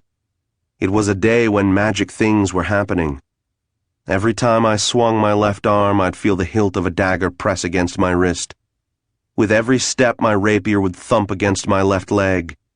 The air was cool and smelled of the sea. My boots were new enough to look good, yet old enough to be comfortable. My half-cloak was old and worn, yet it was Jareg gray, and I could feel it dance behind me. The wind blew my hair back from my eyes. The streets were mid-afternoon quiet. The buildings were mostly shut, and there was a shadow that stood out unnaturally from the tall apartment complex on my left. I paused and saw that the shadow was beckoning me. I approached it and said, "Hello, Kyra." Morolin looked disgusted. It was something he was good at. He said, "Sethra, you try." She nodded, brisk, businesslike. "Morolin has a cousin. Her name is—" "Alira, right, I got that." "Alira was caught in the explosion in Dragara City that brought down the Imperium." "Okay, I'm with you so far." "I managed to save her." "That's where you lose me. Didn't Marolin say she was dead? Well, yes. All right, then. She drummed her fingers on the arm of her chair. You getting any more of this than I am, Loyosh? Yeah, boss. I've already figured out that you're messed up with a couple of nutcases. Thanks loads. At last, Sethra said, Death isn't as simple and straightforward as you may think it is. She is dead, but her soul has been preserved. It's been lost since the interregnum, but we have located it with your help, as well as the help of, well, some others. Yesterday it was finally recovered. Okay, fine. Then why the trip to Deathgate Falls? I had to suppress a shudder as I said the words. We need to have a living soul to work with, if not a living body. The body would be better, but the necromancer can supply us with... Well, never mind. Her voice trailed off and consternation passed over her face. There you go again, I said. First you say you have her soul, then you say... The soul, said Sethra Lavode, isn't as simple and straightforward as you may think it is. Great, I said. I'm not sure, but I think Chaz might have smiled a bit. Well, okay. How did it end up in the staff? It's complicated. Loran put it there, though. He found it right after the interregnum in a peasant's field somewhere. Now. How did you know what the staff looks like? She gave me a scornful glance. I can manage elementary divination, thank you. Oh, well, excuse me for living, all right? I might. So what is the state of her soul at the moment? She was silent for a few moments. Then she said, Have you ever had cause to use a Morganti weapon? I held my face expressionless. Maybe. In any case, you are familiar with them. Yeah. Are you aware that Morganti weapons cannot destroy the soul of someone who is already dead? I guess I've never thought about it. I've never had cause to go sticking Morganti weapons into corpses. It makes sense, though, I suppose. It's true, and yet the soul is still there, or else revivification would not be possible. Okay, I'll buy that. And are you aware that sometimes the bodies of those highly respected by their house are sent over Deathgate Falls, there to walk the paths of the dead? I've heard that too. So you can understand. I understand that Easterners aren't allowed to enter the paths of the dead, and that in any case no one except the Empress Zarika has emerged alive. Both true, said Sethra. But those two facts, taken together, may indicate that an Easterner would be allowed to... May? She hesitated. I think it likely. Great. And for doing this I get exactly what? We can pay... I don't want to hear. Certain amounts of money are so high they become meaningless. Any less than that and I won't do it. The two of them exchanged looks. Marolin said, We'd very much like to convince you. It means a great deal to us, and there is no one else who can do it. This conversation sounds really familiar, I said. You two had this in mind from the beginning, didn't you?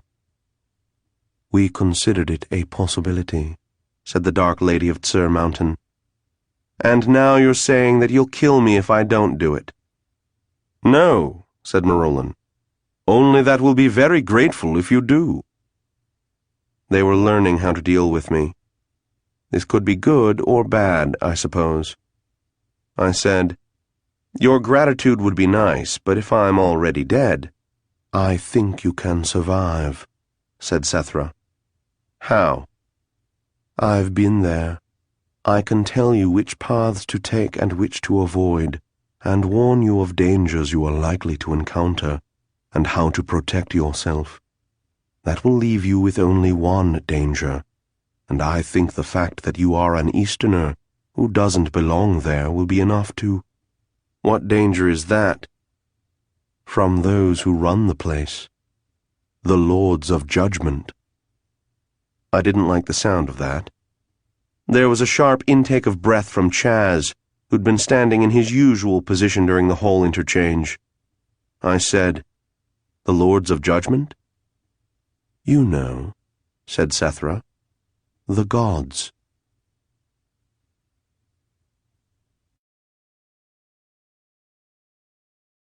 Eight. I noticed that the stiletto I'd stuck in the ground was vibrating, and I wondered what that meant. After a moment, I detected a low-pitched hum. I concentrated on it until I could pick out the beats. Beats. Now there was an idea. I concentrated on the rhythm and held out my left hand, palm up. I concentrated on the humming and held out my right hand, palm up. I brought my hands together, turning them over so the palms met. Behind me, I felt Loyosh spreading his wings and collapsing them, my eyes closed as if of their own accord. I realized I was starting to feel fatigued, which frightened me, and I still had a great deal to do. I don't know which changed, but now the humming worked with the rhythm I'd established. I wondered how I'd write this up in a spell book, if I ever chose to do so. "Fine," I said. "No problem. You mean I have nothing at all to worry about except a few gods? Well, in that case, I don't see how it could go wrong. Sure. Sign me up." I was being sarcastic, in case it escaped you. I found myself glancing over to Chaz to see if he appreciated it, but I couldn't tell. Sethra said, "I don't think it's quite as gruesome as that." "Oh." Marolin said, "Show him the staff." "I can see it from here," I said, looking at it next to Sethra's hand. Sethra ignored my comment and picked it up, held it out to me. I said, "This person's soul is in there." "Yes," said Sethra. "Take it." "Why?" "To see if you feel anything." "What am I supposed to feel?" "Perhaps nothing. You won't know unless you hold it." I sighed and took the thing. Since she'd spoken about feeling something, I was very much aware of the smooth finish, and that the thing was slightly cold. I'd held it before, but I'd been rather busy at the time. It was a light-colored wood, probably diamond willow. "Feel anything, Loyosh?" "I'm not sure, boss. Maybe. I think so." Then I became aware of it too. Yes, there was some sort of presence, seemingly dwelling at my fingertips. Strange. I was even getting a vague sense of personality. Fiery, quick-tempered. A dragon, certainly. Also, to my surprise, I felt an instant sympathy. I'm still not sure why. I handed the staff back to Sethra and said, "Yeah, I felt something." She said, "Well?" "Well, what?" "Will you do it?" "Are you crazy? You've said no one except Zarika has—" "I've also explained why I think you'll live through it." I snorted. "Sure. All right, I'll do it. If you'll go along to protect me." "Don't be absurd," snapped Sethra. "If I could go, there would be no need for you in the first place." "Fine," I said. "Then I'll take Marolin." I smirked, which I'm beginning to think is always an error when dealing with dragon lords. I think I caught Chaz smirking, but I can't be sure. Sethra and Marolin exchanged glances, then, "Very well," said Marolin. "I agree." I said, "Wait a minute." Sethra said, "Marolin, the Lords of Judgment won't let you leave." "Then so be it." Sethra said, "But..." I said, "But..." "We'll leave tomorrow," Marolin told me. "We'd best get you back at once to prepare for the journey." Cairo the thief's longish face was mostly concealed by a cowl as she towered over me, and her voice was low, not quite a whisper. "Hello, Vlad." "Thank you." She said, "So you know." "I know it must have been you who spoke to Nilar about me. Thanks." I hope I'm doing you a favor, she said. Me too. Why do you think you might not be? Working for the Zhireg can be dangerous. I beat up Dragarans anyway every chance I get. Why not get paid for it? She studied my face. Do you hate us so much? Them, not you. I am Dragaran. You still aren't one of them. Perhaps not. In any case, I need to make money if I'm going to stay out of the Easterners' ghetto. I know. I saw the flash of her teeth. It wouldn't be proper for you to live there. You are a nobleman after all. I smiled back. She said, There are things I can teach you that will help. I'd like that, I said. You're very kind. I like you. She'd said that before. I often wondered why. I wondered how old she was, too, but these were questions I didn't ask. I said, Well, wish me luck. Yes. There are a few things I should tell you now, though. I was anxious to get going, but I'm not stupid. Kyra the thief doesn't waste words. I said, All right. The important thing is this, Vlad. Don't let your anger get the best of you. Dead men can't pay, and you won't earn if you don't deliver. And if you can get what you want without hurting someone, your employer will appreciate it. You may not realize it, but every time a Zhireg has to use violence, he's taking chances. They don't like that. Okay? Okay. As she spoke, it struck me that in less than an hour, probably, I was going to be facing down and perhaps attacking someone I'd never met before. It seemed awfully cold-blooded, but, well, tough. I said, What else? Do you know anything about the left hand of the Zhireg? The what? You don't, then. Okay. The organization, as you know it, makes its money by providing goods and services that are either illegal or highly taxed, right? I guess so. I'd never thought of it that way, but sure. Think of it that way. Now, the one exception is sorcery. There are sorcerous activities that are, as you know, illegal. Sorcerously aiding another illegal act, bending someone's will, and so forth. She spread her palms. As the demon says, whenever they make a new law, they create a new business. Who said that? The demon. Who's he? Never mind. In any case, the left hand of the Zhireg is mostly made up of women. I'm not sure why. They deal in illegal magic. I see. Stay away from them. You aren't up to fighting them, and you don't know enough to protect yourself from their machinations. I said, Yeah, I'll remember. Thanks, Kyra. Her cowl nodded. She peered at me from within, then said, Good luck, Vlad. She merged with the shadow of the building and was gone.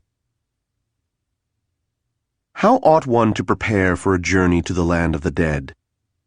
I mean, I know how to get ready to go out on the town, and I know how to get ready to kill someone, and I even have some idea of how to prepare for a night spent in the jungle.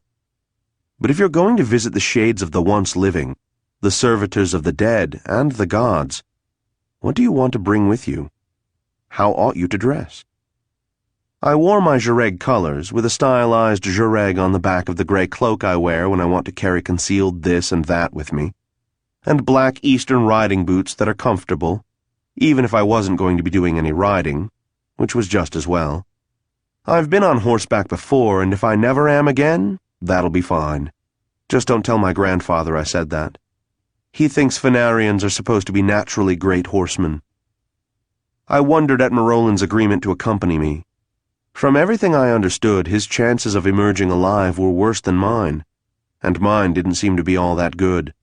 I mean, Sethra had never actually said I'd be safe from the gods. The gods. This was silly. I had occasionally joined my grandfather in our private family rituals, asking for the protection of Vera, the demon goddess, but I'd never been more than half convinced of her existence. Many Easterners I knew believed in one or more of the gods, and even those who didn't dropped their voices when naming them. But all Dragarans seemed to believe in them, and spoke about them in such matter-of-fact tones that I wondered if, to a Dragaran, The term God was all but meaningless. Someday, I decided, I'd have to investigate this. Or perhaps I was going to find out during this journey. Which thought reminded me that I ought to be preparing. Marolin had said the journey there should only take a few days, as we would teleport to a point fairly close to Deathgate Falls. Water would be available as we walked, as would food. The weather was unpredictable, but my cloak was fairly warm when pulled around me, fairly cool when thrown back, and waterproof. Any thoughts about what I should bring along? An enchanted dagger, boss, just in case. I always carry one. What else? That chain thing. Yeah, good idea. Which supplies? I don't know. That's what I'm asking you. No, I mean, are you going to bring supplies for spells? Oh, I guess so. So I got these things together, threw in some ediberries in case I needed to sleep, some kelsh leaves in case I needed to stay awake, then reached out for contact with Marolin. It took quite a while since I didn't know him terribly well, but at last we were in touch. "I'll be ready in an hour," I told him. "That will be fine," he said. "Where should we meet?" I thought about this, then told him, "There's this tavern called Ferencz in South Adrolanca." Every time I visit a shoemaker, I'm given to wonder how anyone's shoes can come out well. That is, I've never seen a shoemaker's place that wasn't as dark as Vera's hell, nor a shoemaker who didn't squint as if he were half blind. The remains of the clothing on this particular shoemaker claimed him for the house of the Criotha, as did his longish face and stubby fingers. The amount of grime under his nails would have been sufficient for a garden. The hair on his head was thin and gray. His eyebrows were thick and dark. The room smelled heavily of leather and various oils, and I can't say what it looked like, save that it was dark and gloomy. The Criotha gave me a silent grunt, I can't describe it any better than that, and indicated a spot of gloom that turned out to contain a chair made of pieces of leather stretched across a wooden frame. I sat down in it carefully, but it didn't seem about to collapse, so I relaxed. It was a bit small for a Dragarin, which was pleasant since Dragarins are taller than humans, and it's annoying to sit in a chair designed for someone larger. The shoemaker shuffled out of the room, presumably to let Nilar know I was there. Nilar was the guy who had hired me, after an unpleasant introduction involving a game of Sharaba that ran in the back of his building. Kyra had, I had gathered, intervened on my behalf, so I was showing up to work for him. I was also supposed to be meeting a partner. "You must be Vlad Taltos," he said. I jumped and almost drew the dagger from my sleeve. "Mama?" "It's all right, Loyosh." He was sitting right across from me, and I'd somehow missed him in the dim light. He had a bit of a smirk on his face, probably from seeing me jump, but I resolved not to hate him right away. "Yes," I said. "I believe your name is Kragar?" "I believe so also. Since we both believe it, we might as well assume it's true." Right." He watched me, still with the same sardonic expression. I wondered if he was trying to make me mad enough to attack him, to see if I could control myself. If so, I resented being tested. If not, he was just a jerk. He said, "There's a guy who owes Nilar some money. Not all that much, 40 imperials. But he's being stubborn. If we can get it, we split 4 imperials." I kept my face blank while being amazed that my coworker didn't think 40 imperials was much money. This, I decided, might bode well for my future. He continued, "Shall we go?" As he said this, he handed me what turned out to be a smooth, round stick, maybe 1.5 inches in diameter and 2 feet long. I wrapped my hand around it. It was heavy enough to hurt someone. He continued, "Nilar said you already know how to use this." "I guess so," I said, hefting the thing. "It is rather like a chair leg." "What?" "Never mind." I smirked back at him, feeling a bit cocky all of a sudden. "Let's go." "Right." As we headed out the door, I said, "You'll do the talking, right?" "No," he said. "You will." How long will you be gone, Vlad? I don't know, Kregar. You're just going to have to take care of things as best you can. If I'm lucky, I'll be back in 3 or 4 days. If I'm not, I won't be back at all. He chewed on his lip, a gesture I think he picked up from me. I hope you're getting something for this. Yeah, I said. Me too. Well, good luck. Thanks. Loyosh and I made our way to Ferencz. The host recognized me at once and managed to keep a scowl off his face. When Marolin came in, however, I could see that he drew his lips back and almost hissed. I smiled and said, 2, please.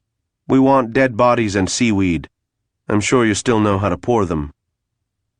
He did, and I was pleased that Marolin liked Fenarian peach brandy, but a little disappointed that he already knew about it and even called it by its Fenarian name. However, he hadn't known that Ferencz existed. I think he enjoyed being the only Dragarin in the place, too. I remembered meeting Kyra there. By chance? Ha! And wondered how the regulars would take to having Dragarins drop by, and what sort of reputation I'd acquire at the place. At any rate, Marolin enjoyed the experience more than Ferenc did. Tough. We walked out the door after a couple of glasses each. Then Marolin stopped. I stood next to him. He closed his eyes and held himself still, then nodded to me. I braced myself, and South Adralanka vanished. I expected to feel nauseous, and I was. I hate that. The target lived about half a mile away. To kill time as we walked, I asked Kregar to tell me about him. I don't know much, Vlad. He's an Orca, and he's owed Nilar the money for quite a while. An Orca? That's nice to hear. Why? Nothing, I said. He glanced at me quickly but didn't comment. Is he big? Kregar shrugged. What's the difference? Hit him hard enough and he'll go down. Is that what we want to do?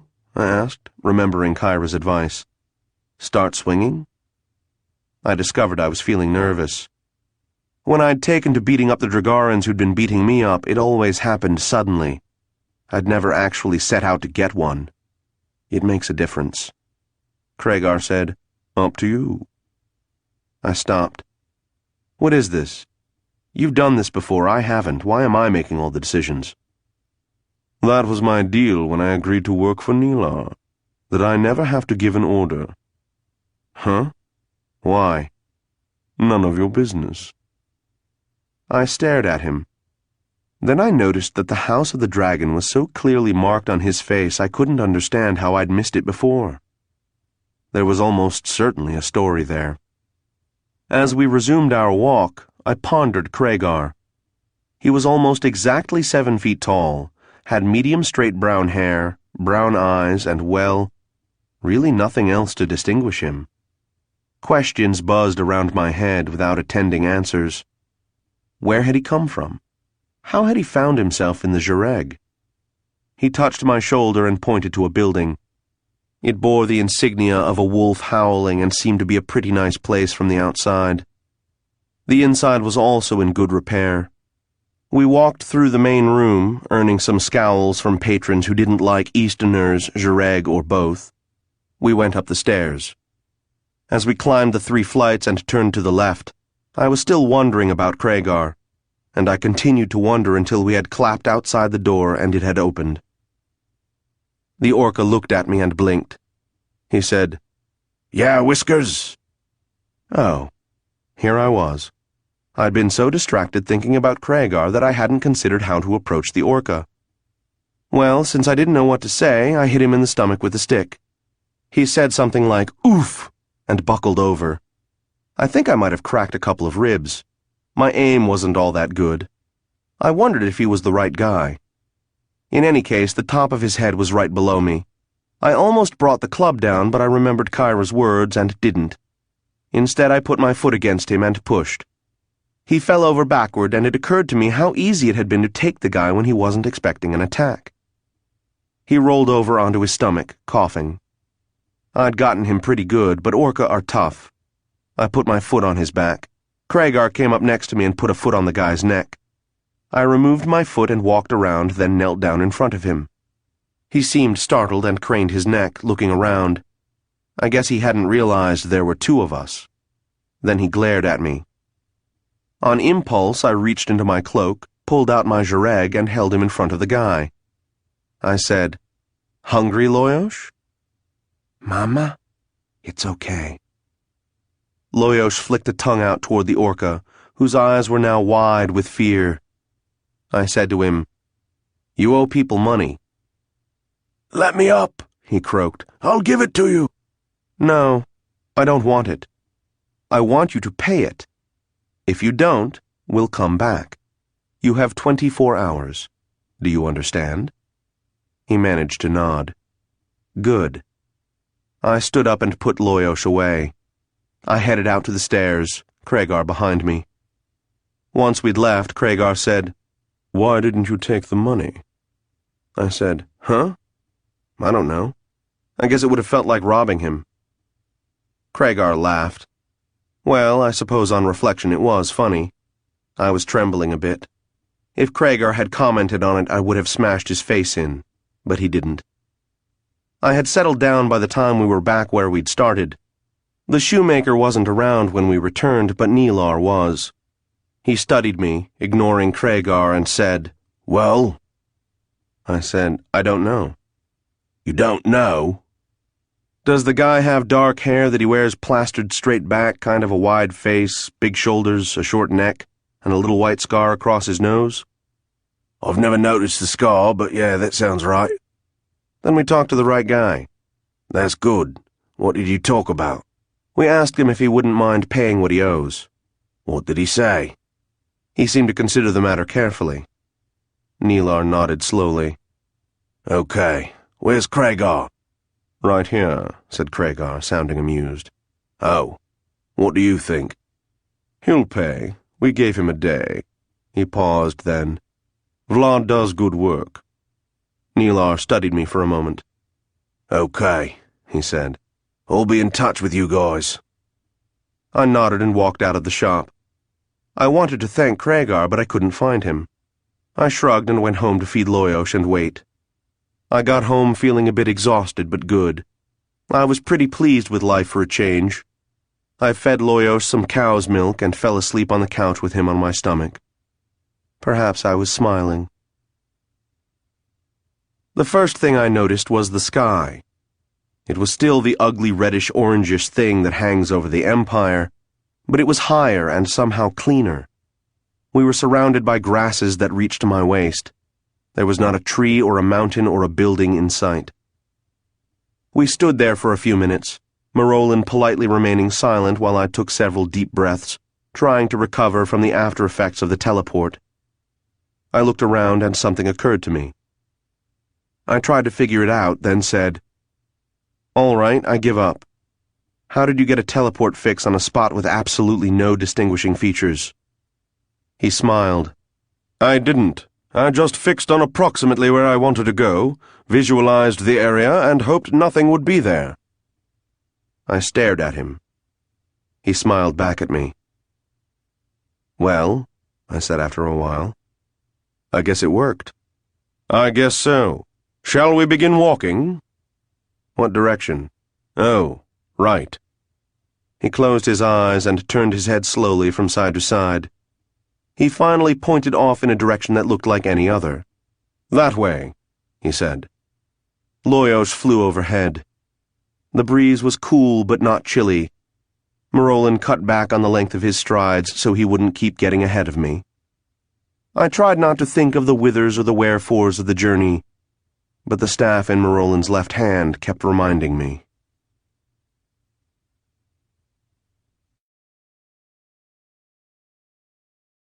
9. The object of my desire was there, and I needed it here. I had forged most of those links already. There was represented by a quivering knife. Here was the glowing rune. But more, I had to break a spatial barrier and cause a thing to exist that did not, while destroying a thing that did, yet in fact do neither of these, merely cause a spatial readjustment. If that sounds confusing to listen to, try doing it. I had become a thing of rhythm and wave, sight and sound, of a wavering landscape and a humming knife and a glowing rune and a pulse. They were united in my will and in the symbols before me. Think of it as a cosmic juggling act in the mind, and you'll have about the right idea. I was getting to the hard part. We rested under the open sky that night, which sounds romantic but wasn't, and ought to have been chilly, but Morolin fixed that. I don't like the hard ground, but it was better than it could have been. Morolin doesn't snore, and if I do, he never mentioned it. We didn't have any cooking gear with us, but we didn't need any, what with Morolin being along. I drank tea from an invisible glass and ate bread that hadn't been with us the night before, and berries that were growing all around us, nice and ripe. I stared at the slowly diminishing cylinder of liquid in my hand and said, "Now that's the sort of magic I'd like to be able to do." Morolin didn't deign to answer. The good stuff is always difficult. We resumed our walk. It was a nice warm day, and I saw the distant peaks of mountains. I said, "Is that our destination?" Morolin nodded. I said, "How long a walk would you say that is?" "It doesn't matter. When we get close enough to make out a few details, we'll teleport again." Oh. It was, I have to say, hard to stay hostile to the man next to me, if only because the day was nice and the walk so pleasant. Birds sang, the wind rustled, and all that sort of thing. Loyosh flew above me and occasionally disappeared for brief intervals when he found something to scavenge. I could feel that he was enjoying himself. From time to time I would catch sight of wild jareg flying high above us, but Loyosh and I ignored them. We stopped around midday and Morolin conjured more food for us. I don't know whether he was creating it from thin air or teleporting it from somewhere. I suspect the former because it tasted pretty bland. As we ate, Morolin studied the mountains that were slowly growing before us as we walked. As we stood up, he announced, "Not yet. We need to be closer." That was fine by me. We resumed our walk and all was well with the world. I wondered if I'd be dead by this time tomorrow. I got a message the next day to see Nilar. This time I was to meet him at his office, in back of the Sharaba game, which was in turn in back of a small sorcery supply shop. I was admitted at once without having to identify myself. "When the Easterner shows up, let him in." And Nilar nodded me to a chair. He said, "Let's wait for Kragar." Kragar said, "I'm here already." We both did double takes, then Nilar cleared his throat. "Right," he said. "Well, here's 4 Imperials for you two to split. And Vlad, here's another 4 for your first week's pay. You work for me now, all right? I want you here tomorrow evening to keep an eye on the Sharabar game." I took the 8 coins and gave Kragar 2 of them. I had just earned in one day more than I would have taken in at the restaurant in several weeks. I said, "Right, boss." Morolin stopped suddenly with no warning, and he stood still, staring off ahead and a little to his left. I looked in that direction and saw nothing except unbroken plain, with more mountains in the distance. "Check it, Loyosh." "Right, boss." We stood there for most of a minute, Morolin continuing to stare, Loyosh flying off in the indicated direction. Then Loyosh said, "Boss, you've got to see this." "Very well, show me." I closed my eyes and let Loyosh fill my brain. Yeah, it was quite a sight. There were these beings, maybe 24 of them, and I've never seen anyone or anything run so fast. They had 4 legs and from the waist down appeared to be feline, smaller than the tsur, perhaps the size of the tiasa but without wings. From the waist up they appeared human. They carried spears. Cat centaurs, Loyosh? "I guess so, boss. I hadn't known they were real." Nor had I. Interesting. "I think they're heading toward us." Yeah. I broke the connection, and by now I could see them with my own eyes, as a gradually resolving blur in the distance. Vera, but they were fast. I noted that Morolin had not touched his sword, and I took some comfort from that. I began to hear them then, a very low rumble that made me realize I ought to have heard them some time ago. They were awfully quiet for their size. They were suddenly stopped before us. The butt ends of their spears rested on the ground as they looked at us through human faces with expressions of mild curiosity. The spears had worked metal heads, which I decided was significant. I had the impression that they ran just because they wanted to. None of them were breathing hard. They stared at us, unblinking, like cats. They wore no clothing, but many of them carried pouches tied around their backs and hanging down the sides. The muscles around their back legs were impressive as hell. I said, "So, what else do you do for fun?" Marolin turned and glared at me.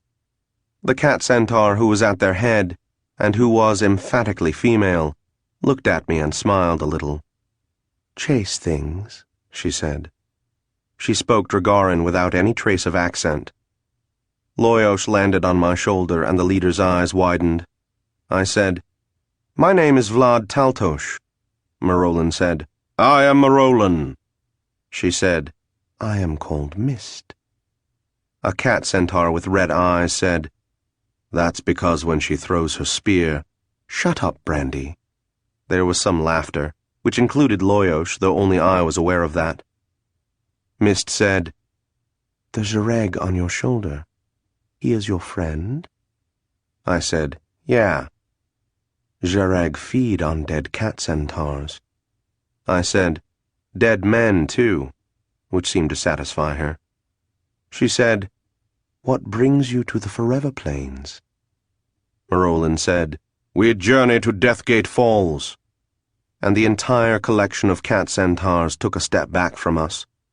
I stooped down and picked and ate a strawberry, waiting.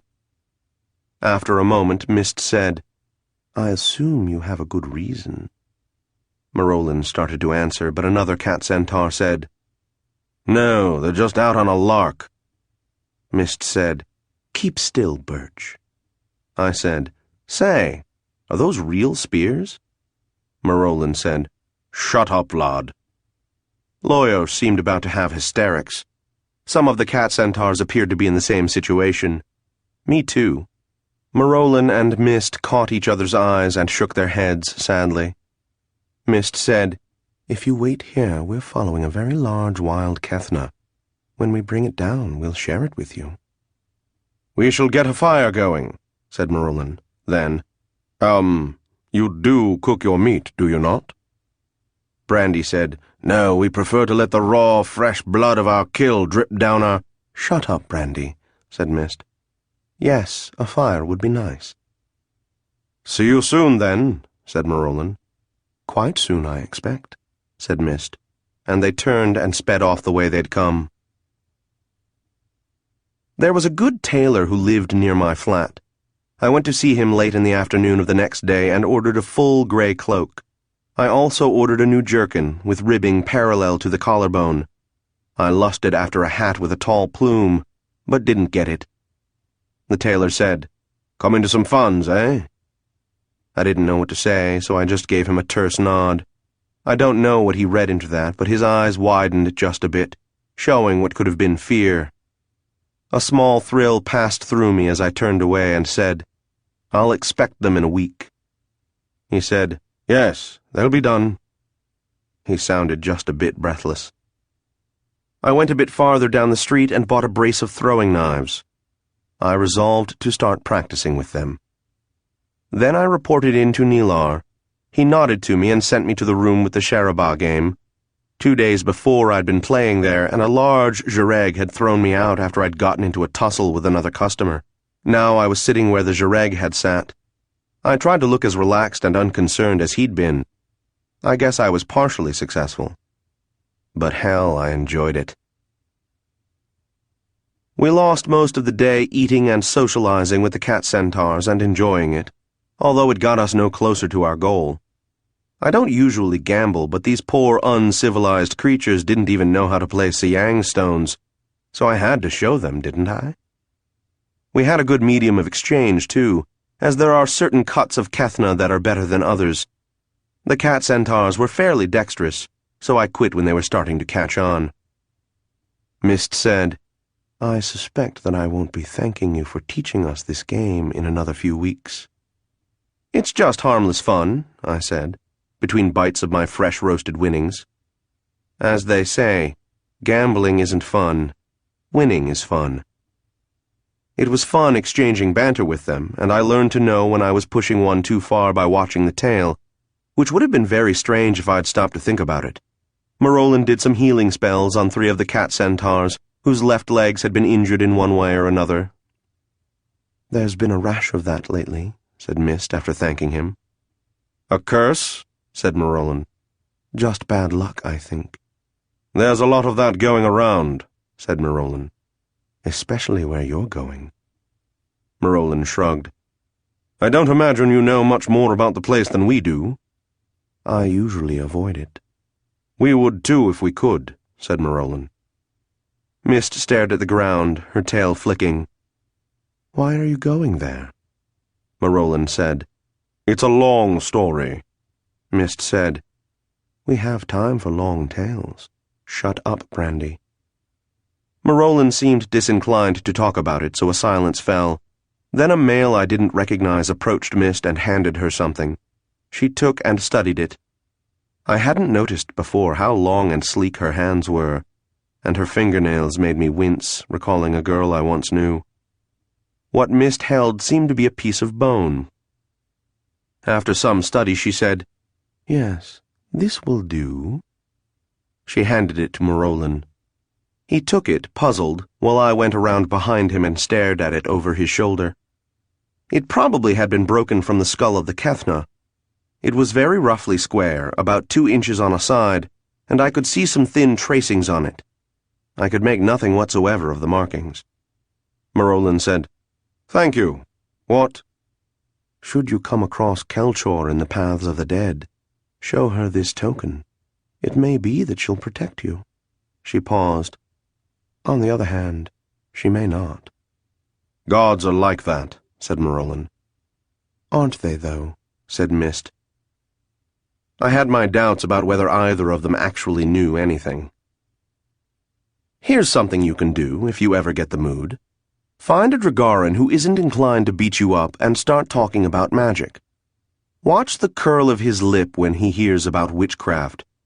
Then start discussing numbers associated with the art. Talk about how, with some spells, you want 2 black candles and 1 white one.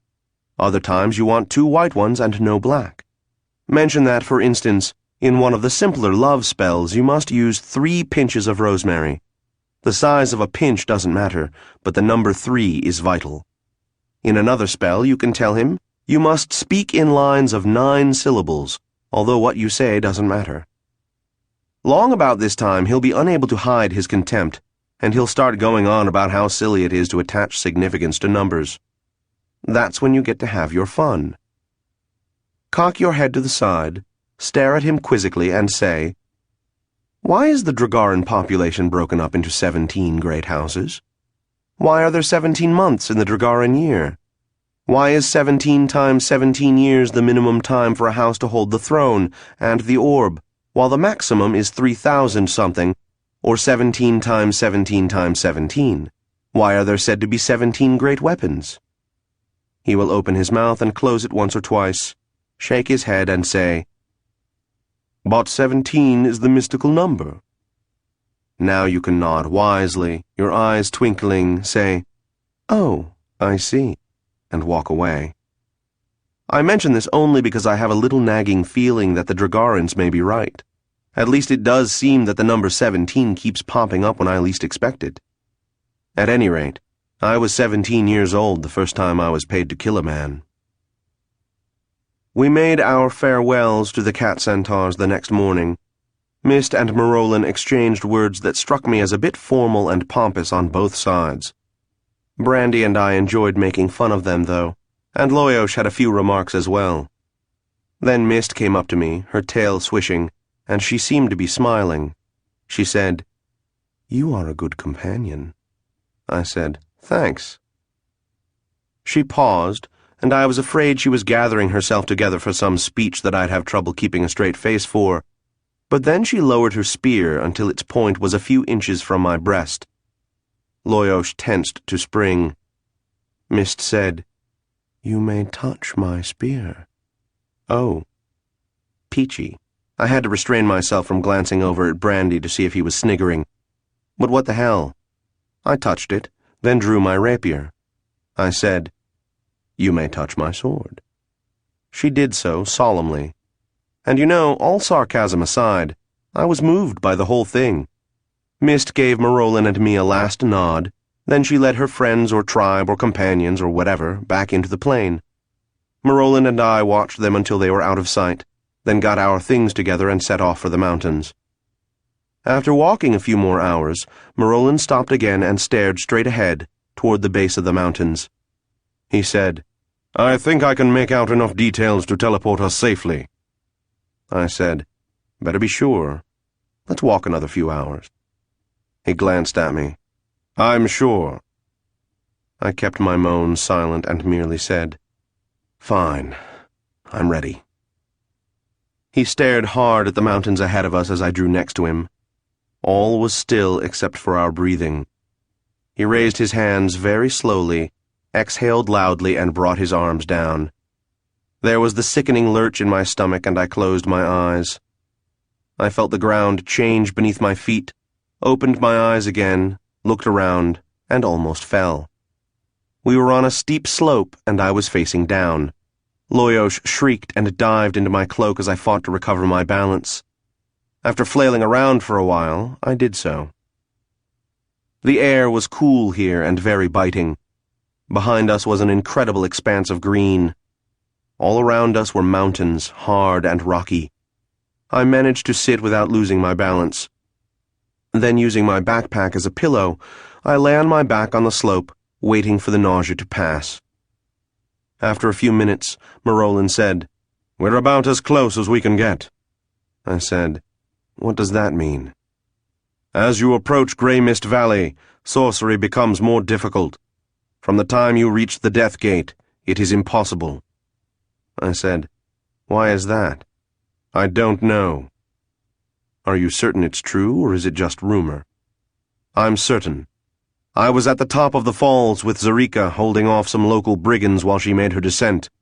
If I could have used sorcery, I would have." I said, "Brigands?" "Yes." "Charming. I don't see any at the moment." "Great. Well, if they return, they may recognize you and leave us alone." "None of those will return." "I see." "There are far fewer now than during the interregnum, Vlad. I wouldn't worry. Those were wilder times." I said, "Do you miss them?" He shrugged. "Sometimes." I continued looking around and noticed a few Zhireg circling in the distance. I said, "Loyosh, did you see the Zhireg?" He said, "I saw them." He was still hiding inside my cloak. "What's the matter, chum?" "Boss, did you see them?"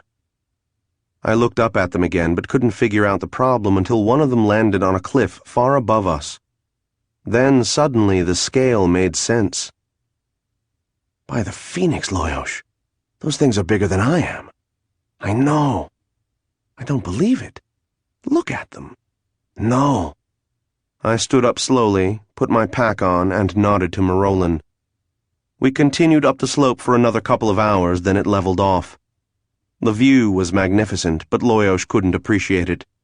From time to time, the giant Zhireg would come close enough to us to give me the creeps, so I couldn't blame him.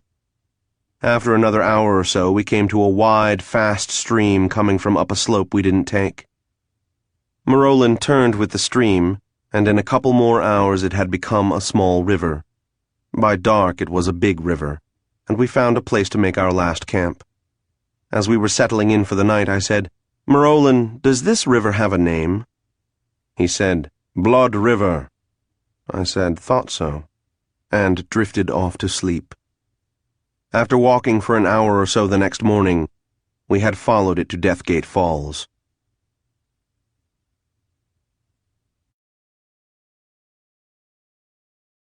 10. I suppose I would have composed a chant if I'd had time, but I'm not very good at that. No chance for it now, though. Loyosh lent me strength, which I poured into the enchantment, creating more tension. The rhythm became stronger and the candle suddenly flared before me. Scary. I concentrated on it, turning the flare into a shower of sparks, which exploded into a globe of flickering nothing. I brought it together again, surrounding the candle flame with a rainbow nimbus. I didn't have to ask Loyos to pick up and control it. I wanted him to, and he did. My breathing stilled. I felt my eyes narrow. I was relaxed, easy and part of things, no longer on the edge. This was a stage, and it would pass, but I could use it while it lasted. Now was the time to forge the connection between source and destination, to establish the path along which reality would bend. The knife quivered, saying, "Start here." All right, fine. Start there and do what? I looked from knife to rune and back. I reached forward with my right hand, forefinger extended, and traced a line. I repeated the process. And again. I kept it up, always going from knife to rune. After a while, there was a line of flame connecting them. It felt right. I raised my eyes. The landscape still wavered as if I were surrounded by unreality, ready to close in on me. That could be pretty frightening if I let it. Deathgate Falls has an exact geographical location. Therefore, so do the paths of the dead. Only they don't. Don't ask me to explain that because I can't. I know that somewhere in the Ash Mountains is a very high cleft called Grey Mist Valley. There is a possibly legendary assassin named Mario Greymist who was named after the place for the number of people he sent there. To this valley are brought the corpses of any Dragaran deemed important and rich enough for someone to make the arrangements. The Blood River flows into the valley and over a waterfall, and that is the end of the matter as far as the living are concerned. The height of the waterfall has been reported by those undead who have returned from the paths. The reports say it is a mere 50 feet, that it is 1,000 feet, and any number of distances in between. Your guess is as good as mine, and I mean that.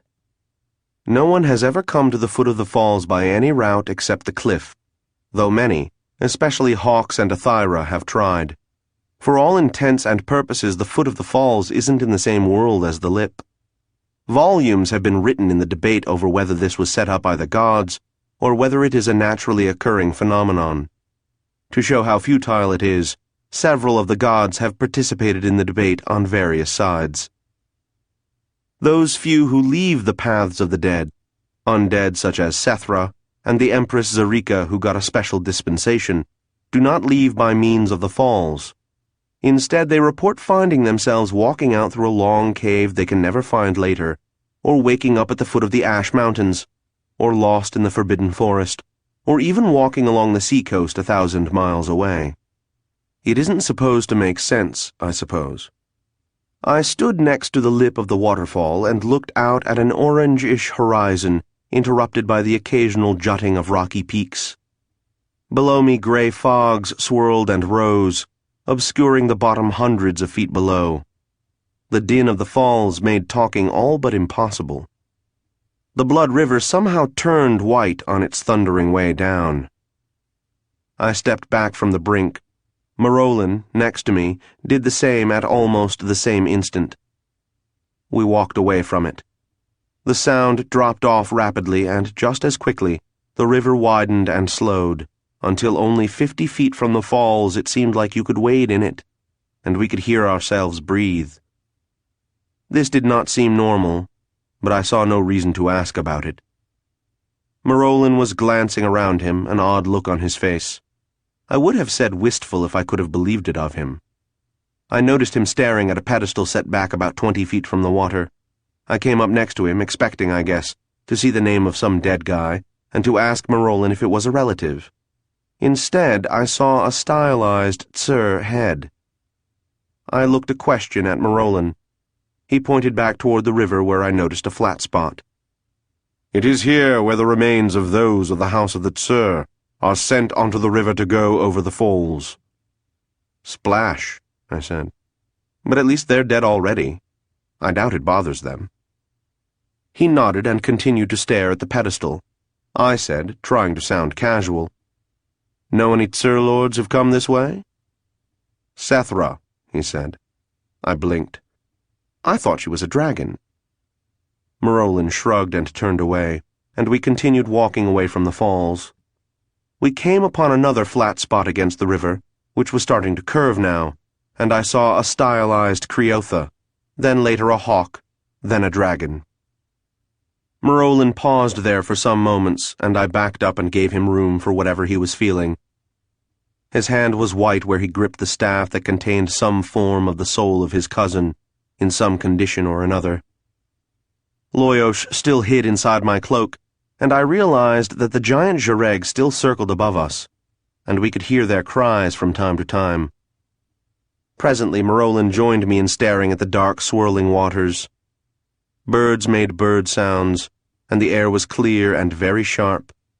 It was a somber, peaceful place, and it seemed to me that this was a calculated effect, achieved I'm not sure how, yet certainly it worked. Morolin said, "Dragons usually use boats." I nodded and tried to picture a small fishing boat, then a skip like they use along the Sunset River above the docks, and finally a rowboat, which made the most sense. I could see it floating down the stream until it reached the waterfall, and over, lost. I said, "Then what happens?" Morolin said, "Eventually the body comes to rest along the shore below the falls. After a few days, the soul awakens and takes whatever it finds on the body that it can use, and begins the journey to the halls of judgment. The journey can take hours or weeks. Sometimes it lasts forever. It depends on how well the person has memorized the paths for his house while he is alive, and on what he meets on the way, and how he handles it." He paused. "We may meet some of those who have been wandering the paths forever. I hope not.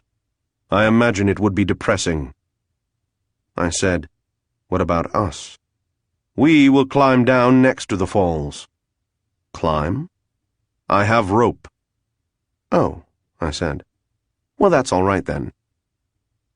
I had been in the organization nearly a year, and it was getting to where I was feeling quietly good at what I did. I could threaten people without saying a word, just with a raised eyebrow or a smile, and they'd feel it. Kragar and I functioned well together, too. If the target started getting violent, I'd just stand there while Kragar hit him, usually from behind. Then I'd inflict some minor damage on him and give him a lecture on pacifism. It was working well, and life was going smoothly, until we heard about a guy named Tiev being found in an alley behind a tavern. Now, it is sometimes possible, although expensive, to return a corpse to life. But in this case, Tiev had been cut in the back of the neck, severing his spine, which is something sorcerers can't deal with. He was carrying about 20 imperials when he was killed, and the money was still on his body. Tiev, I heard, was working for a guy named Roland, and rumors had it that Tiev had been known to do assassinations.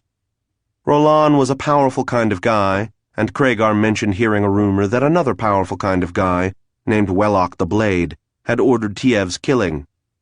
This was important to me because my boss worked for Wellock, or at least, he supposedly paid Wellock a percentage of everything he earned. A week later, a guy named Lefaro was killed in a manner similar to Tiev. Lefaro worked directly for Wellock and was, furthermore, someone I'd actually met, so that was hitting pretty close to home. People I'd see at my boss's place started looking nervous, and my boss implied to me that it would be a good idea not to wander around alone. I couldn't imagine what anyone had to gain from killing me, but I started staying home a lot. That was okay.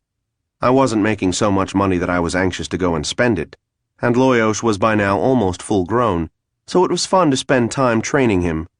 That is, I'd say, Loyosh, find the red ball in the bedroom, and he'd go off and come back with it in his claws. He'd stopped calling me Mama by then, but had picked up the habit of calling me Boss, I guess from the way I addressed my superior.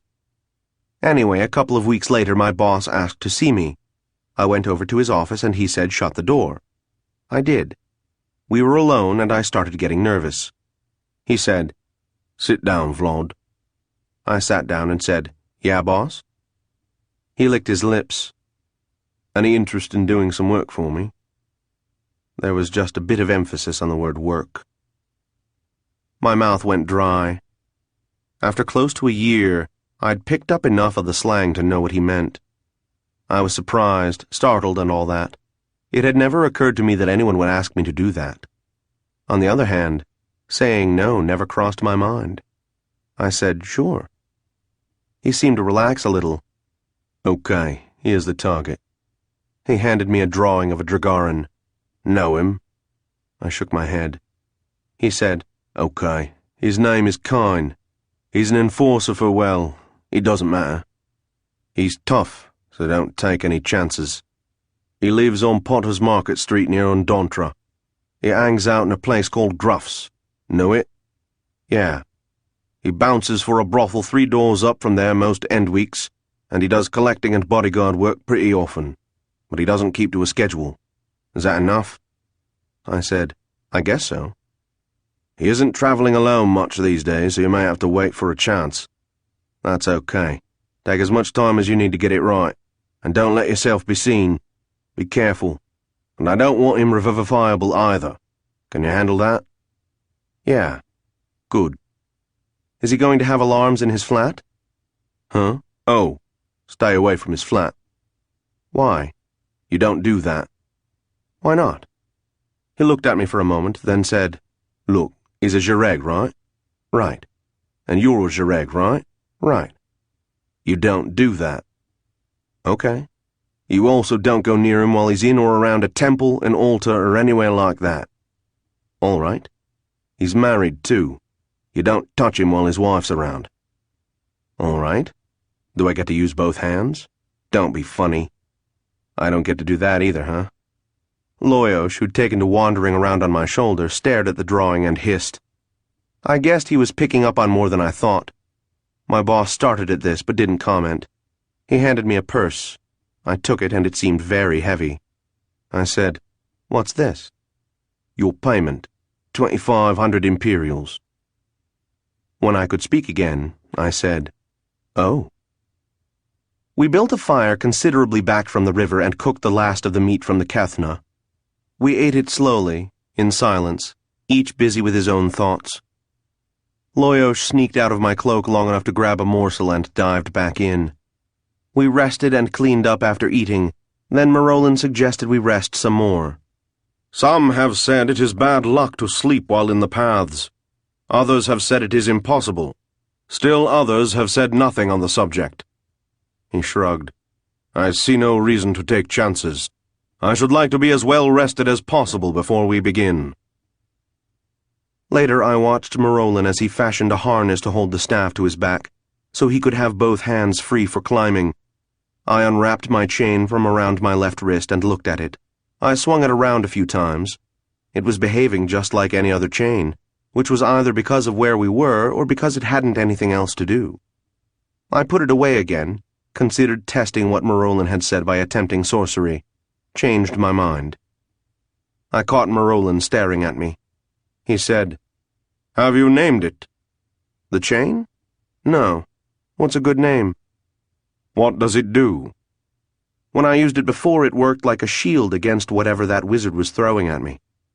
How about Spellbreaker? Marolin shrugged and didn't answer. I like it, boss. Okay, I'll stick with it. I have trouble being all that serious about giving a name to a piece of chain. Marolin said, Let's be about it, then. I nodded, put Spellbreaker back around my wrist, and stood up. We walked back to the falls, our voices once again drowned by proximity to the falls. I noticed there was a pedestal quite close to the edge, and saw an Athyra carved on it. Marolin tied one end of his rope around this pedestal, which some might think in poor taste. I don't know. The rope seemed thin and was very long. He threw the other end down the cliff. My mouth was dry. I said, Is the rope going to be strong enough? Yes. Okay. I'll go first, said Marolin. Yeah. You go down and hold him off while I set up the ballista. He turned his back to the falls, wrapped his hands around the rope, and began to lower himself. I had this momentary urge to cut the rope and run, but instead I gripped the rope tightly and got ready to go over. I turned and yelled down over the roar of the falls. "Any last-minute advice on this, Marolin?" His voice was barely audible, but I think he said, "Be careful! It's wet here."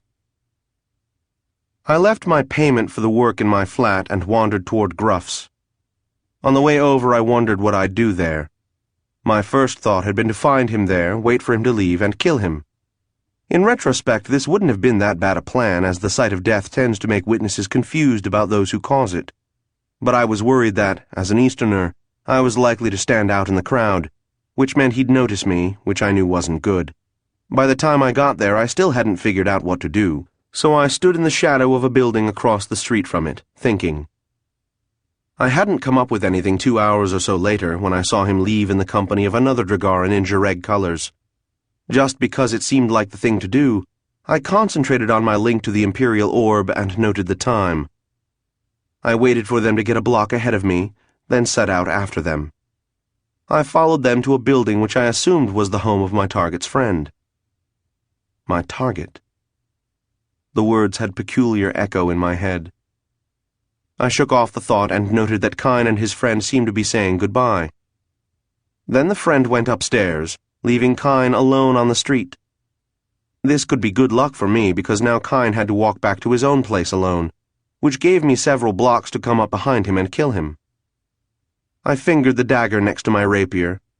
Kyne seemed to waver for a moment, then he became transparent and vanished.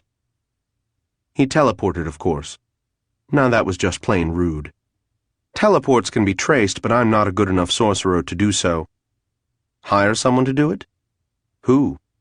The left hand of the Jireg had sorcerers good enough, but they charged high, and Kyra's warning about them still echoed in my ears. And it would involve standing out there waiting for him on another occasion, as no sorcerer can work from a trail that cold. I settled on cursing as the appropriate action, and did so silently for a moment. I'd wanted to get it done today, which on reflection was stupid, but I had the feeling that the money wasn't really mine until I'd done the work, and I could use that money. I could move to a nicer flat. I could pay for fencing lessons from an Eastern master, and sorcery lessons from a Dragarin, which never came cheap, and... No, not now. Now I had to think about how to earn it, not how to spend it. I returned to my flat and considered the matter. The next time I climb down from somewhere on a rope, I think I'm going to try to arrange for it to be somewhere dry. I also want to be able to see the bottom. Come to think of it, I'd rather not do it at all. I don't care to guess how long the way down was. I suspect it was different for Marolin than for me, and I don't want to know that. I'll admit I'm curious about what would have happened if we'd marked the rope, but we didn't. The climb down was no fun at all. I tended to slip on the wet rope, and I was afraid I'd land on Marolin, sending us both crashing down. First, my hands stung from gripping the thing, then they ached, then I couldn't feel them, which scared me. Then I noticed that my arms were getting sore. We won't even mention the bruises and contusions my legs and body were sustaining from hitting the rocks on the side. I managed not to bang my head too hard or too often, which I think was quite an accomplishment. Crap. Let's just say I survived. The thing is, it was impossible to really determine where the bottom was, because not only was the first place my feet landed slippery, it seemed to be the point of a massive slab of rock tilted sideways, so I kept going. It was a bit easier after that, though, and eventually I found myself in water, and Marolin was next to me. The water was very cold. My teeth started chattering, and I saw that Marolin's were too, but I was too cold to be pleased about it. Loyosh angrily climbed onto my shoulder. The noise was still deafening. Every inch of me was soaked, and my hands hurt like blazes from gripping the rope. I put my mouth next to Marolin's ear and yelled, "What now?" He gestured a direction with his hand, and we struck out for it. After having developed a symbiotic relationship with that rope, it was hard to let go of it, but I did, and started splashing after him. Loyosh took wing and flew just over my head. The mist kicked up by the waterfall made it impossible to see more than a couple of feet ahead of me. The current was strong, though, and tended somehow to keep Marolin and me together, so I never lost sight of him. I was too busy fighting the current and keeping track of Marolin to be as scared as I ought to have been, but it wasn't actually all that long before my feet felt the bottom of the river, and then we were crawling up onto the bank, and then we collapsed, side by side.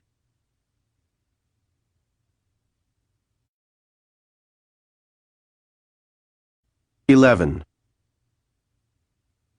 My left hand froze, and some part of me was aware that it hovered over the rune. My right hand continued to drift without direction.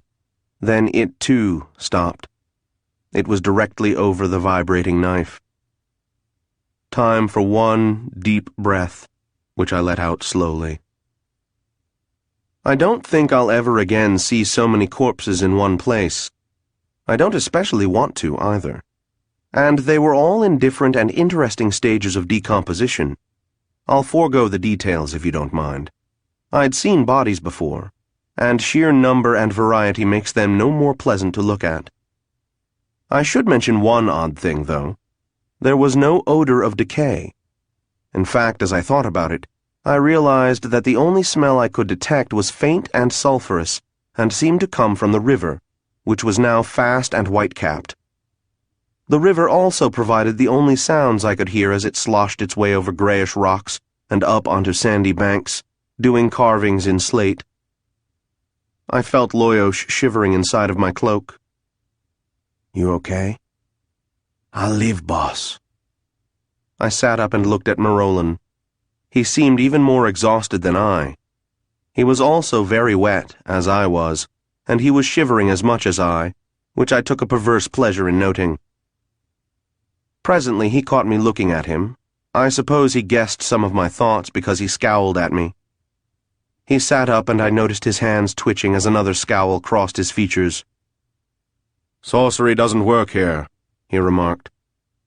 His voice sounded a bit odd, as if he was speaking through a very thin glass. Not really distant, yet not really close either. He said, "It would be nice to dry off."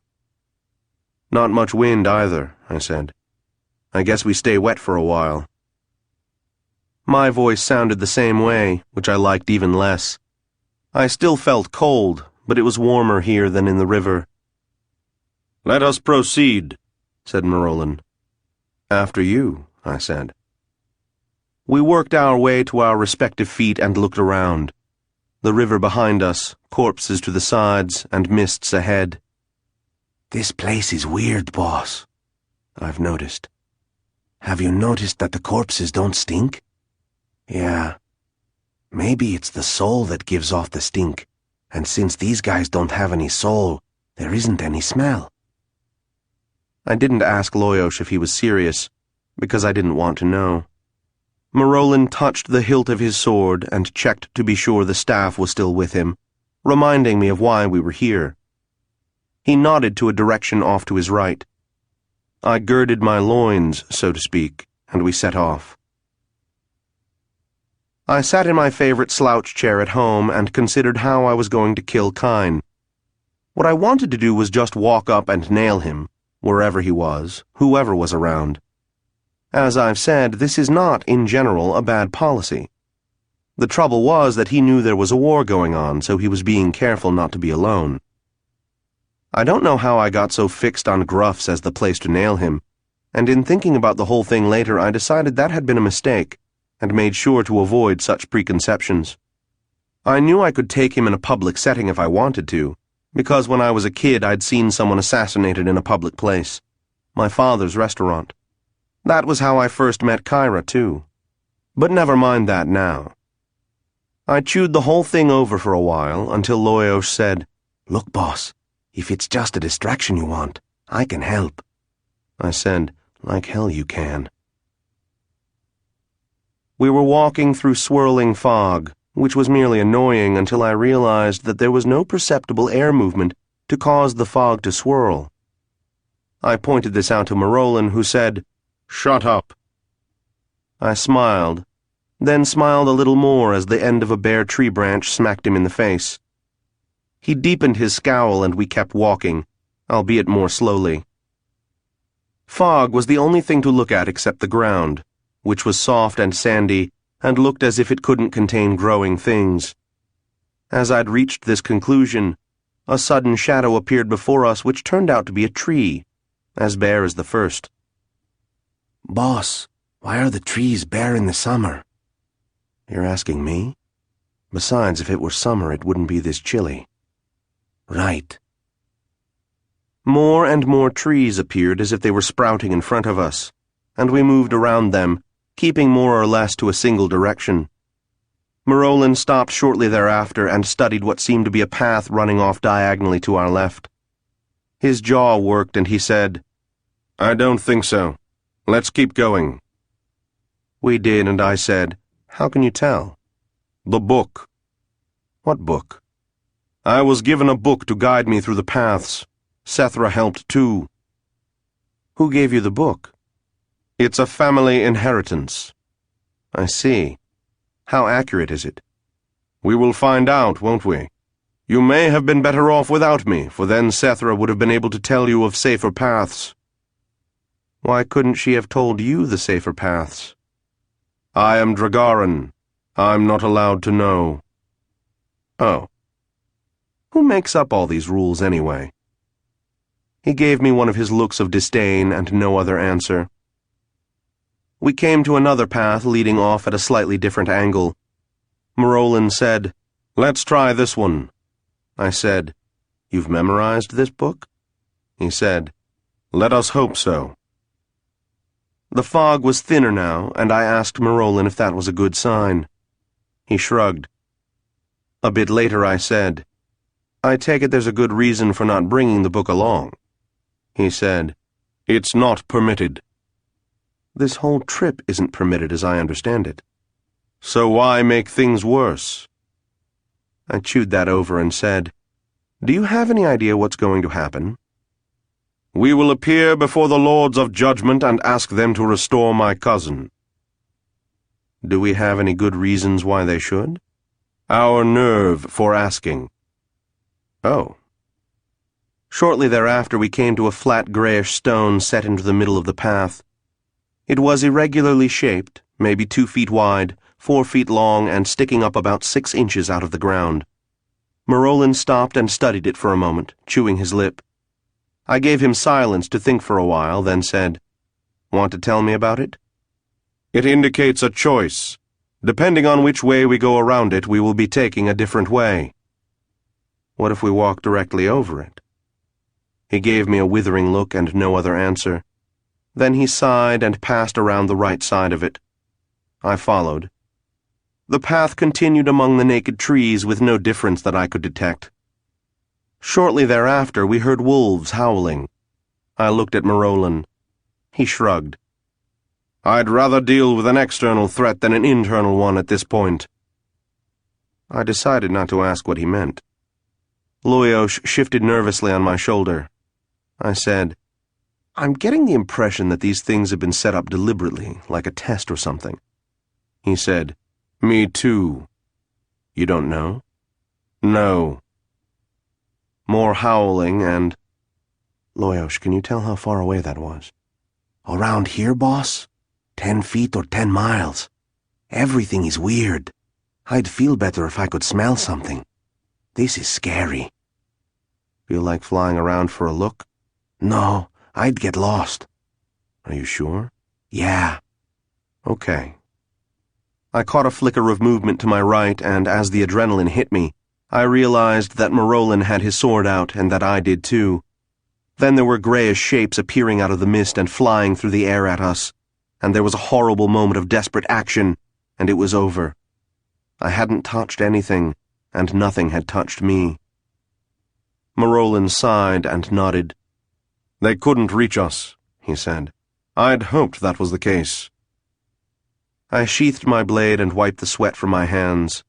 I said, "If that's the worst we have to fear, I'll be fine."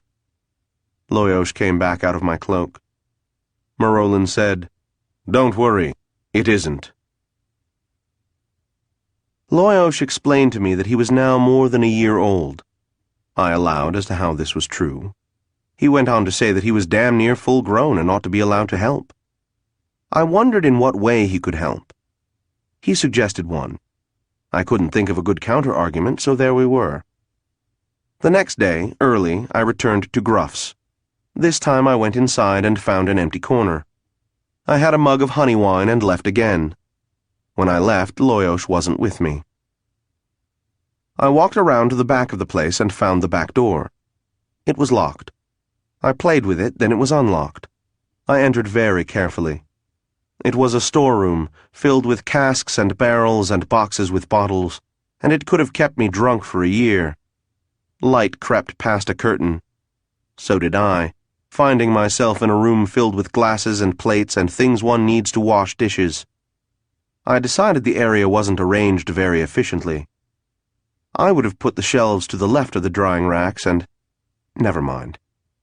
There were no people in this room either, but the low noise from the inn's main room came through the brown wool curtain. I remembered that curtain from the other side.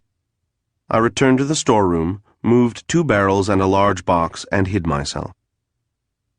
5 aching, stiff, miserable hours later, Loyos and I decided Kine wasn't going to show up. If this continued, I was going to start taking a dislike to him. I massaged my legs until I could walk again, hoping no one would come through the door. Then I let myself out the back way, even managing to get the door locked behind me. We were attacked twice more, once by something small and flying, and once by a tiasa. Neither of them could touch us, and both went away after one pass. We also came across several diverging or crossing paths, which Marolin chose among with a confidence I hoped was justified. We came to another gray stone, and Marolin once more took the right-hand path, once again after some thought. I said, "Is it pretty much the way you remember it?" Marolin didn't answer. Then a thick old tree covered with knots appeared just off to our right, with a branch hanging across the path, about 10 feet off the ground. A large brown bird that I recognized as an Athyra studied us with one eye. "You live," it said. I said, "How can you tell?" "You don't belong here." "Oh, well, I hadn't known that. We must have made a wrong turn on Ondantra. We'll just leave then." "You may not leave." "Make up your mind. First you say—" "Let's go, Vlad," said Marolin. I assumed that he was having his own little conversation with the Athyra while I was having mine, but maybe not. We ducked under the branch and continued on our way. I looked back, but tree and bird were gone. A little later, Marolin stood before another gray stone. This time he sighed, looked at me, and led us around to the left. He said, "We are going to have to, sooner or later, or we will never arrive at our destination." That sounds ominous. "Yes." And a little later, "Can you give me a hint about what to expect?" "No." Great. And then I was falling. I started to scream, stopped, and realized that I was still walking next to Marolin as before.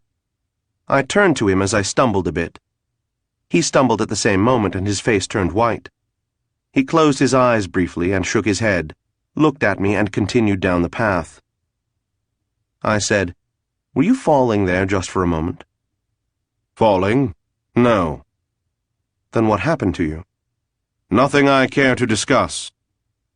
I didn't press the issue. A little later I took a step into quicksand.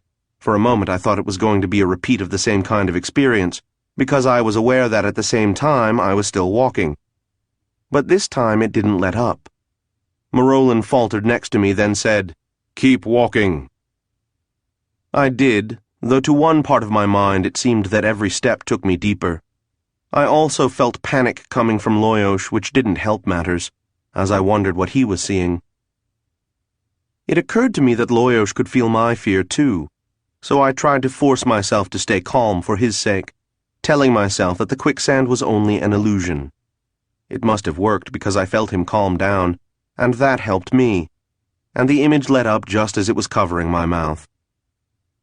Marolin and I stopped for a moment then, took a couple of deep breaths, and looked at each other. He shook his head once more. I said, "Aren't there any clear paths to the halls of judgment?" He said, "Some books have better paths than others." I said, "When we get back, I'll steal one of the better ones and go into business selling copies." "They can't be copied," said Marolin.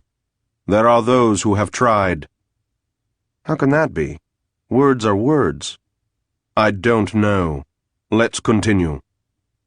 We did, and I was quite relieved when we came to another grey stone, and Marolin took the right-hand path. This time it was a wild boar who couldn't touch us, and later a tsur.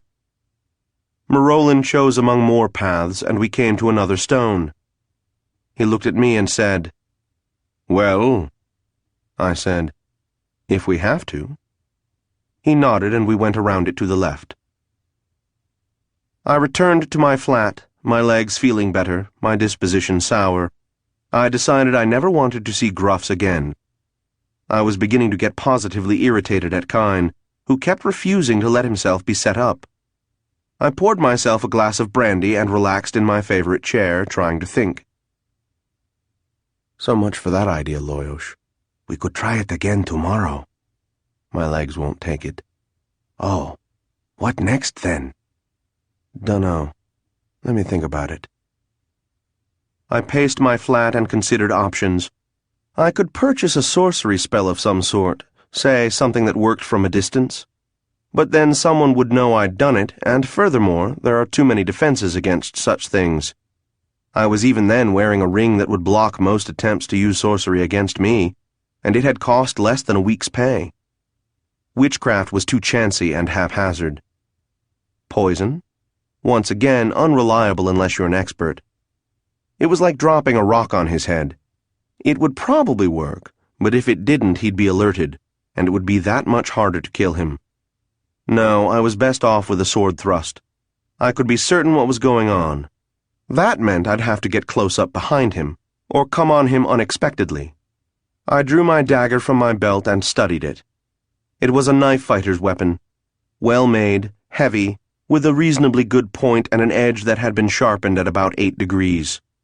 A chopping, slicing weapon that would work well against the back of a neck. My rapier was mostly point, suitable for coming up under the chin and thus into the brain. Either would work. I put the knife away again, squeezed my hands into fists and paced a little more. "Got something, boss?" "I think so. Give me a minute to think about it." "Okay." And a little later, "All right, Loyosh, we're going to make this idiot simple. Here's what I'll want you to do." There were times when we were howling maniacs, times when we were hysterical with laughter. Keep walking. We were dying of hunger or thirst, with food or drink just to the side, off the path. Keep walking. Chasms opened before us, and the monsters of our nightmares bedeviled us. Our friends turned against us, our enemies laughed in our faces. I guess I shouldn't speak for Marolin, but the strained look of his back, the set of his jaw, and the paleness of his features spoke volumes. Keep walking. If you stop, you'll never get out of it. If you leave the path, you'll become lost. Walk into the wind, through the snowstorm, into the landslide. Keep walking. Paths crisscrossing, Marolin choosing, gritting our teeth and going on. Hours, minutes, years? I don't know. And this despite the fact that any time we took a right-hand path, we were safe from the purely physical attacks. Once we were attacked by a phantom showbear. I have a clear memory of it taking a swipe through my head, and being amazed that I didn't feel it, but I still don't know if that was the product of a right-hand or a left-hand choice. Frankly, I don't see how dead people manage it. There came a point when we had to stop and rest, and we did, taking food and drink directly before another grey stone. I'd given up asking stupid questions. For one thing, I knew Marolin wouldn't answer, and for another, I had the feeling that the next time he shrugged I was going to put a knife in his back. I suppose by that time he was feeling equally fond of me. After a rest, then, we stood up again, and Marolin chose a left-hand path. I gritted my teeth. "You holding up all right, Loyosh?" Just barely, boss. You? About the same. I wish I knew how long this was going to go on. Or maybe I'm glad I don't. Yeah. But subjectively speaking, it wasn't long after that when the path before us suddenly widened. Marolan stopped, looked up at me, and a faint smile lightened his features. He strode forward with renewed energy, and soon the trees were swallowed in mist, which cleared to reveal a high stone arch with a massive dragon's head carved into it. Our path led directly under the arch. As we walked through it, Marolan said, "The land of the dead." I said, "I thought that's where we've been all along." "No, that was the outlying area. Now things are likely to get strange."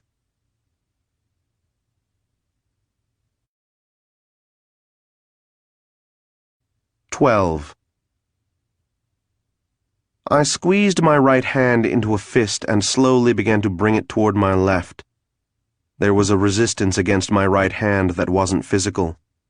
It was as if I knew what I had to do and wanted to do it, yet actually making the motion required fighting an incredible lassitude.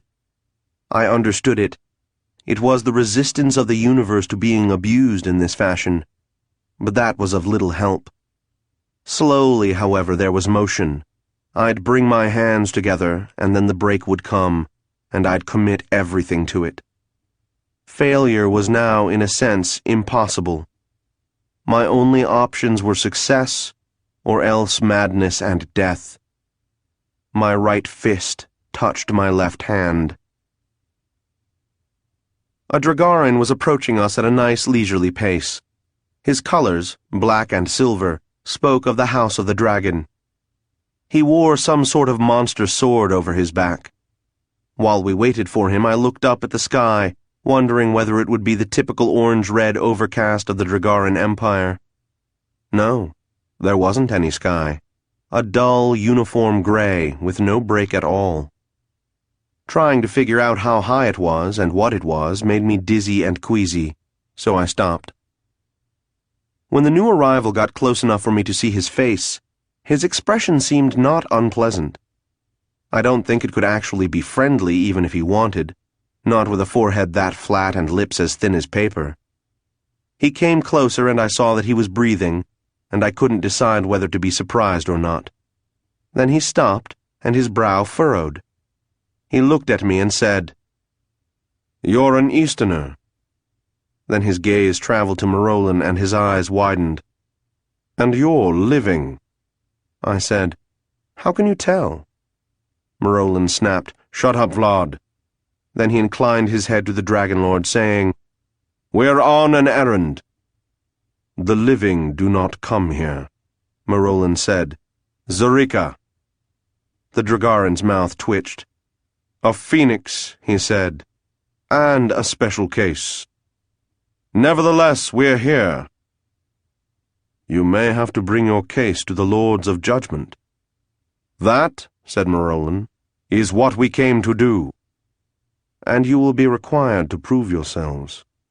"Of course," said Marolan. "Say what?" said I.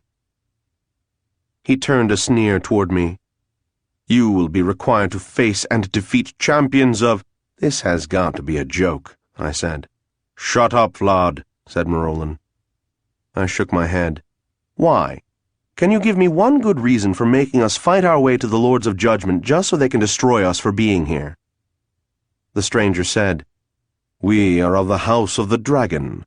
We fight because we enjoy it." He gave me a nasty smile, turned and walked away. Marolan and I looked at each other. He shrugged and I almost belted him. We looked around again and we were surrounded by Dragon Lords. I counted 12 of them.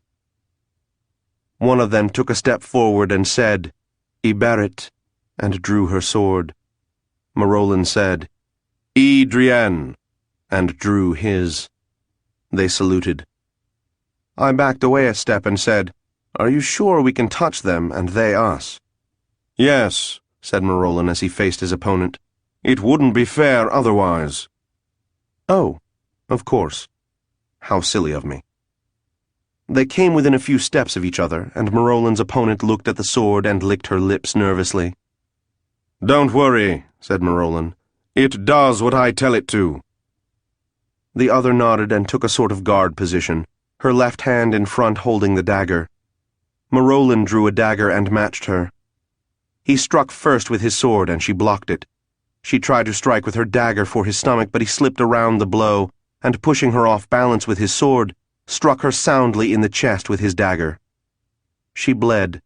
Marolin stepped back and saluted.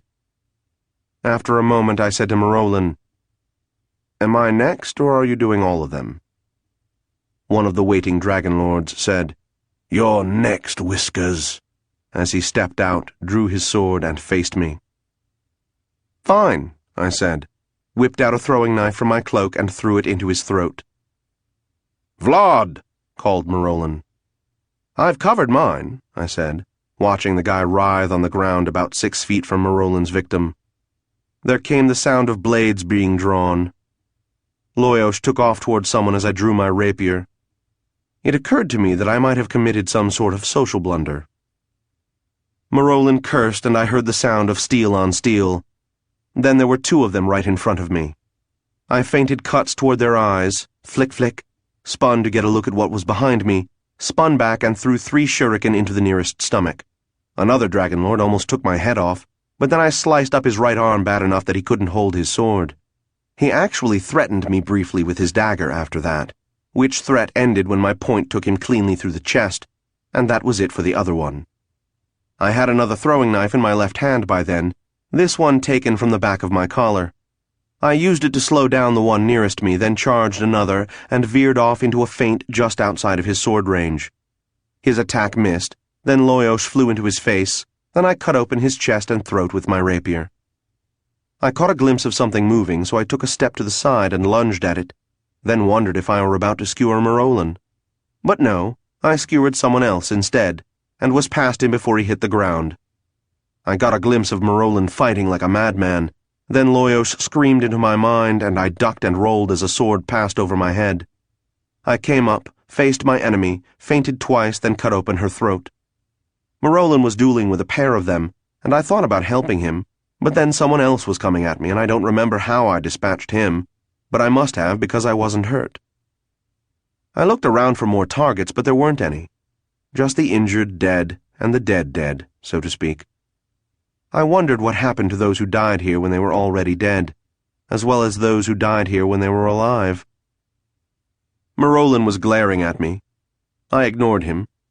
I cleaned my rapier and sheathed it, trying to recover my breath. Loyosh returned to my shoulder, and I picked up my own belligerence reflected in his mind.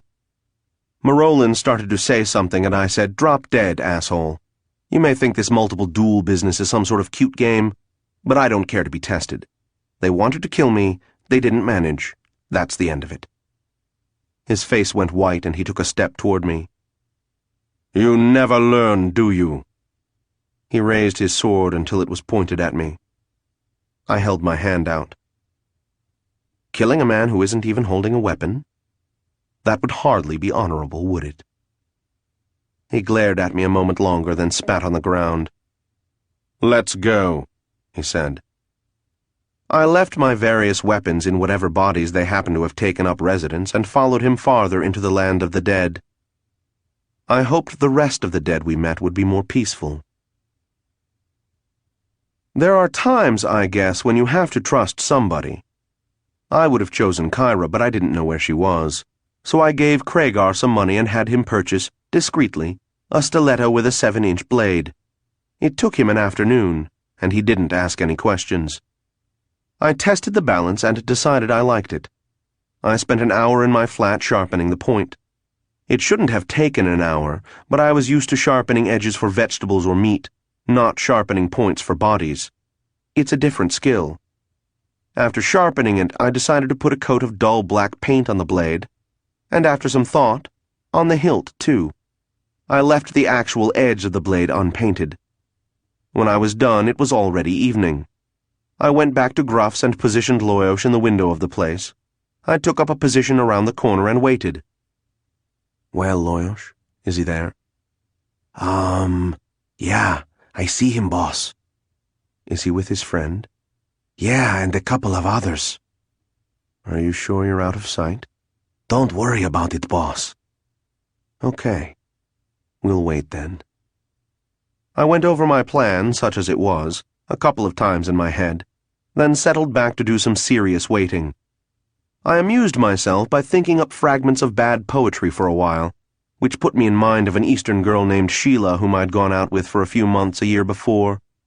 She was from South Adrolanca, where most humans live, and I guess she was attracted to me because I had money and seemed tough. I suppose I am tough, come to think of it. Anyway, she was good for me, even though it didn't last long. She wanted to be rich and classy, and she was an argumentative bitch. I was working on keeping my mouth shut when Dragaran punks insulted me, and she helped a lot because the only way to get along with her was to bite my tongue when she made her outrageous statements about Dragarans or the Jareg or whatever. We'd had a lot of fun for a while, but she finally caught a ship to one of the island duchies where they paid well for human singers. I missed her, but not a lot. Thinking about her and our 6-hour shopping sprees when I had money was a good way to waste time. I went through the list of names we'd called each other one afternoon when we were trying to see who could get cute enough to make the other ill. I was actually starting to get melancholy and teary-eyed when Loyosh said, They're leaving, boss. Okay, back here. He came back to my shoulder. I stuck my head around the corner. It was very dark, but in the light escaping from the inn I could see them. It certainly was my target. He was walking right toward me. As I ducked back behind the building, my heart gave one quick thud. There was a drop in my stomach, and I felt I was perspiring, just for an instant. Then I was cool and relaxed, my mind clear and sharp. I took the stiletto from its sheath at my side. Go, Loyosh. Be careful. He left my shoulder. I adjusted the weapon to an overhand grip because Dragarans are taller than we are. Eye level for Kine was just a bit over my head. No problem. Then I heard, What the? Get that thing away from me! At the same time there was laughter. I guess Kine was amused by his friend's dance with a Jareg. I stepped around the corner. I can't tell you what Loyosh was doing to Kine's friend because I had eyes only for my target. His back was to me, but he turned quickly as I emerged from the alley. His eyes were on a level with the blade, but the knife and my sleeve were dark, so his eyes locked with my own, in the tiny instant when the world froze around me and all motion slowed down. He appeared slightly startled. It wasn't as if I hesitated. The motion of my knife was mechanical, precise, and irresistible. He had no time to register the threat before the stiletto took him in the left eye. He gave a jerk and a gasp as I twisted the knife once to be sure. I left it in him and stepped back into the alley as I heard his body fall. I crouched between two garbage cans and waited. Then I heard cursing from around the corner. I'm away, boss, and he's found the body. Okay, Loyosh. Wait. I saw the guy come around the corner, sword out, looking. By this time I had another knife in my hand, but I was hoping that, knowing there was an assassin around, the guy wouldn't be interested in looking too closely for him. I was right, too. He just gave a cursory glance up the alley, then probably decided that I'd teleported away. He took off at a run, probably to inform his boss of what had happened. As soon as Loyosh told me it was safe, I continued through the alley and, walking quickly but not running, made my way back to my flat. By the time I arrived, I wasn't trembling anymore. Loyosh joined me before I got there. I stripped off all of my clothing and checked for bloodstains. My jerkin was stained, so I burned it in the kitchen stove. Then I bathed, while thinking about how to spend my money. Our friend from the gate, the dragon lord with the flat forehead, joined us again. He glared at me and I sneered back. Loyosh hissed at him, which I think unnerved him just a bit. We won the exchange, though it was close. He turned to Marolin, who actually seemed a little embarrassed. Marolin said, My companion. Do not speak of it, said the other. Very well. Follow. Marolin shot me one more glare for good luck, and we set off behind him. The area seemed empty of trees, rocks, or buildings. Every once in a while, off in the distance, we would see figures moving. As I continued looking, trying to avoid looking at the sky, it seemed that things were shifting a bit, as if our steps were taking us over more ground than just a footstep ought to, and the position of landmarks would change out of proportion to our rate of movement. Well, this shouldn't surprise me. I went back to concentrating on our friend's back. Then someone else came toward us, a woman dressed in a robe of bright purple. Our guide stopped and spoke quietly to her, and she turned and went off again. "Boss, did you get a look at her eyes?" No, I didn't notice. What about them? "They were empty, boss. Nothing. Like no brain or something." Interesting. The landscape began changing. I can't be precise about when or to what, because I was trying not to watch. The changes didn't make sense with how we were moving, and I didn't like it. It was almost like a short teleport, except I didn't get sick or feel any of the effects. I saw a grove of pine trees, and then they vanished.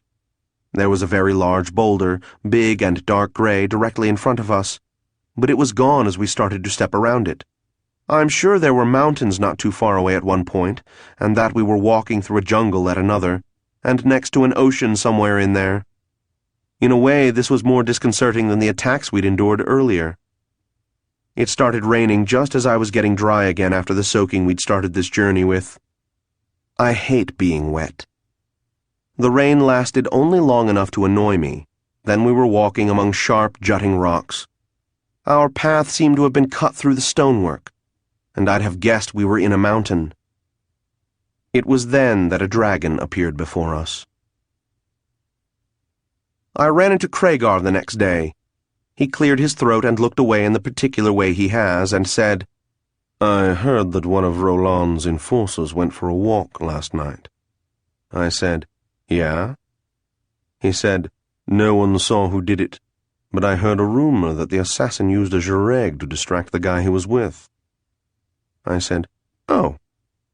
He said, "I'd almost think of you, Vlad, except you're so well known for having a pet jareg, that you couldn't possibly be stupid enough to do something that obvious." I suddenly felt queasy. Loyos said, "Pet?" I said, "Shut up," to Loyos, and, "That's true," to Kragar. He nodded. "It was interesting, though." I said, "Yeah?" My boss sent for me a little later. He said, "Vlad, you should leave town for a while. Probably a month. You have anywhere to go?" I said, "No." He handed me another bag of gold. "Find somewhere you like.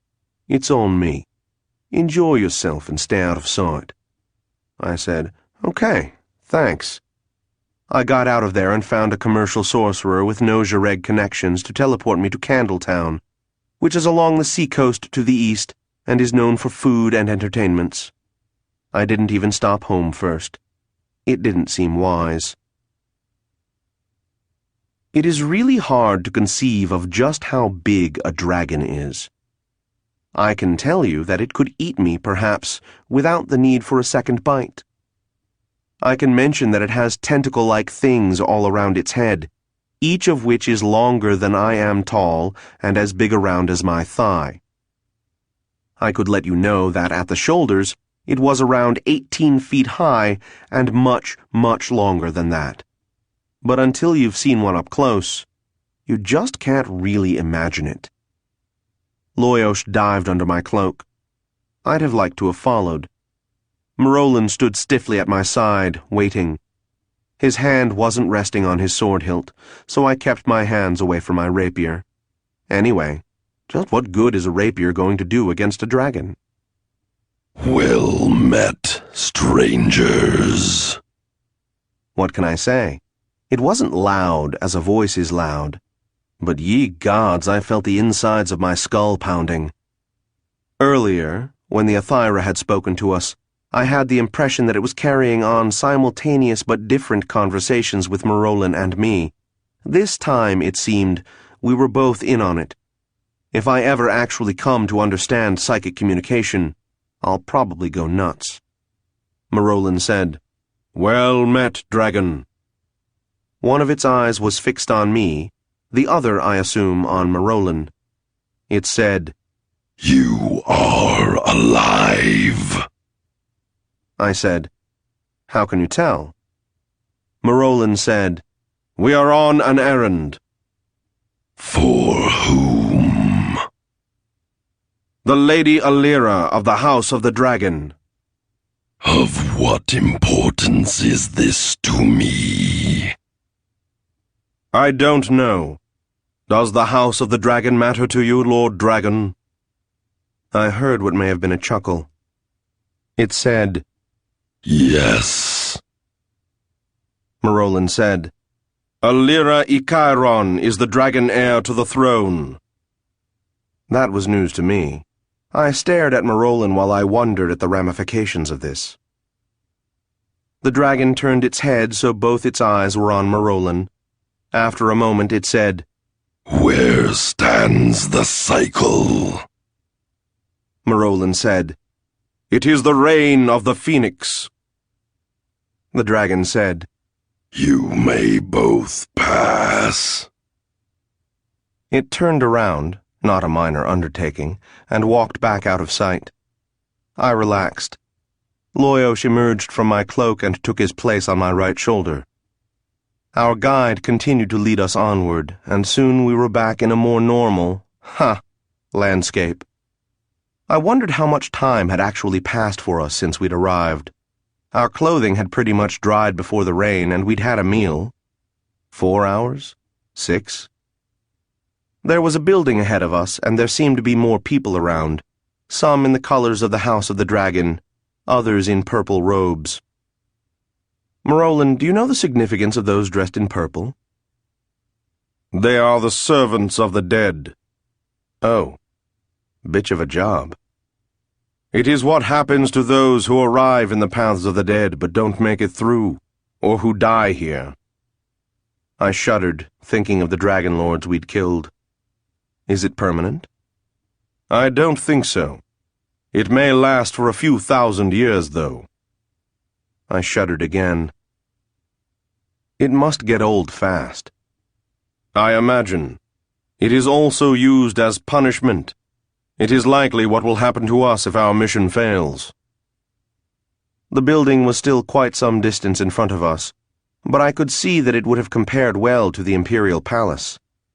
It was a simple, massive cube, all gray, with no markings or decorations I could distinguish. It was ugly. Our guide gestured toward it and said, The Halls of Judgment.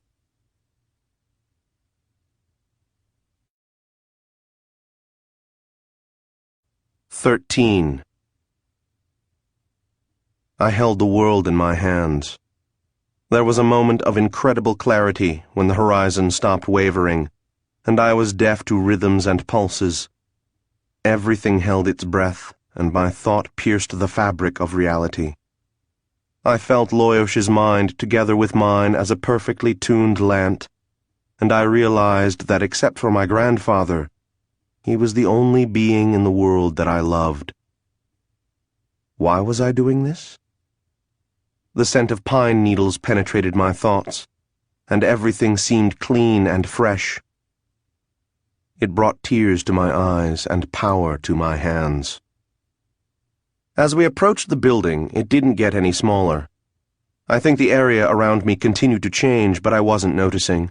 We came to an arch with another stylized dragon's head, and our guide stopped there. He bowed to Marolin, studiously ignoring me. I said, "It's been a pleasure. Have a wonderful time here." His eyes flicked over me, and he said, "May you be granted a purple robe." "Why, thanks," I said. "You too." We passed beneath the arch. We were in a sort of courtyard in front of doors I suspect our friend the dragon could have gone through without ducking. I saw other arches leading into it, about 20 of them. Oh. No, of course. Make that exactly 17 of them. There were several purple robes standing around in the courtyard, one of whom was approaching us. He made no comment, only bowed to us both, turned and led us toward the doors. It was a long way across the courtyard. I had a chance to think about all sorts of possibilities I didn't enjoy contemplating. When we were before the doors, they slowly and majestically swung open for us, with an assumed grandeur that seemed to work on me even though I was aware of it. "Stole one of your tricks," I told Marolin. It is effective, is it not? "Yeah." Back when the doors of Castle Black had opened, Lady Teldra had stood there to greet me. When the doors of the Halls of Judgment opened before us, there was a tall, male Dragarin in the dress of the House of the Leorn, brown ankle-length skirt, doublet and sandals, with a sword slung over his back. He saw me and his eyes narrowed. Then he looked at the pair of us, and they widened. You are living men. I said, "How could you tell?" Good Leon, said Marolin, we wish to present ourselves to the Lords of Judgment. He sort of smiled. "Yes, I suppose you do. Very well, follow me. I will present you at once." "I can hardly wait," I muttered. No one responded. I spent the 2 weeks following Kyne's death in Candletown, discovering just how much fun you can have while you're worried sick, or, if you wish, just how miserable you can be while you're living it up. Then one day, while I was sitting on the beach quietly getting drunk, a waiter came up to me and said, "Lord Mordier?" I nodded, as that was close enough to the name I was using. He handed me a sealed message for which I tipped him lavishly. It read, "Come back," and my boss had signed it. I spent a few minutes wondering if it was faked, until Loyosh pointed out that anyone who knew enough to fake it knew enough to send someone to kill me right there on the beach. This sent a chill through me, but it also convinced me the message was genuine. I teleported back the next morning, and nothing was said about what I thought must have been a miserable blunder. I found out, over the course of the next few months, that it hadn't really been that bad a mistake. It was pretty much the policy to send the assassin out of town after he shined someone, especially during a war. I also found out that going to Candletown was a cliché. It was sometimes referred to as Killer Town. I never went back there. But there was something I noticed right away, and I still don't really understand it. My boss knew I'd killed the guy, and Craigar certainly guessed it, but I don't think many others even suspected. Okay, then why did everyone treat me differently? No, it wasn't big things, but just the way people I worked with would look at me. It was like I was a different person, someone worthy of respect, someone to be careful of. Mind you, I'm not complaining. It was a great feeling, but it puzzled me then, and it still does. I can't figure out if rumors got around or if my behavior changed in some subtle way. Probably a little of each. But you know what was even more strange? As I would meet other enforcers who worked for someone or other in the strange world of the Jireg, I would, from time to time, look at one and say to myself, "That one's done work." I have no idea how I knew, and I guess I can't even guarantee I was right, but I felt it. And, more often than not, the guy would look at me and give a kind of half-nod, as if he recognized something about me, too. I was 17 years old, a human in the Dragarin Empire, and I'd taken a lot of garbage over the years. Now I was no longer an Easterner, nor was I a Dragarin or even a Jireg. Now I was someone who could calmly and coldly end a life, and then go out and spend the money. And I wasn't going to have to take any crap anymore. Which was a nice feeling while it lasted. I wondered, walking through the halls, if there were ever any dragons brought there for judgment. I mean, not only were the doors large enough to admit one, but the halls were too. At any rate, the scale made me feel small and insignificant, which was probably the reason behind the whole thing. Reason? Loyosh, who designed this place anyway? You're asking me, boss? I don't know. The gods, I suppose? And if I just knew what that meant, I'd be fine. Have you noticed there isn't any decoration? Nothing at all. You're right, Loyosh. But on the other hand, what sort of mood would you pick if you were decorating this place?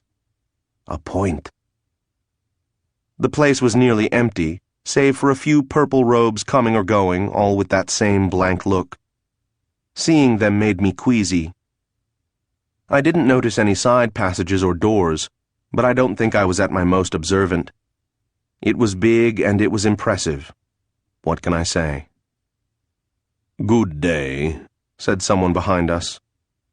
We turned and saw a male Dragarin in the full splendor of a Dragon Lord wizard, complete with shining black and silver garb, and a staff that was taller than he was. His smile was sardonic as he looked at Marolin. I turned to see my companion's expression. His eyes were wide. I'd now seen Marolin wet, embarrassed, and startled. If I could just see him frightened, my life would be complete. I said, "Are you certain it's day?" He turned his sardonic expression to me and sent me the most withering glare I've ever experienced. Several comments came to mind, but for once I couldn't manage to get them out. This may have saved my life. Marolin said, "I salute you, Lord Barrett. I had thought you were yet living. I grieve to know," he snorted. "Time flows differently here. Doubtless when you left, I hadn't been—" He scowled and didn't complete the sentence. Marolin indicated the surrounding wall. "You live within this building, Lord?" "No, I merely do research here." "Research? I suppose you wouldn't be familiar with the concept." By this time I'd recovered enough to appreciate someone being contemptuous of Marolin. Marolin, on the other hand, didn't appreciate it at all. He drew himself up and said, "My lord, if I have done something to offend you, I can't say much for your choice of traveling companions." Before Marolin could respond, I said, "I don't like it either, but—" "Don't speak in my presence," said Barrett. As he said it, I found that I couldn't. My mouth felt like it was filled with a whole pear, and I discovered that I couldn't breathe. I hadn't thought it possible to perform sorcery here. The Leorn who was guiding me took a step forward, but at that moment I found I could breathe again. Barrett said, "Jareg," as if it were a curse. Then he spat on the floor in front of me and stalked away. When he was gone, I took a couple of deep breaths and said, "Hey, and here I'd thought he hated me because I'm an Easterner." Marolin had no witty rejoinder for that. Our guide inclined his head slightly, from which I deduced that we were to follow him. We did.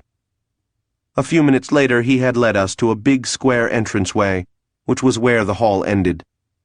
He stopped outside it and indicated that we should continue through. We bowed to him and stepped forward into another world.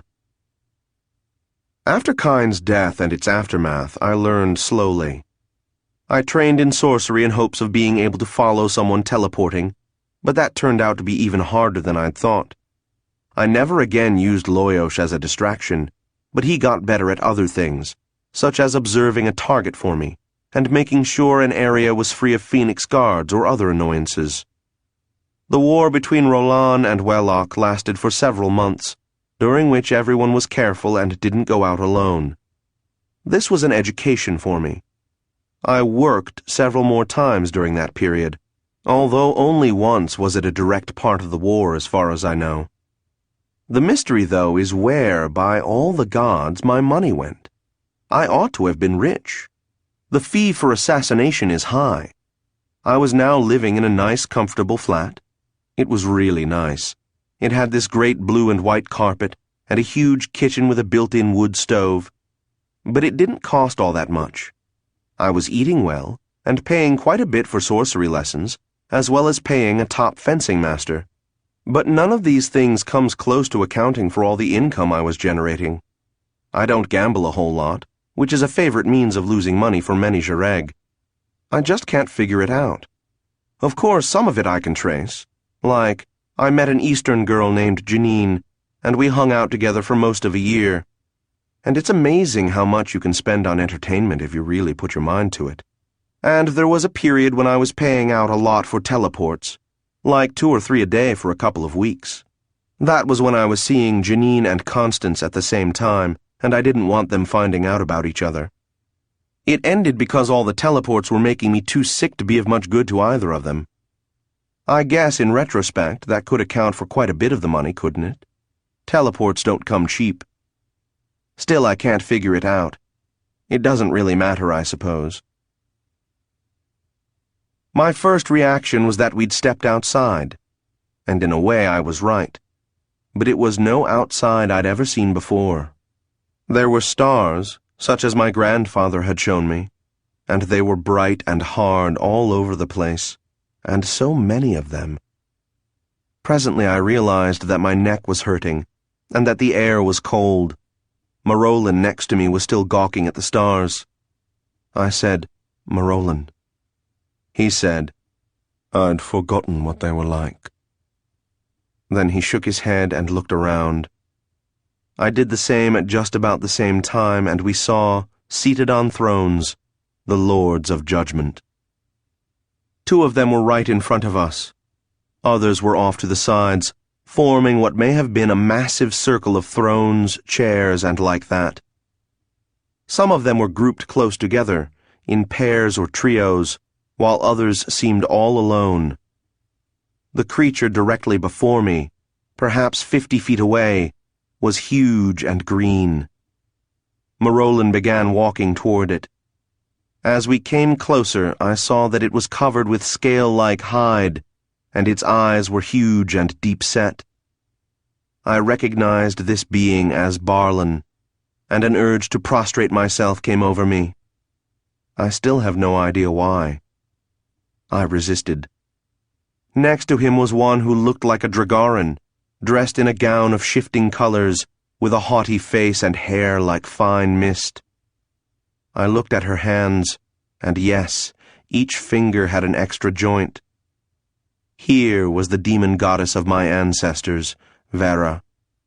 I looked to her right, half expecting to see the sisters legends claimed she had. I think I saw them, too. One was small and always in shadow, and next to her was one whose skin and hair flowed like water. I avoided looking at either of them.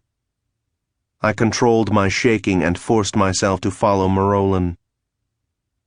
There were others, but I hardly remember them, save one who seemed to be dressed in fire, and another who seemed always to be fading into and out of existence.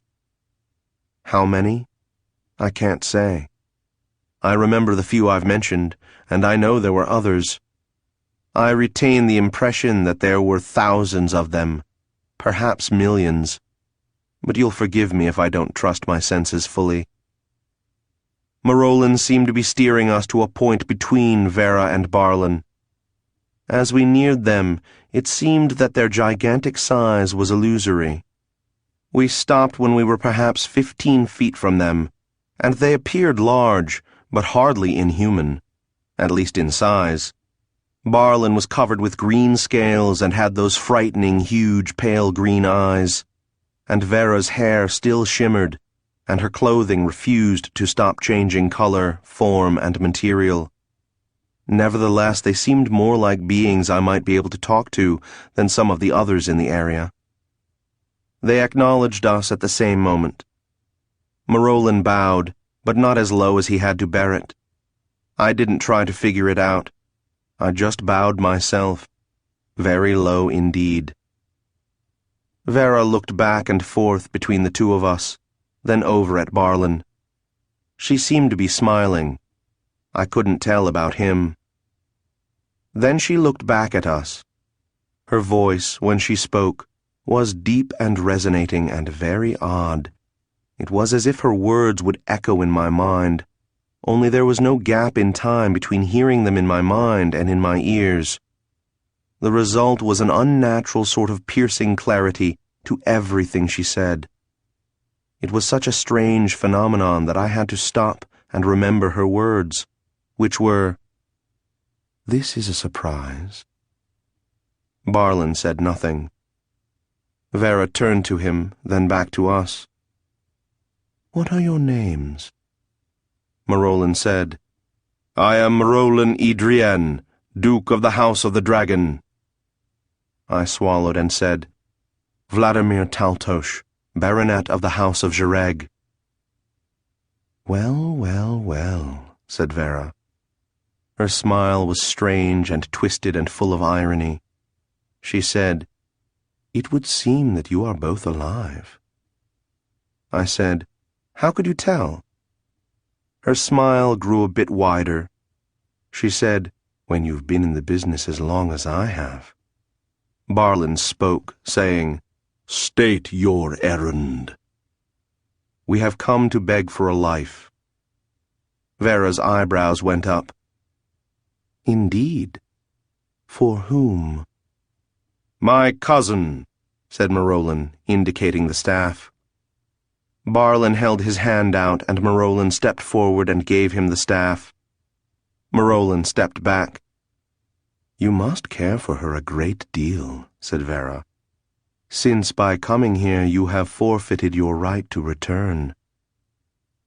I swallowed again. I think Vera noticed this, because she looked at me and said, Your case is less clear, as Easterners do not belong here at all. I licked my lips and refrained from comment. Vera turned back to Marolin and said, Well? Yes. Is she worth your life?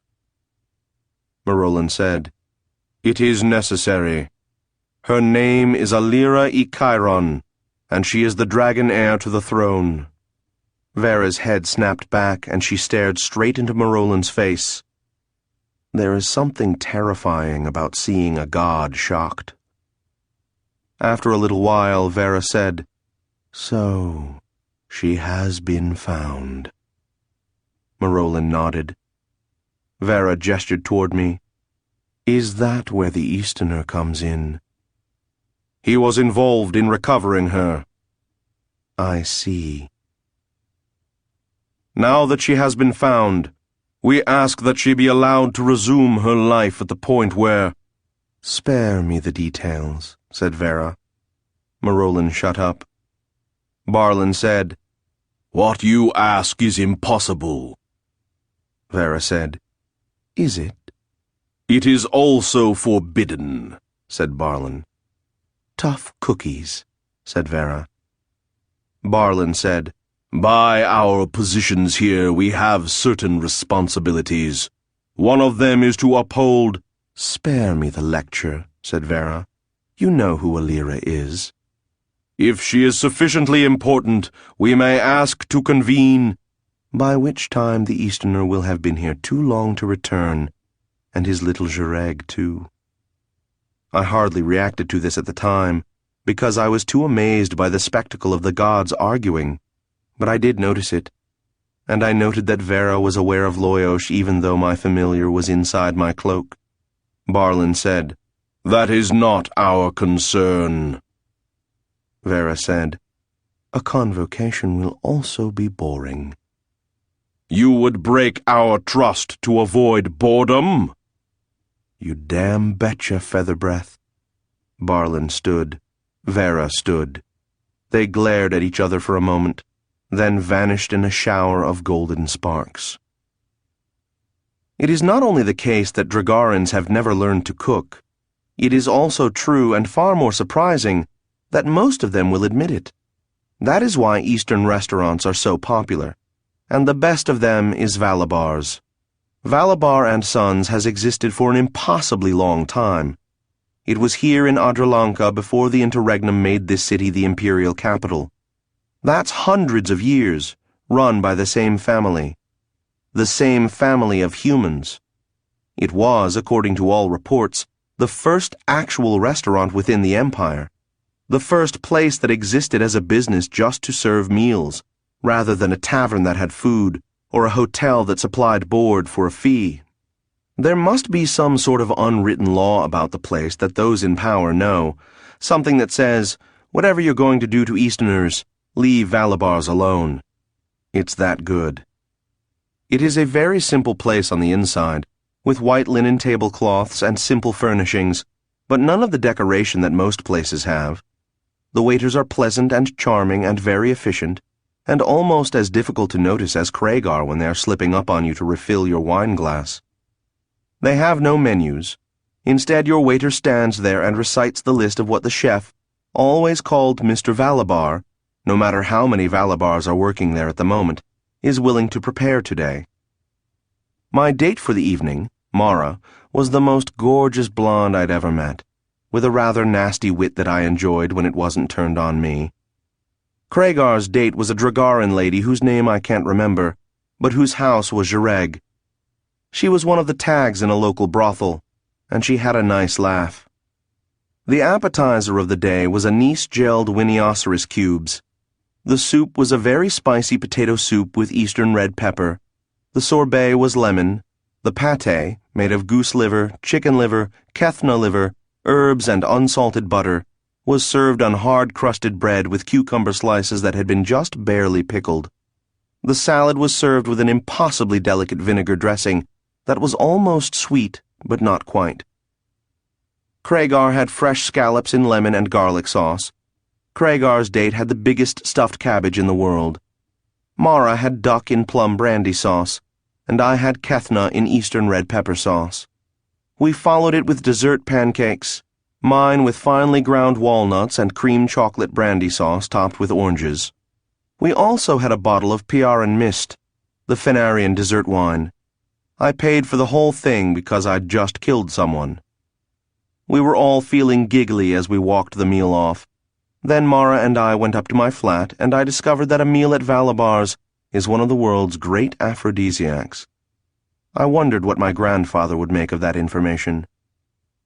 Mara got tired of me and dumped me a week or so later, but what the hell? I said, "Featherbreath?" Loyosh said, "Sheesh." I think," said Marolin judiciously, "that we've managed to get someone in trouble." Yeah. Marolin looked around, as did I.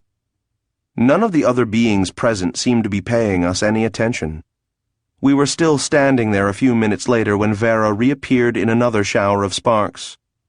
She had a gleam in her eye. Barlin appeared then, and as before, his expression was unreadable. I noticed then that Vera was holding the staff. Vera said, "Come with me." She stepped down from her throne and led us around behind it, off into the darkness. She didn't speak, and Marolin didn't speak.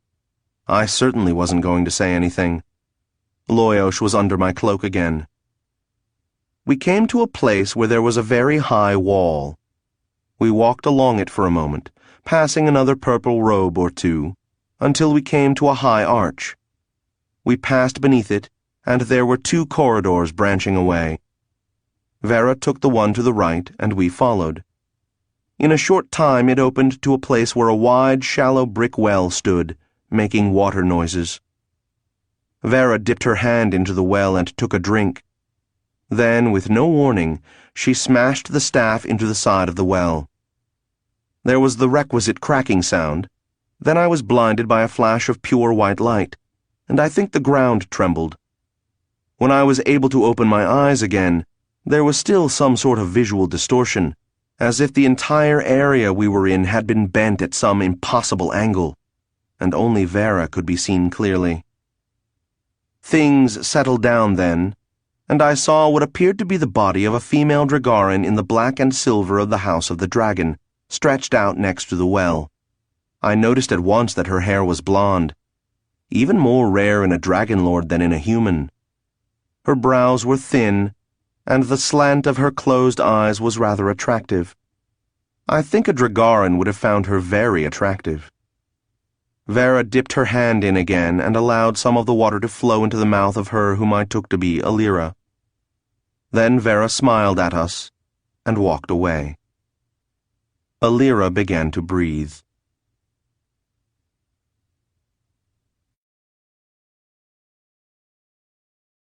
14. My grandfather, in teaching me fencing, used to make me stand for minutes at a time, watching for the movement of his blade that would give me an opening. I suspect that he knew full well that he was teaching me more than fencing. When the moment came, I was ready. Her eyes fluttered open, but she didn't focus on anything. I decided that she was better looking alive than she'd been dead. Merolan and I stood there for a moment. Then he said softly, Alira. Her eyes snapped to him. There was a pause before her face responded. When it did, she seemed puzzled. She started to speak, stopped, cleared her throat, and croaked. Who are you? He said, I'm your cousin. My name is Merolan Drienne. I am the eldest son of your father's youngest sister. Merolan, she repeated. Yes, that would be the right sort of name. She nodded as if he'd passed a test. I took in Merolan's face, but he seemed to be keeping any expression off it. Alira tried to sit up, failed, and her eyes fell on me, narrowed. She turned to Merolan and said, Help me. He helped her to sit up. She looked around. Where am I? The halls of judgment, said Merolan. Surprise. I'm dead? Not anymore. But I'll explain, said Merolan. Do so, said Alira. Those two must be related, I told Loyosh. He sniggered. What is the last thing you remember? She shrugged. A kind of one-shoulder and tilt-of-the-head thing that was almost identical to Merolan's. It's hard to say. She closed her eyes. We didn't say anything. A moment later she said, There was a strange whining sound almost above my audible range. Then the floor shook, and the ceiling and walls started to buckle, and it was becoming very hot. I was going to teleport out, and I remember thinking that I couldn't do it fast enough, and then I saw Sethra's face. She paused, looking at Merolan. Sethra Lavode. Do you know her? Rather, said Merolan. Alira nodded. I saw her face, then I was running through a tunnel. I think that was a dream. It lasted a long time, though. Eventually I stopped running and lay on what seemed to be a white tile floor, and I couldn't move and didn't want to. I don't know how long I was there. Then someone shouted my name. I thought at the time it was my mother. Then I was waking up, and I heard a strange voice calling my name. I think that was you, Merolan, because then I opened my eyes and saw you. Merolan nodded. You have been asleep, dead, actually, for, well, several hundred years. Alira nodded, and I saw a tear in her eye. She said very quietly, It is the reign of a reborn phoenix, isn't it? Merolan nodded, seeming to understand. I told him it would be, she said. A great cycle. 17 cycles. It had to be a reborn phoenix. He wouldn't listen to me. He thought it was the end of the cycle, that a new one could be formed. He created a sea of chaos, Alira. What? I decided that he referred to Adron. I doubted that he was to be found in these regions. Not as big as the original, perhaps, but it is there, where Dragara City used to be. Used to be, she echoed. The capital of the empire is now Adralanka. Adralanka? A seacoast town, right? Isn't that where Chiron's tower is? Chiron's watch. It used to be there. It fell into the sea during the interregnum. Oh, of course. How did it end? Zarika of the House of the Phoenix retrieved the orb, which somehow landed here in the Paths of the Dead. She was allowed to return with it. I helped her, he added. I see, she said. Merolan sat down next to her. I sat down next to Marolin. Alira said, "I don't know, Zarika." She was not yet born. She's the only daughter of Vernoi and, whoever it was she married. Luden. Right. They both died in the disaster. She nodded, then stopped. Wait. If they both died in the explosion and Zarika wasn't born when it happened, how could... Marolin shrugged. Setaro had something to do with it. I've asked her to explain it, but she just looks smug. He blinked. I get the impression that whatever it was she did, she was too busy doing it to rescue you as thoroughly as she'd have liked. I guess you were the second priority after making sure there could be an emperor.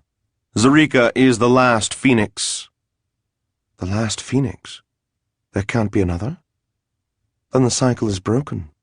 If not now, for the future. Maybe, said Marolin. Can there be another phoenix? How should I know? We have the whole cycle to worry about it. Ask me again in a few 100,000 years when it starts to matter. I could see from Alira's expression that she didn't like this answer, but she didn't respond to it. There was a silence. Then she said, "What happened to me?" I don't understand entirely, said Marolin. Setaro managed to preserve your soul in some form, though it became lost. Eventually, I imagine shortly after Zarika took the orb, an Athyra wizard found you. He was studying necromancy. I don't think he realized what he had. You were tracked down and... Who tracked me down? Setaro and I, he said, watching her face. He glanced at me quickly, then said, "And there were others who helped, some time ago." Alira closed her eyes and nodded. I hate it when they talk over my head. Did you have any trouble getting me back? Marolin and I looked at each other. None to speak of, I said. Alira looked at me, then looked again. Her eyes narrow. She stared hard as if she were looking inside of me. She said, "Who are you?" Vladimir Taltos, Baronet, House Jureg. She stared a little longer, then shook her head and looked back at Marolin. "What is it?" he asked. "Never mind." She stood up suddenly, or rather, tried, then sat down. She scowled. "I want to get out of here." "I believe they will let Vlad leave. If so, he will help you." She looked at me, then back at Marolin. "What's wrong with you?" "As a living man, I am not allowed to return from the paths of the dead. I shall remain here." Alira stared at him. "Like hell you will. I'll see you dead first." It's hard for me to pin down the point at which I stopped considering myself to be someone's enforcer who sometimes did work, and started considering myself a freelance assassin. Part of it was that I worked for several different people during a short period of time, during and after the war, including Wellock himself, so this made things confusing. Certainly those around me began to think of me that way before it occurred to me, but I don't think my own thinking changed until I had developed professional habits and a good approach to the job. Once again, it's unclear just when this occurred, but I was certainly functioning like a professional by the time I finished my 7th job, assassinating a little turd named Rayette. While I was thinking over this announcement and wondering whether to laugh, I realized that Vera had left us. In other words, we had no way of knowing where to go from here. I cleared my throat. Marolin broke off from his staring contest with Alira and said, "Yes, Vlad?" "Do you know how we can find our way back to where all the gods were?" I think so." "Let's do that then." "Why?" "Do you have a better idea?" "I suppose not." As I stood, I was taken with a fleeting temptation to take a drink from the well. It's probably fortunate that it was only fleeting. We helped Alira to stand, and I discovered that she was quite short, hardly taller than me, as a matter of fact. We began walking back the way we'd come, Marolin and me each supporting one of Alira's arms. She looked very unhappy. Her teeth were clenched, perhaps from anger, perhaps from pain. Her eyes, which I'd first thought were green, seemed to be gray, and were set straight ahead. We made it back to the archway and rested there for a moment. Marolan suggested that Alira sit down and rest her legs. Alira said, "Shut up." I saw that Marolan's patience was wearing thin. So was mine, for that matter.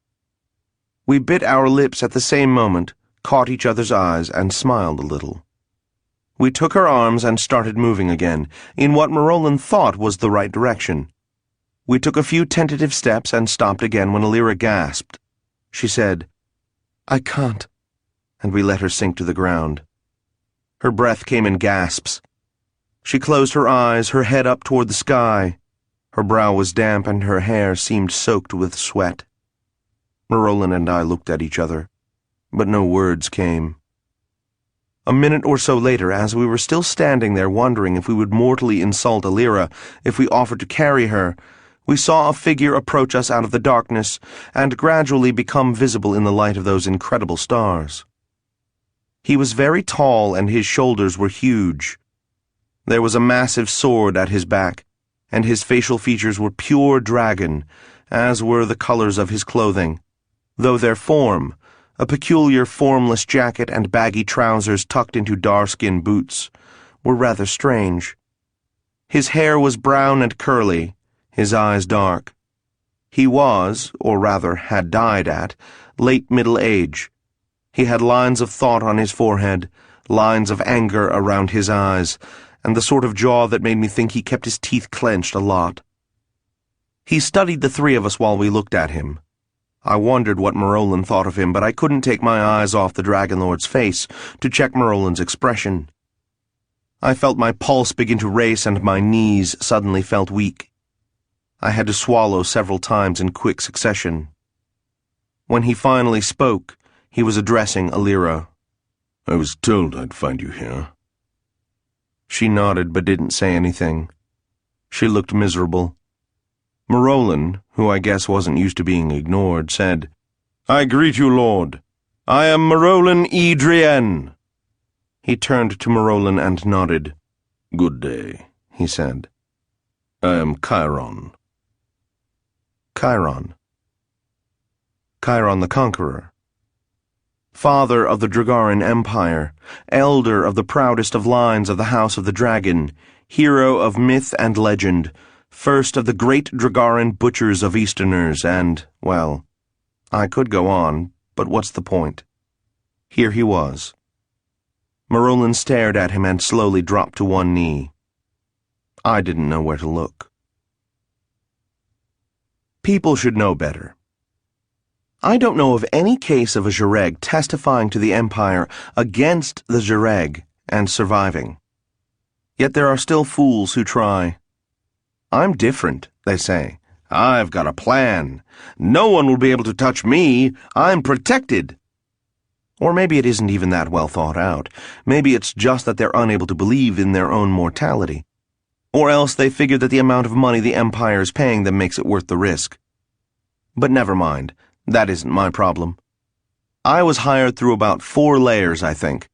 I met with a guy in front of a grocer, and we talked as we strolled around the block. Loyos rode on my left shoulder. It was early morning, and the area we were in was empty. The guy was called Feet for some reason or other. I knew who he was, and when he proposed an assassination, I knew it had to be big because he was placed pretty high in the organization. That meant that whoever had told him to get this done must be really important. I told him, "I know people who do that kind of thing.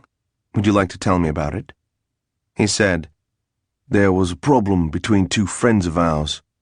This meant between 2 Zhureg.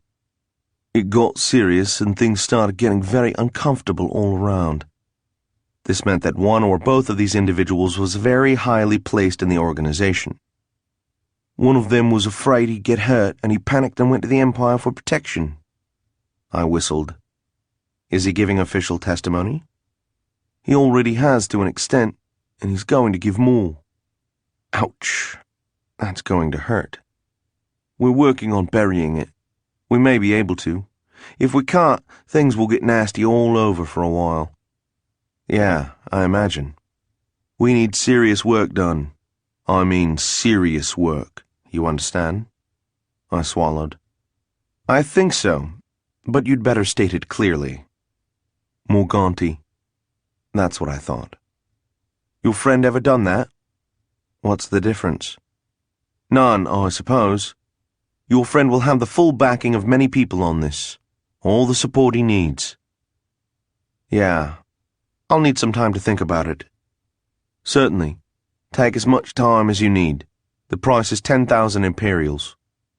I see. How much time do you need to think it over? I was silent for a few minutes as we walked. Then I said, Tell me his name. Rayet. Know him? No. We walked for a while as I thought things over. The neighborhood did neighborhood things all around us. It was a peculiar, peaceful kind of walk. I said, All right, I'll do it. Good, he said.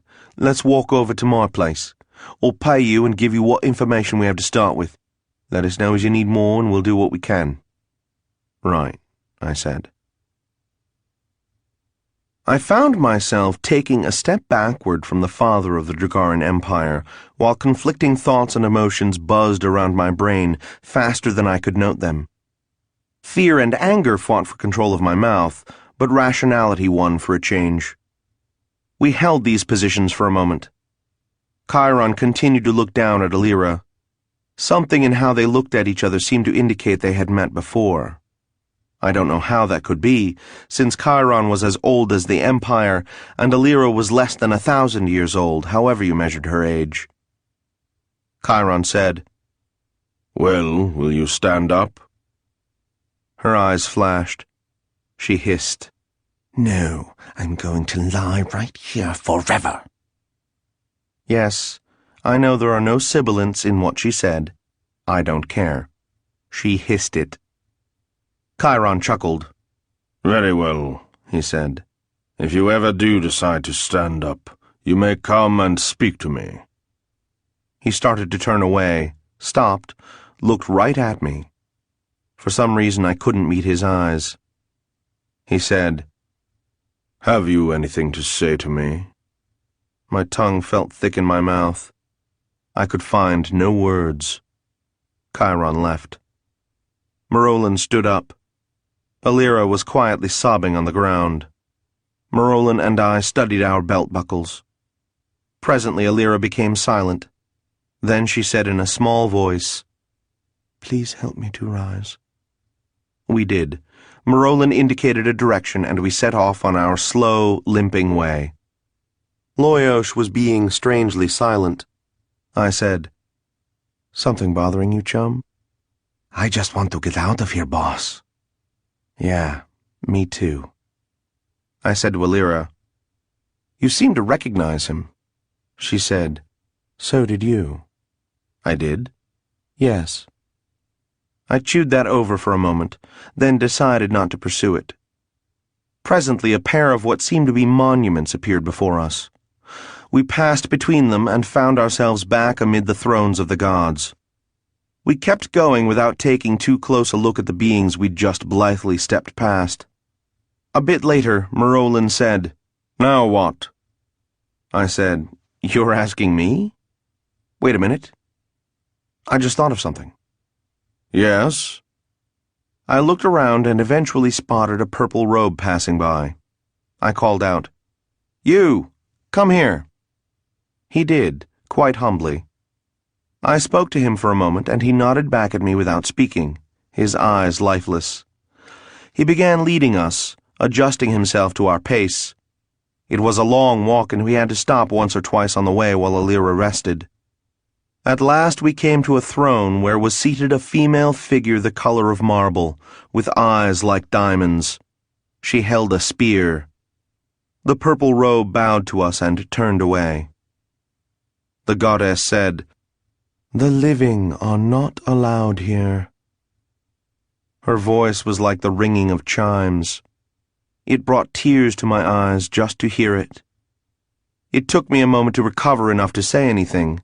in part because I had expected Marolin to jump in, but I said, "I am Vladimir Taltos. These are Marolin and Alira. You are Kelchor?" "I am." Marolin handed her the disc he'd been given by the cat centaurs. She studied it for a moment, then said, "I see.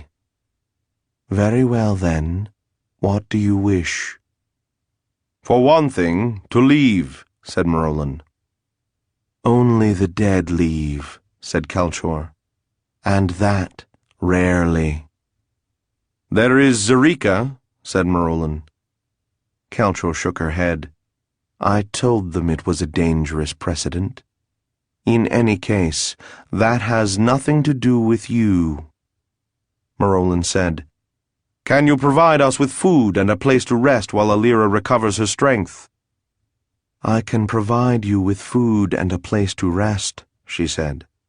"But this is the land of the dead. She will not recover her strength here." "Even sleep would help," said Alira. "Those who sleep here," said Kelchor, "do not wake again as living beings. Even Easterners," she added, giving me a look I couldn't interpret. I said, "Oh, fine," and suddenly felt very tired. Marolin said, "Is there any way in which you can help us?" He sounded almost like he was begging, which in other circumstances I would have enjoyed. Kelchor addressed Alira, saying, "Touch this." She held out her spear, just as Mist had done for me. Alira touched it without hesitation. I felt the pressure of holding her up ease. Kelchor raised the spear again, and Alira said, "I thank you." Kelchor said, "Go now." I said, "Where?" Kelchor opened her mouth to speak, but Alira said, "To find Chiron." I wanted to say that he was the last thing I wanted to see just then, but the look on Alira's face stopped me. She let go of our support and, though she seemed a bit shaky, walked away on her own. Marolin and I bowed low to Kelchor, who seemed amused. Then we followed Alira.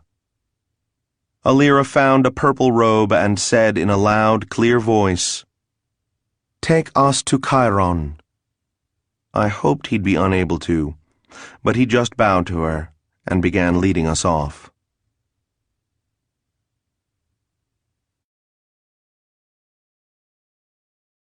15. When I felt it, it was almost as if I heard Noishpa's voice saying, "Now, Vladimir." Now, Vladimir. It is much too long a phrase for that instant of time in which I knew to act, but that is what I recall, and that is what I responded to. It burst. There was no holding back. There were no regrets. Doubts became abstract and distant. Everything had concentrated on building to this place in time, and I was alive as I am never alive except at such moments. The exhilaration, the release, the plunge into the unknown, it was all there. And best of all, there was no longer any point in doubting. If I was to be destroyed, it was now too late to do anything about it. Everything I'd been saving and holding back rushed forth. I felt my energy flow away as if someone had pulled the plug. It spilled forth and, for the moment, I was far too confused to know, or for that matter to wonder if my timing had been right. Death and madness, or success. Here it was. My eyes snapped open and I looked upon Bedlam. Even if my life depended on it, I couldn't tell you how we ended up there. But the purple robe somehow led us back to the white hallway through which we'd approached the gods. There was a side passage in it, though I'd noticed none before, and we took it, following its curves and twists until we came to a room that was white and empty, save for many candles and Chiron the Conqueror. He stood with his back to the door and his head bowed, doing I don't know what before one of the candles. He turned as we entered and locked gazes with Alira. You are standing on your own, I see. Yes, she said. And now that I do so, I can explain how proud I am to be descended from one who mocks the injured. I'm glad you're proud, Alira Ikairon.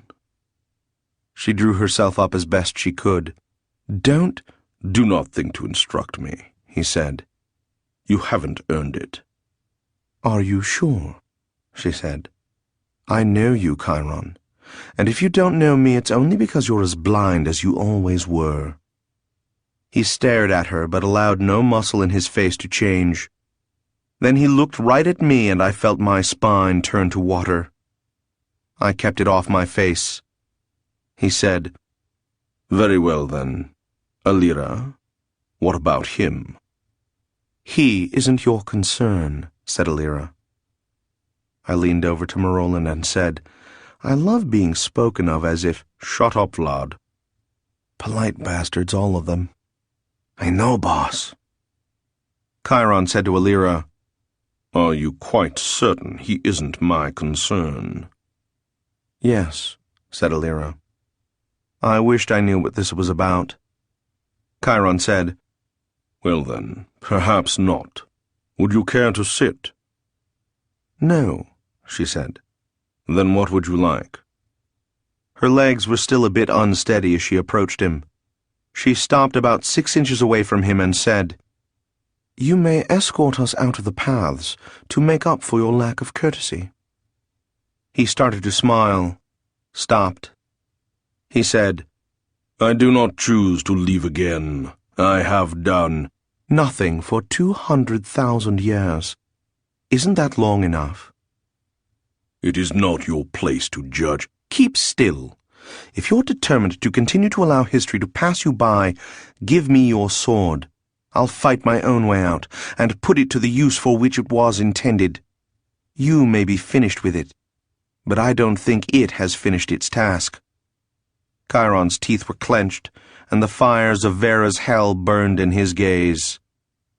He said, Very well, Alira Ikairon.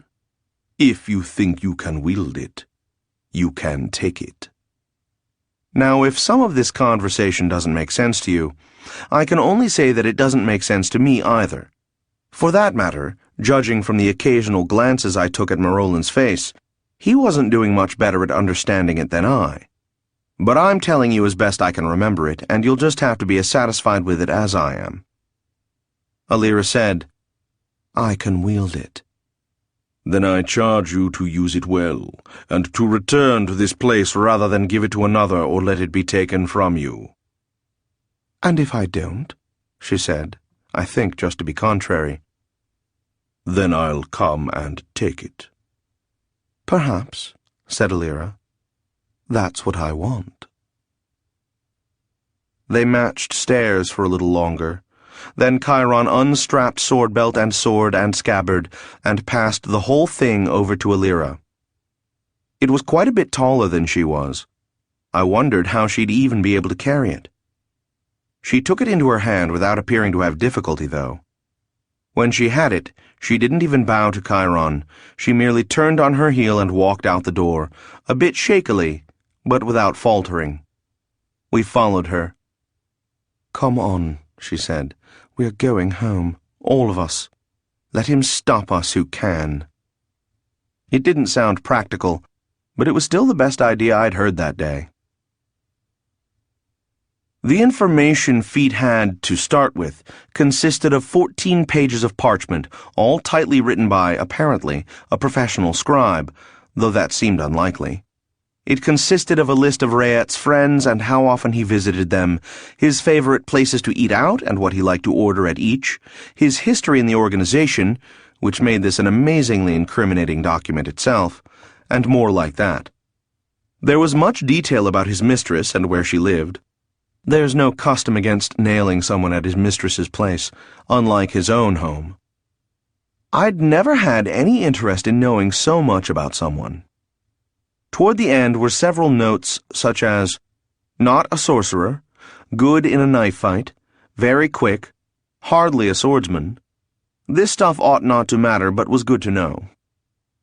On the other hand, this made me wonder if perhaps this wasn't the sort of thing I should be trying to find out about all of my targets. I mean, sure, killing someone with a Morganti weapon is as serious as it gets, but any assassination is, well, a matter of life and death. In addition to the parchment, Feet gave me a large purse containing more money than I'd ever seen in my life, most of it in 50 imperial coins. And he gave me a box.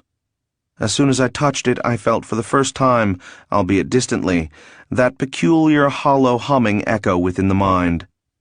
I shuddered and realized just what I'd gotten myself into. It was, of course, far too late to back out. Tromp, tromp, tromp, hear us march, ever onward, onward, doom uncertain, toward the unknown terrors of death, heads high, weapons ready. What a load of crap. We made our way through the corridors of the halls of judgment as well as we could, which wasn't very. What had been a single straight wide corridor had somehow turned into a twisty maze of little passages, all the same. We must have wandered those halls for 2 or 3 hours, getting more and more lost, with none of us willing to admit it. We tried marking the walls with the points of our swords, keeping to the left-hand paths, but nothing worked. And the really odd thing was that none of the passages led anywhere except to other passages. That is, there were no rooms, stairways, doors, or anything else. The purple robes we asked to lead us out just looked at us blankly. Alira had buckled Chiron's greatsword onto her back and was grimly not feeling the weight. Marolin was equally grim about not feeling anything. Neither Loyosh nor I felt like talking. No one else had any good suggestions either. I was getting tired. We stopped and rested, leaning against a wall. Alira tried to sit down on the floor and discovered that the greatsword on her back made this impossible.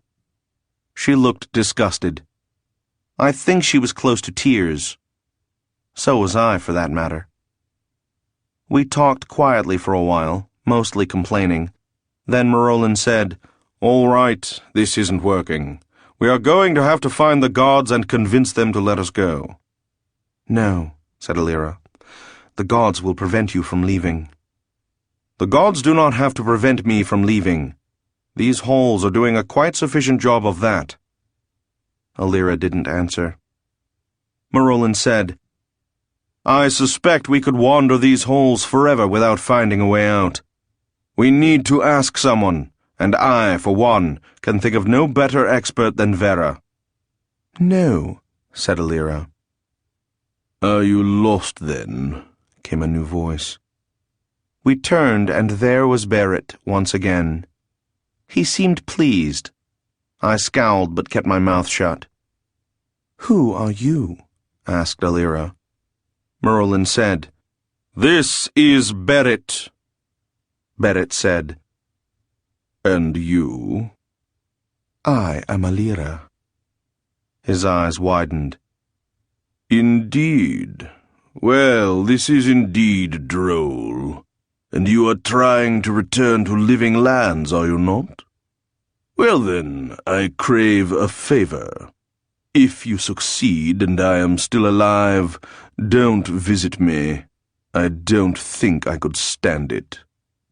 Alira said, "My lord, we are—" "Yes, I know. I cannot help you.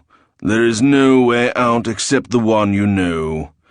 Any purple robe can guide you back there. I am sorry." And he did actually seem to be sorry, too. But he was looking at Alira as he said it. Alira scowled and her nostrils flared. She said, "Very well, then," and we left Barrett standing there. Finding a purple robe in that place was about as difficult as finding a Tekla in the market.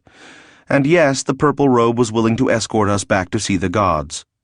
She seemed to have no trouble finding the large passage. The thought crossed my mind that we could just turn around and take this passage out the way we'd come. I didn't suggest it because I had the feeling it wouldn't work. We passed through the gate once more, the purple robe leaving us there, and we came once more before the throne of Vera, the demon goddess. She was smiling. The bitch. I could have done most of my planning without ever leaving my flat, and I almost decided to, but I was getting more and more nervous about this whole Morganti business, so I decided to take the precaution of verifying some of the information on the fact sheets. I'll make a long, dull story short, and say it all checked out, but I was happier seeing it myself. His imperially assigned protection consisted of 3 dragon lords who were always with him, all of whom were very good. None of them spotted me while I was following them around, but they made me nervous. I eventually sent Loyos to trail him while I studied the information, looking for a weakness. The problem was the fact that the bodyguards were of the House of Dragon. Otherwise, I could probably bribe them to step out of the way at the crucial time. I wondered if the dragons might have other weaknesses. Well, for the moment, assume they did. Was there a good, obvious place to take him? Sure. There was a lady he liked to visit in the west of Adrolanka, past the river. If there is a better time and place to nail someone than his mistresses, I don't know what it is. Loyos checked the area out for me, and it was perfect. Rarely traveled in the early morning hours when he left her place, yet with a fair share of structures to hide near. All right, if I were going to take him there, what would I do? Replace the cabman who picked him up? That would involve bribing the cabman, who'd then know about the assassination, or else killing or disabling him, which I didn't like. No, there had to be a better way. And there was. And I found it. She said, "I greet you again, mortals. And you, Alira, I give you welcome. You may leave this place, and the Easterner may accompany you, on the condition that he never return. The Lord Marolin will remain." "No," said Alira. "He returns with us." The goddess continued to smile. "All right," said Alira. "Explain to me why he has to stay here." "It is the nature of this place. The living are simply unable to return. Perhaps he can become undead and leave that way. There are those who have managed this. I believe you know Sethra Levode, for instance." "That is not acceptable," said Alira. Vera smiled, saying nothing.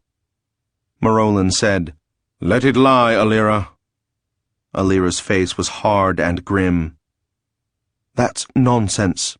What about Vlad, then? If it was the nature of the place, he couldn't leave either. And don't tell me it's because he's an Easterner. You know and I know there's no difference between the soul of an Easterner and the soul of a Dragarin." "Indeed. Then why weren't Easterners allowed into the paths of the dead, assuming we'd want to be?" But this wasn't the time to ask. Alira continued, "I couldn't leave either, for that matter. And didn't the Empress Zarika manage? And for that matter, what about you? I know what being a Lord of Judgment means, and there's nothing that makes you so special that you should be immune to these effects. You're lying." Vera's face lost its smile, and her multi-jointed hands twitched. An odd, inhuman gesture that scared me more than her presence. I expected Alira to be destroyed on the spot, but Vera only said, "I owe you no explanation, little dragon." Alira said, "Yes, you do." And Vera flushed. I wondered what it was that had passed between them. Then Vera smiled, just a little, and said, "Yes, perhaps I do owe you an explanation. First of all, you are simply wrong. You don't know as much about being a god as you think you do. Easterners hold gods in awe, denying us any humanity. Dragarans have the attitude that godhood is a skill, like sorcery, and there's nothing more to it than that. Neither is correct. It is a combination of many skills and many natural forces, and involves changes in every aspect of the personality. I was never human, But if I had been, I wouldn't be now. I am a god. My blood is the blood of a god. It is for this reason that the halls of judgment cannot hold me. In the case of Zarika, she was able to leave because the Imperial Orb has power even here. Still, we could have stopped her, and we nearly did. It is no small thing to allow the living to leave this place, even those few who are capable. Your Easterner friend could never have come here without a living body to carry him. No, the soul doesn't matter, but it's more complicated than that. It is the blood. As a living man, he could bring himself here, and as a living man, he can leave. She suddenly looked at me.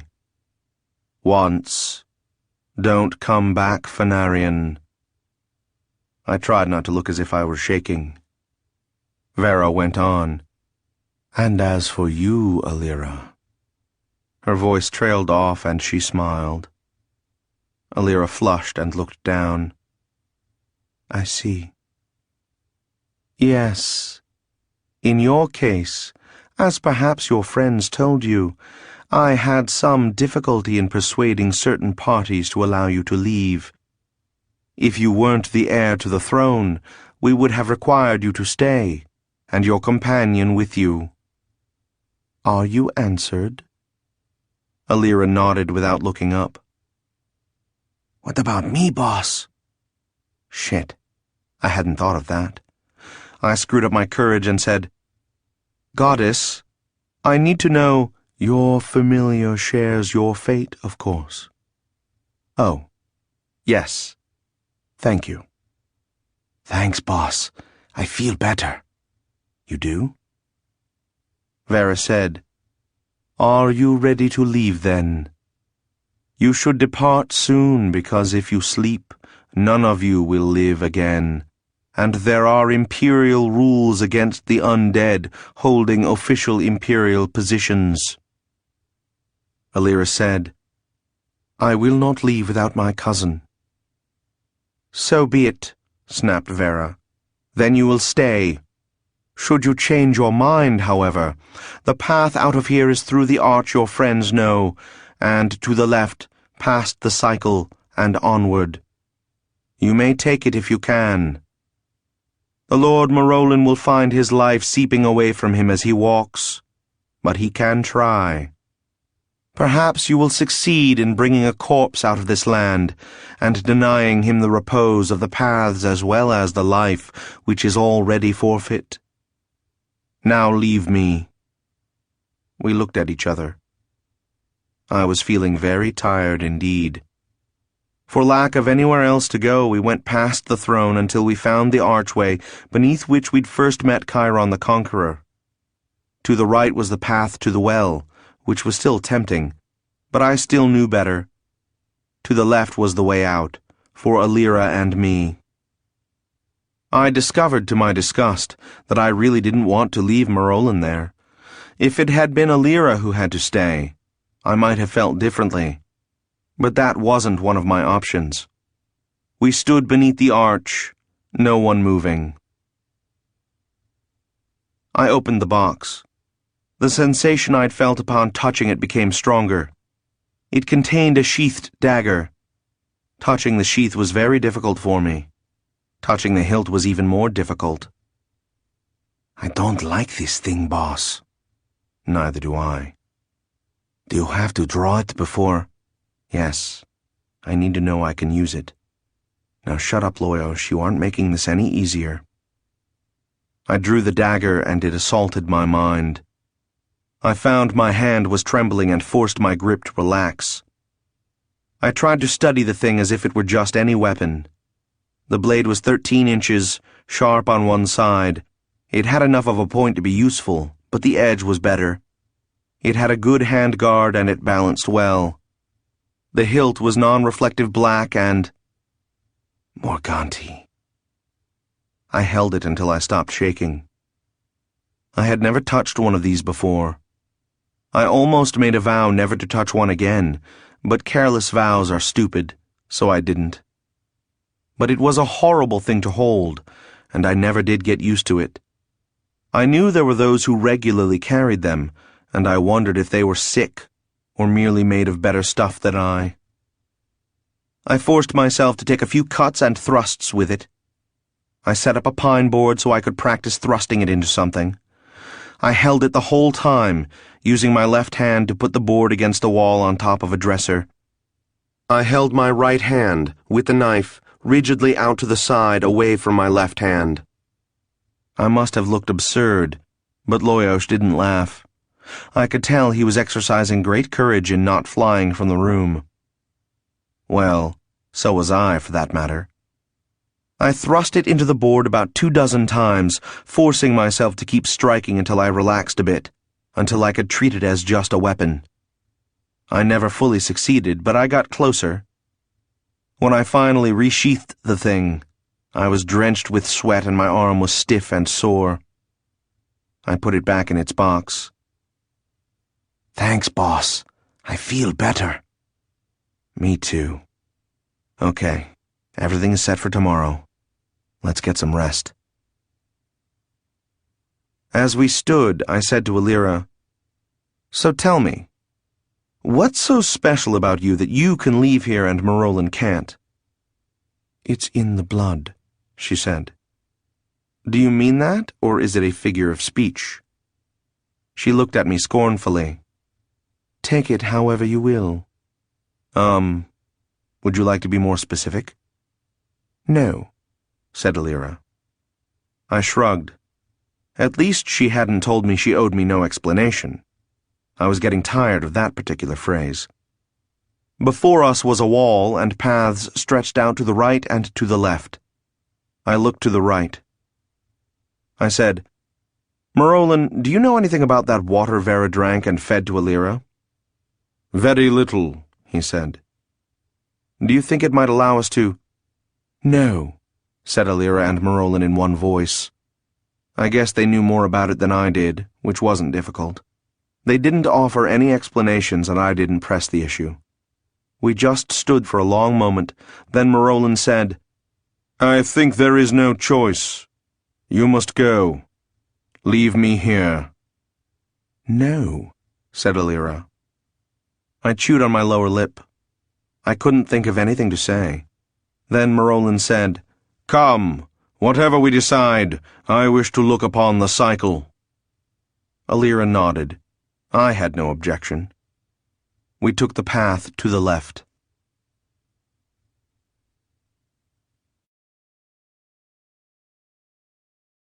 "16. The horizon jumped and twisted. The candle exploded. The knife vibrated apart, and the humming became, in an instant, a roar that deafened me. On the ground before me the rune glowed like to blind me, and I realized that I was feeling very sleepy. I knew what that meant, too. I had no energy left to even keep me awake. I was going to lose consciousness, and I might or might not ever regain it. And I might, or not, be mad if I did.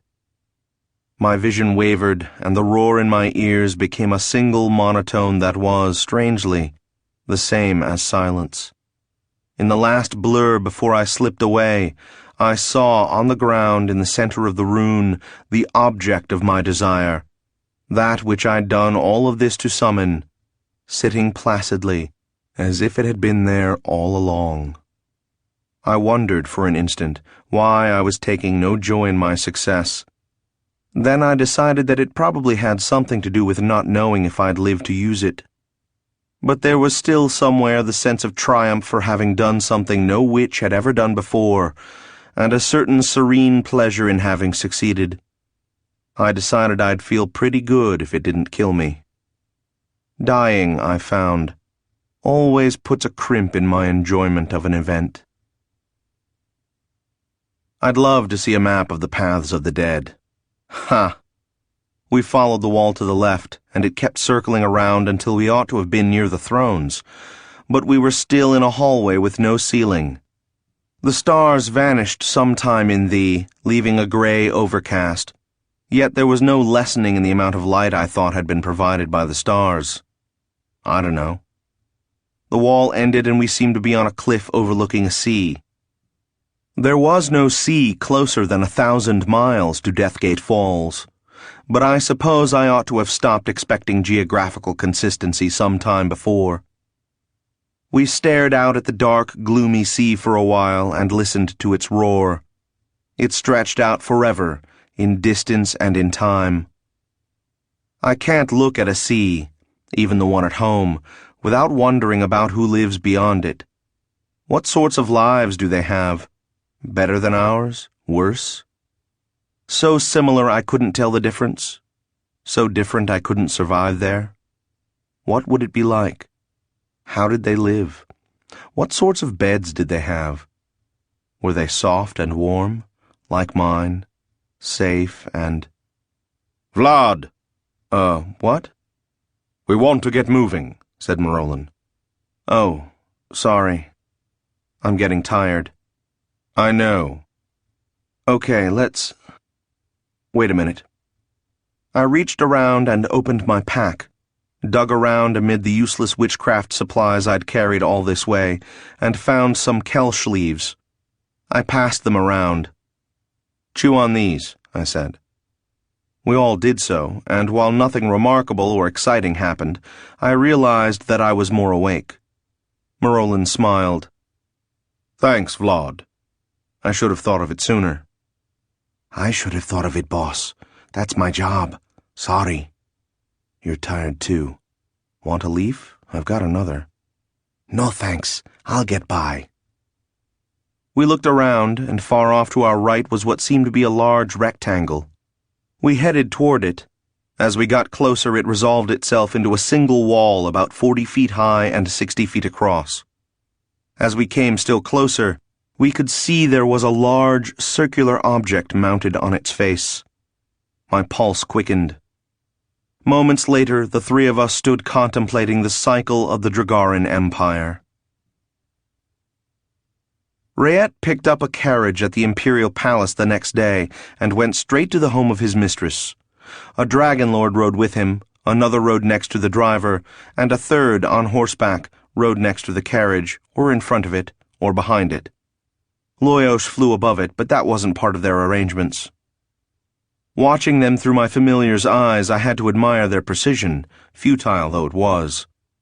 The one on top of the coach got down first, checked out the area, and went straight into the building and up to the flat, which was on the second floor of the 3-story brick building.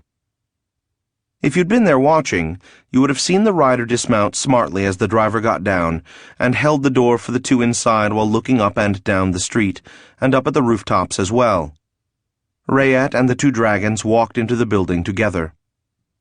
The first one was already inside the flat and had checked it over. Rayet's mistress, whose name was Treffa, nodded to the dragon and continued setting out chilled wine. She seemed a bit nervous as she went about this, but she'd been growing more and more nervous as this testimony business continued. As he finished checking the apartment, the other two dragons delivered Rayet. Treffa smiled briefly and brought the wine into the bedchamber. He turned to one of the dragons and shook his head. "I think she's getting tired of this." The dragon probably shrugged. He'd been assigned to protect a Jareg, but he didn't have to like it, or him, and I assume he didn't. Rayet walked into the bedchamber and closed the door. Treffa walked over to the door and did something to it. "What's that, babe?" "A soundproofing spell. I just bought it." He chuckled. "They making you nervous?" She nodded. "I suppose it's starting to wear on you." She nodded again and poured them each a glass of wine. When he hadn't appeared after his usual few hours, the dragons knocked on the door. When no one answered, they broke the door down. They found his lifeless and soulless body on the bed, a Morganti knife buried in his chest. They wondered why they hadn't heard him scream, or the window opening. Treffa lay next to him, drugged and unconscious. They couldn't figure out how the drugs had gotten into the wine, and Treffa was no help with any of it. They were suspicious of her, naturally, but were never able to prove that Treffa had actually taken money to set him up. She disappeared a few months later and is doing quite well to this day. And Treffa isn't her name anymore. And I won't tell you where she's living. It is commonly believed that if anyone had the strength to take hold of the great wheel that is the cycle and physically move it, the time of the current house would pass, and the next would arrive. It is also commonly held that it would require enough strength to overcome all the weight contained by the forces of history, tradition, and will that keep the cycle turning as it does. This being the case, it seems a moot point, especially when, as I stared at it, it was hard to imagine anyone with the strength to just move the bloody great wheel. That's all it was, too. A big wheel stuck onto a wall in the middle of nowhere. On the wheel were engraved symbolic representations of all 17 houses. The phoenix was at the top, the dragon next in line, the Etheira having just passed.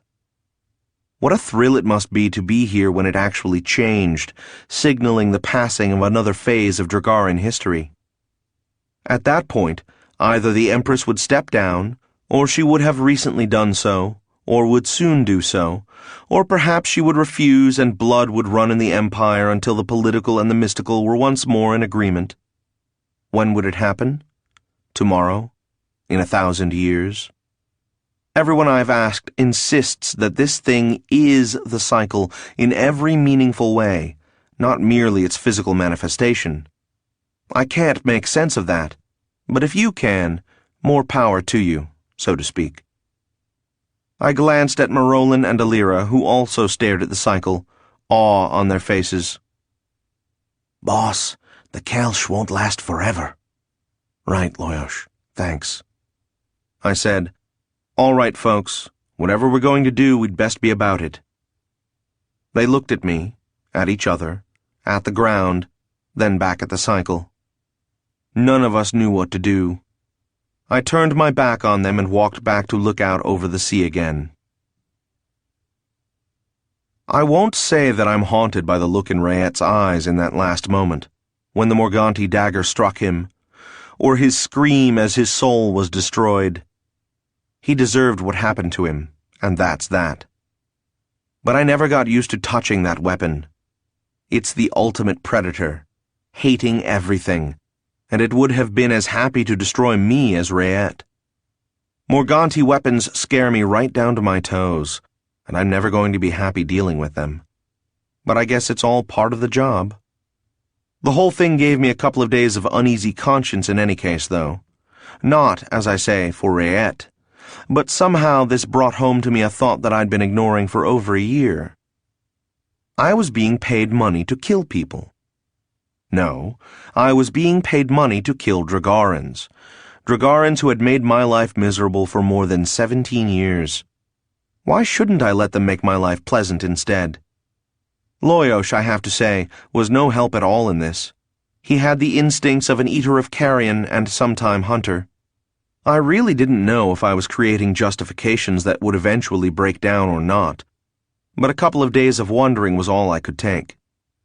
I managed to put it out of my mind, and, to be frank, it hasn't bothered me since. I don't know, maybe someday it will, and if so, I'll deal with it then. I don't know how long I stood there, perhaps an hour, before Marolin and Alira came up behind me. Then the three of us watched the waves break for a few minutes. Behind us, the way we'd come, were the paths of the dead and the halls of judgment. To our right, beyond the cycle, was a dark forest, through which lay the way out, for some of us. After a time, Alira said, I won't leave without Marolin. Marolin said, You are a fool. And you're another for coming here when you knew you couldn't get out alive. I could think of another fool, Loyosh. Another too, boss. That's as may be, said Marolin. But there is no need to make the venture useless. Yes, there is. I choose to do so. It is absurd to kill yourself merely because it is what I will do. No one will sacrifice his life for me. I won't have it. We both leave or we both remain. There was a cool breeze on the right side of my face. That way was home. I shook my head. Morolin should have known better than to expect rationality from a Dragaran, much less a Dragon Lord. But then, he was one himself. Alira said, "Go back, Vlad. I thank you for your help, but your task is finished." Yes, Morolin was a Dragon Lord and a Dragaran. He was also pompous and abrasive as hell. So why did I feel such a resistance to just leaving him? But what else could I do? There was no way to leave with him, and I, at least, saw no value in pointless gestures. Morolin and Alira were looking at me. I looked away. "Leave, Vlad," said Morolin. I didn't move. "You heard him, boss. Let's get out of here." I stood there yet another minute. I wanted to be home, but the notion of just saying goodbye to Morolin and walking away, well, I don't know. It didn't feel right. I've spent many fruitless minutes since then wondering what would have happened if the breeze hadn't shifted just then, bringing with it the tang of salt and the smell of seaweed. Dead bodies and seaweed. I chuckled. Yeah, this was a place where that phrase was appropriate. Where had I first heard it? Oh yeah, the bar. Ferencz, drinking with Kyra. Kyra. Right. That. It just might do it. If there was only a way. Witchcraft? I looked at Morolin and Alira. "It's crazy, boss." "I know. But still, we don't even know if we're on the same world as... Maybe it doesn't matter." "What if it does? Boss, do you have any idea how much that will take out of you?" "They'll have to carry me back." "If it doesn't work, they won't be able to." "I know." Loyo shut up as he realized I wasn't really listening to him. I dug in my pack and found my last Kelsch leaf. Alira said, "What is it, Vlad?" "An idea for getting Morolin out of here. Will you two be willing to carry me if I can't walk on my own?" Morolin said, "What is it?" "Witchcraft," I said. "How?" "I'm going to have to invent a spell. I'm not certain it can be done." "I am a witch. Can I help?" I hesitated, then shook my head. "I have one more Kelsch leaf left. I'm going to chew on it myself in order to get the energy to do the spell. If you help, who will carry us both out?" "Oh. What is the spell intended to do?" I licked my lips, realizing that I didn't want to tell him. "Why not, boss?" "He'll just say it can't be done." "Well, can it?" "We'll find out." "Why?" "I've always wanted to test myself as a witch. Here's my big chance." "Boss, I'm serious. If you put that much into it and it doesn't work, it will..." "Kill me? I know. Shut up." "And with the amount of energy you'll have to pour into it, you won't be able to stay awake and..." "Drop it, Loyosh." To Morolin I said, "Never mind. Wait here. I'm going to find a place to set this up. I'll probably be near the cycle, so stay away from there. I don't want anyone around to distract me. When I'm done, if it works, I'll find you." "What if it doesn't work?" "Then you'll find me." Bribing Treffa had cost quite a bit, as had the soundproofing spells and the escape, since I dealt directly with a sorceress who worked for the left hand rather than going through feet. Why? I don't know. I mean, after hiring me, he wouldn't turn around and shine me after I did the job. If word of that got around, no one would work for him again. But on the other hand, this killing was Morganti. If he had the chance to cleanly dispose of me by having a teleport go wrong, he probably wouldn't take it. But why tempt him? In any case, by the time all was said and done, I'd spent a great deal, but I still had a great deal left. I decided not to live it up this time because I didn't want to call attention to myself. I didn't want to leave town for the same reason. This killing made quite a splash, and that made me nervous, but I got over it. So far as I know, no one ever found out I'd done it. But once again, there were those who seemed to know. One of them was Wellock the Blade, who was about as nasty as they come. I started working directly for him a few weeks later, doing collecting and troubleshooting and keeping an eye on his people. I carefully set aside the money I'd earned, determined to invest it in something that would keep earning for me. Maybe even something legitimate. About a month after I started working for Wellock, I was visiting my grandfather in South Adralanka, and I met a human girl named Ibranka, who had the longest, straightest, blackest hair I'd ever seen, and eyes you could get lost in. I still hadn't made my investment. Oh well. After going this far, I couldn't back out. The three of us were going to leave together or not at all, and now there was a chance of success. If I'd wanted to pray just then, I would have prayed to my grandfather, not to Vera, because his guidance would have been more useful. I didn't think he'd ever tried inventing a spell, though. Damn it, if sorcery worked around here, Marolin could have simply caused the thing to appear from my flat. But then, if sorcery worked, we could have just teleported out of here. No point in thinking about that. I selected a spot facing the cycle.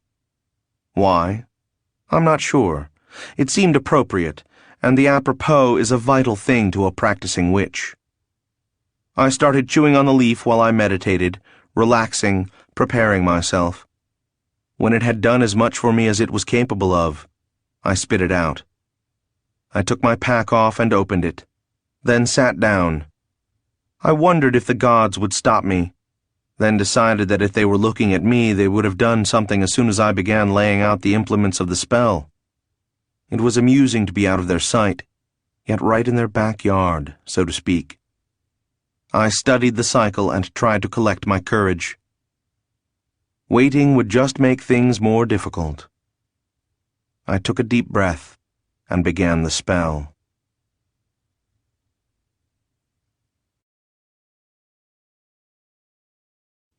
17.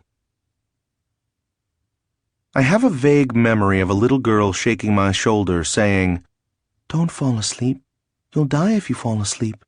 Stay awake." When I opened my eyes, there was no one there, so it may have been a dream. On the other hand, to dream one must be sleeping, and if I was sleeping, I don't know. Flap, flap, peck, peck. I knew what that was. My eyes opened. I spoke aloud. "It's all right. I'm back." I don't think I've ever had to work so hard to stand up. When I'd finally managed, I felt the way Alira must have, and I really wished I had more kelch leaves to chew on. The world spun around and around. Don't you just hate it when it does that? I started walking, then heard something very distant. It gradually got more urgent in tone, so I stopped and listened. It was Loyos saying, "Boss, boss, they're back the other way." I got myself turned around, which wasn't as easy as you might think, and stumbled off in the direction Loyos told me was the right one. After what seemed like hours, I found them, sitting where I'd left them. Marolin noticed me first, and I saw him moving toward me. All of his actions seemed slowed down, as did Alira's as she rose and came toward me. I started to fall, which also seemed to happen slowly, and then the two of them were supporting me. "Vlad, are you all right?" I mumbled something and held on to them. "Vlad, did it work?" Work? Did what work? Oh, yes. I had more to do. Wait, the vial... No. I had it in my hand. Good move, Vlad. I held it up. A dark, dark liquid in a clear vial with a rubber stopper. "What is it?" asked Alira. Formulating an answer seemed much too difficult. I gathered my strength, looked at Marolin, and said, "Bare your arm." "Which one?" he asked. I shook my head, so he shrugged and bared his left arm. "Knife," I said. Marolin and Alira exchanged looks and shrugs, and then Marolin put a knife into my left hand. I gestured for him to come closer, and, with some hesitation, he did. I forced my hand to remain steady as I cut his biceps. I handed the vial to Alira and said, "Open." I couldn't bring myself to watch her, though I did curse myself for not having had her open it before I cut Marolin. I have no idea how she managed it without letting me fall, but she did, and after a while she said, "It's done." I grabbed Marolin's arm and held the vial against the cut. I told him, "You're a witch. Make the liquid go into your arm."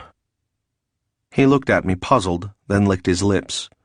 I suddenly realized that he was deciding whether he trusted me. If I'd had the strength, I'd have laughed. Him, wondering if he should trust me?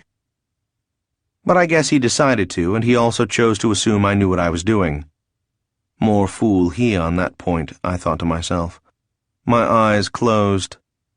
Alira shook me, and I opened them. When I looked up, the vial was empty, and Marolin was holding it in his hand, staring at it with a mildly inquiring expression. I hoped Kyra hadn't needed it for anything important. "Let's go home," I said. "Vlad," asked Marolin, "just what was that?" "Home," I managed. There was a pause, during which they might have been looking at each other. Then, each with an arm around me, we set off for the woods. I can't recall making a decision to set up on my own. I was in a certain situation, and I got out of it the best way I could. The situation? Well, when the war between Wellock and Rolan finally ended, there were a number of shakedowns. Nilar, my first boss, got rid of most of what he owned because he would have had to fight to keep it, and didn't think he could manage. I respect that. Courage is all well and good, but you can't earn when you're dead, and it takes a certain kind of intelligence to know when to back off. I had many different employers in the months after Nilar, but when everything settled down, I was working for a guy named Tagakhan, or Takashat, or something like that. I've never been able to get his name exactly right. In any case, I never liked him and he never liked me. Most of my earnings were straight commissions for collections and such, and those came pretty rarely around then. I did a few assassinations for people to whom my reputation had spread, which kept me living comfortably. But assassinations also pull in a lot of pressure. I like to have income that comes from things that aren't quite so risky. I could have left and found employment with someone else, but I'd only been around for a few years by then, and I didn't know that many people. So the best way out of the situation turned out to be killing Tagajatan. Keep walking. Stay awake. A dim glow seemed to come from the ground, or perhaps from the air around us, I don't know. It was almost enough light to see by. How long were we walking through that forest? Who could say? My time sense was completely screwed up by then. Stay awake. Keep walking. From time to time we'd stop, and Alira and Marolin would have a hushed conversation about which way to go. I think they were afraid we were walking in circles. When this happened, Loyosh would say, "Tell them that way, boss," and I'd gesture in the indicated direction. I guess by this time they were trusting me. The gods alone know why. At one point, Marolin said, "I feel odd." Alira said, "What is it?" "I'm not sure. Something strange." "Vlad, what did you give him?" I shook my head. Talking was just too much work. Besides, what had I given him? Oh, right. The blood of a goddess, according to Kyra. Why had I done it? Because the only other choice was letting Marolin die. Well, so what? What had he ever done for me? He'd saved my life, but that was because I was working for him. Friend? Nonsense. Not a Dragaran. Not a Dragon Lord in any case. Then why? It didn't matter. It was over, and I was too tired to think about it anyway. Keep walking. Stay awake. Later, Alira said, I'm beginning to feel it too. Want to rest? Marolan said, If we stop, Vlad will fall asleep and we'll lose him. That seemed like sufficient answer for Alira, which surprised me. But then, why were they working so hard to save me? And why had I been so certain they would? They were dragon lords and I was a Jareg. They were Dragarans and I was human.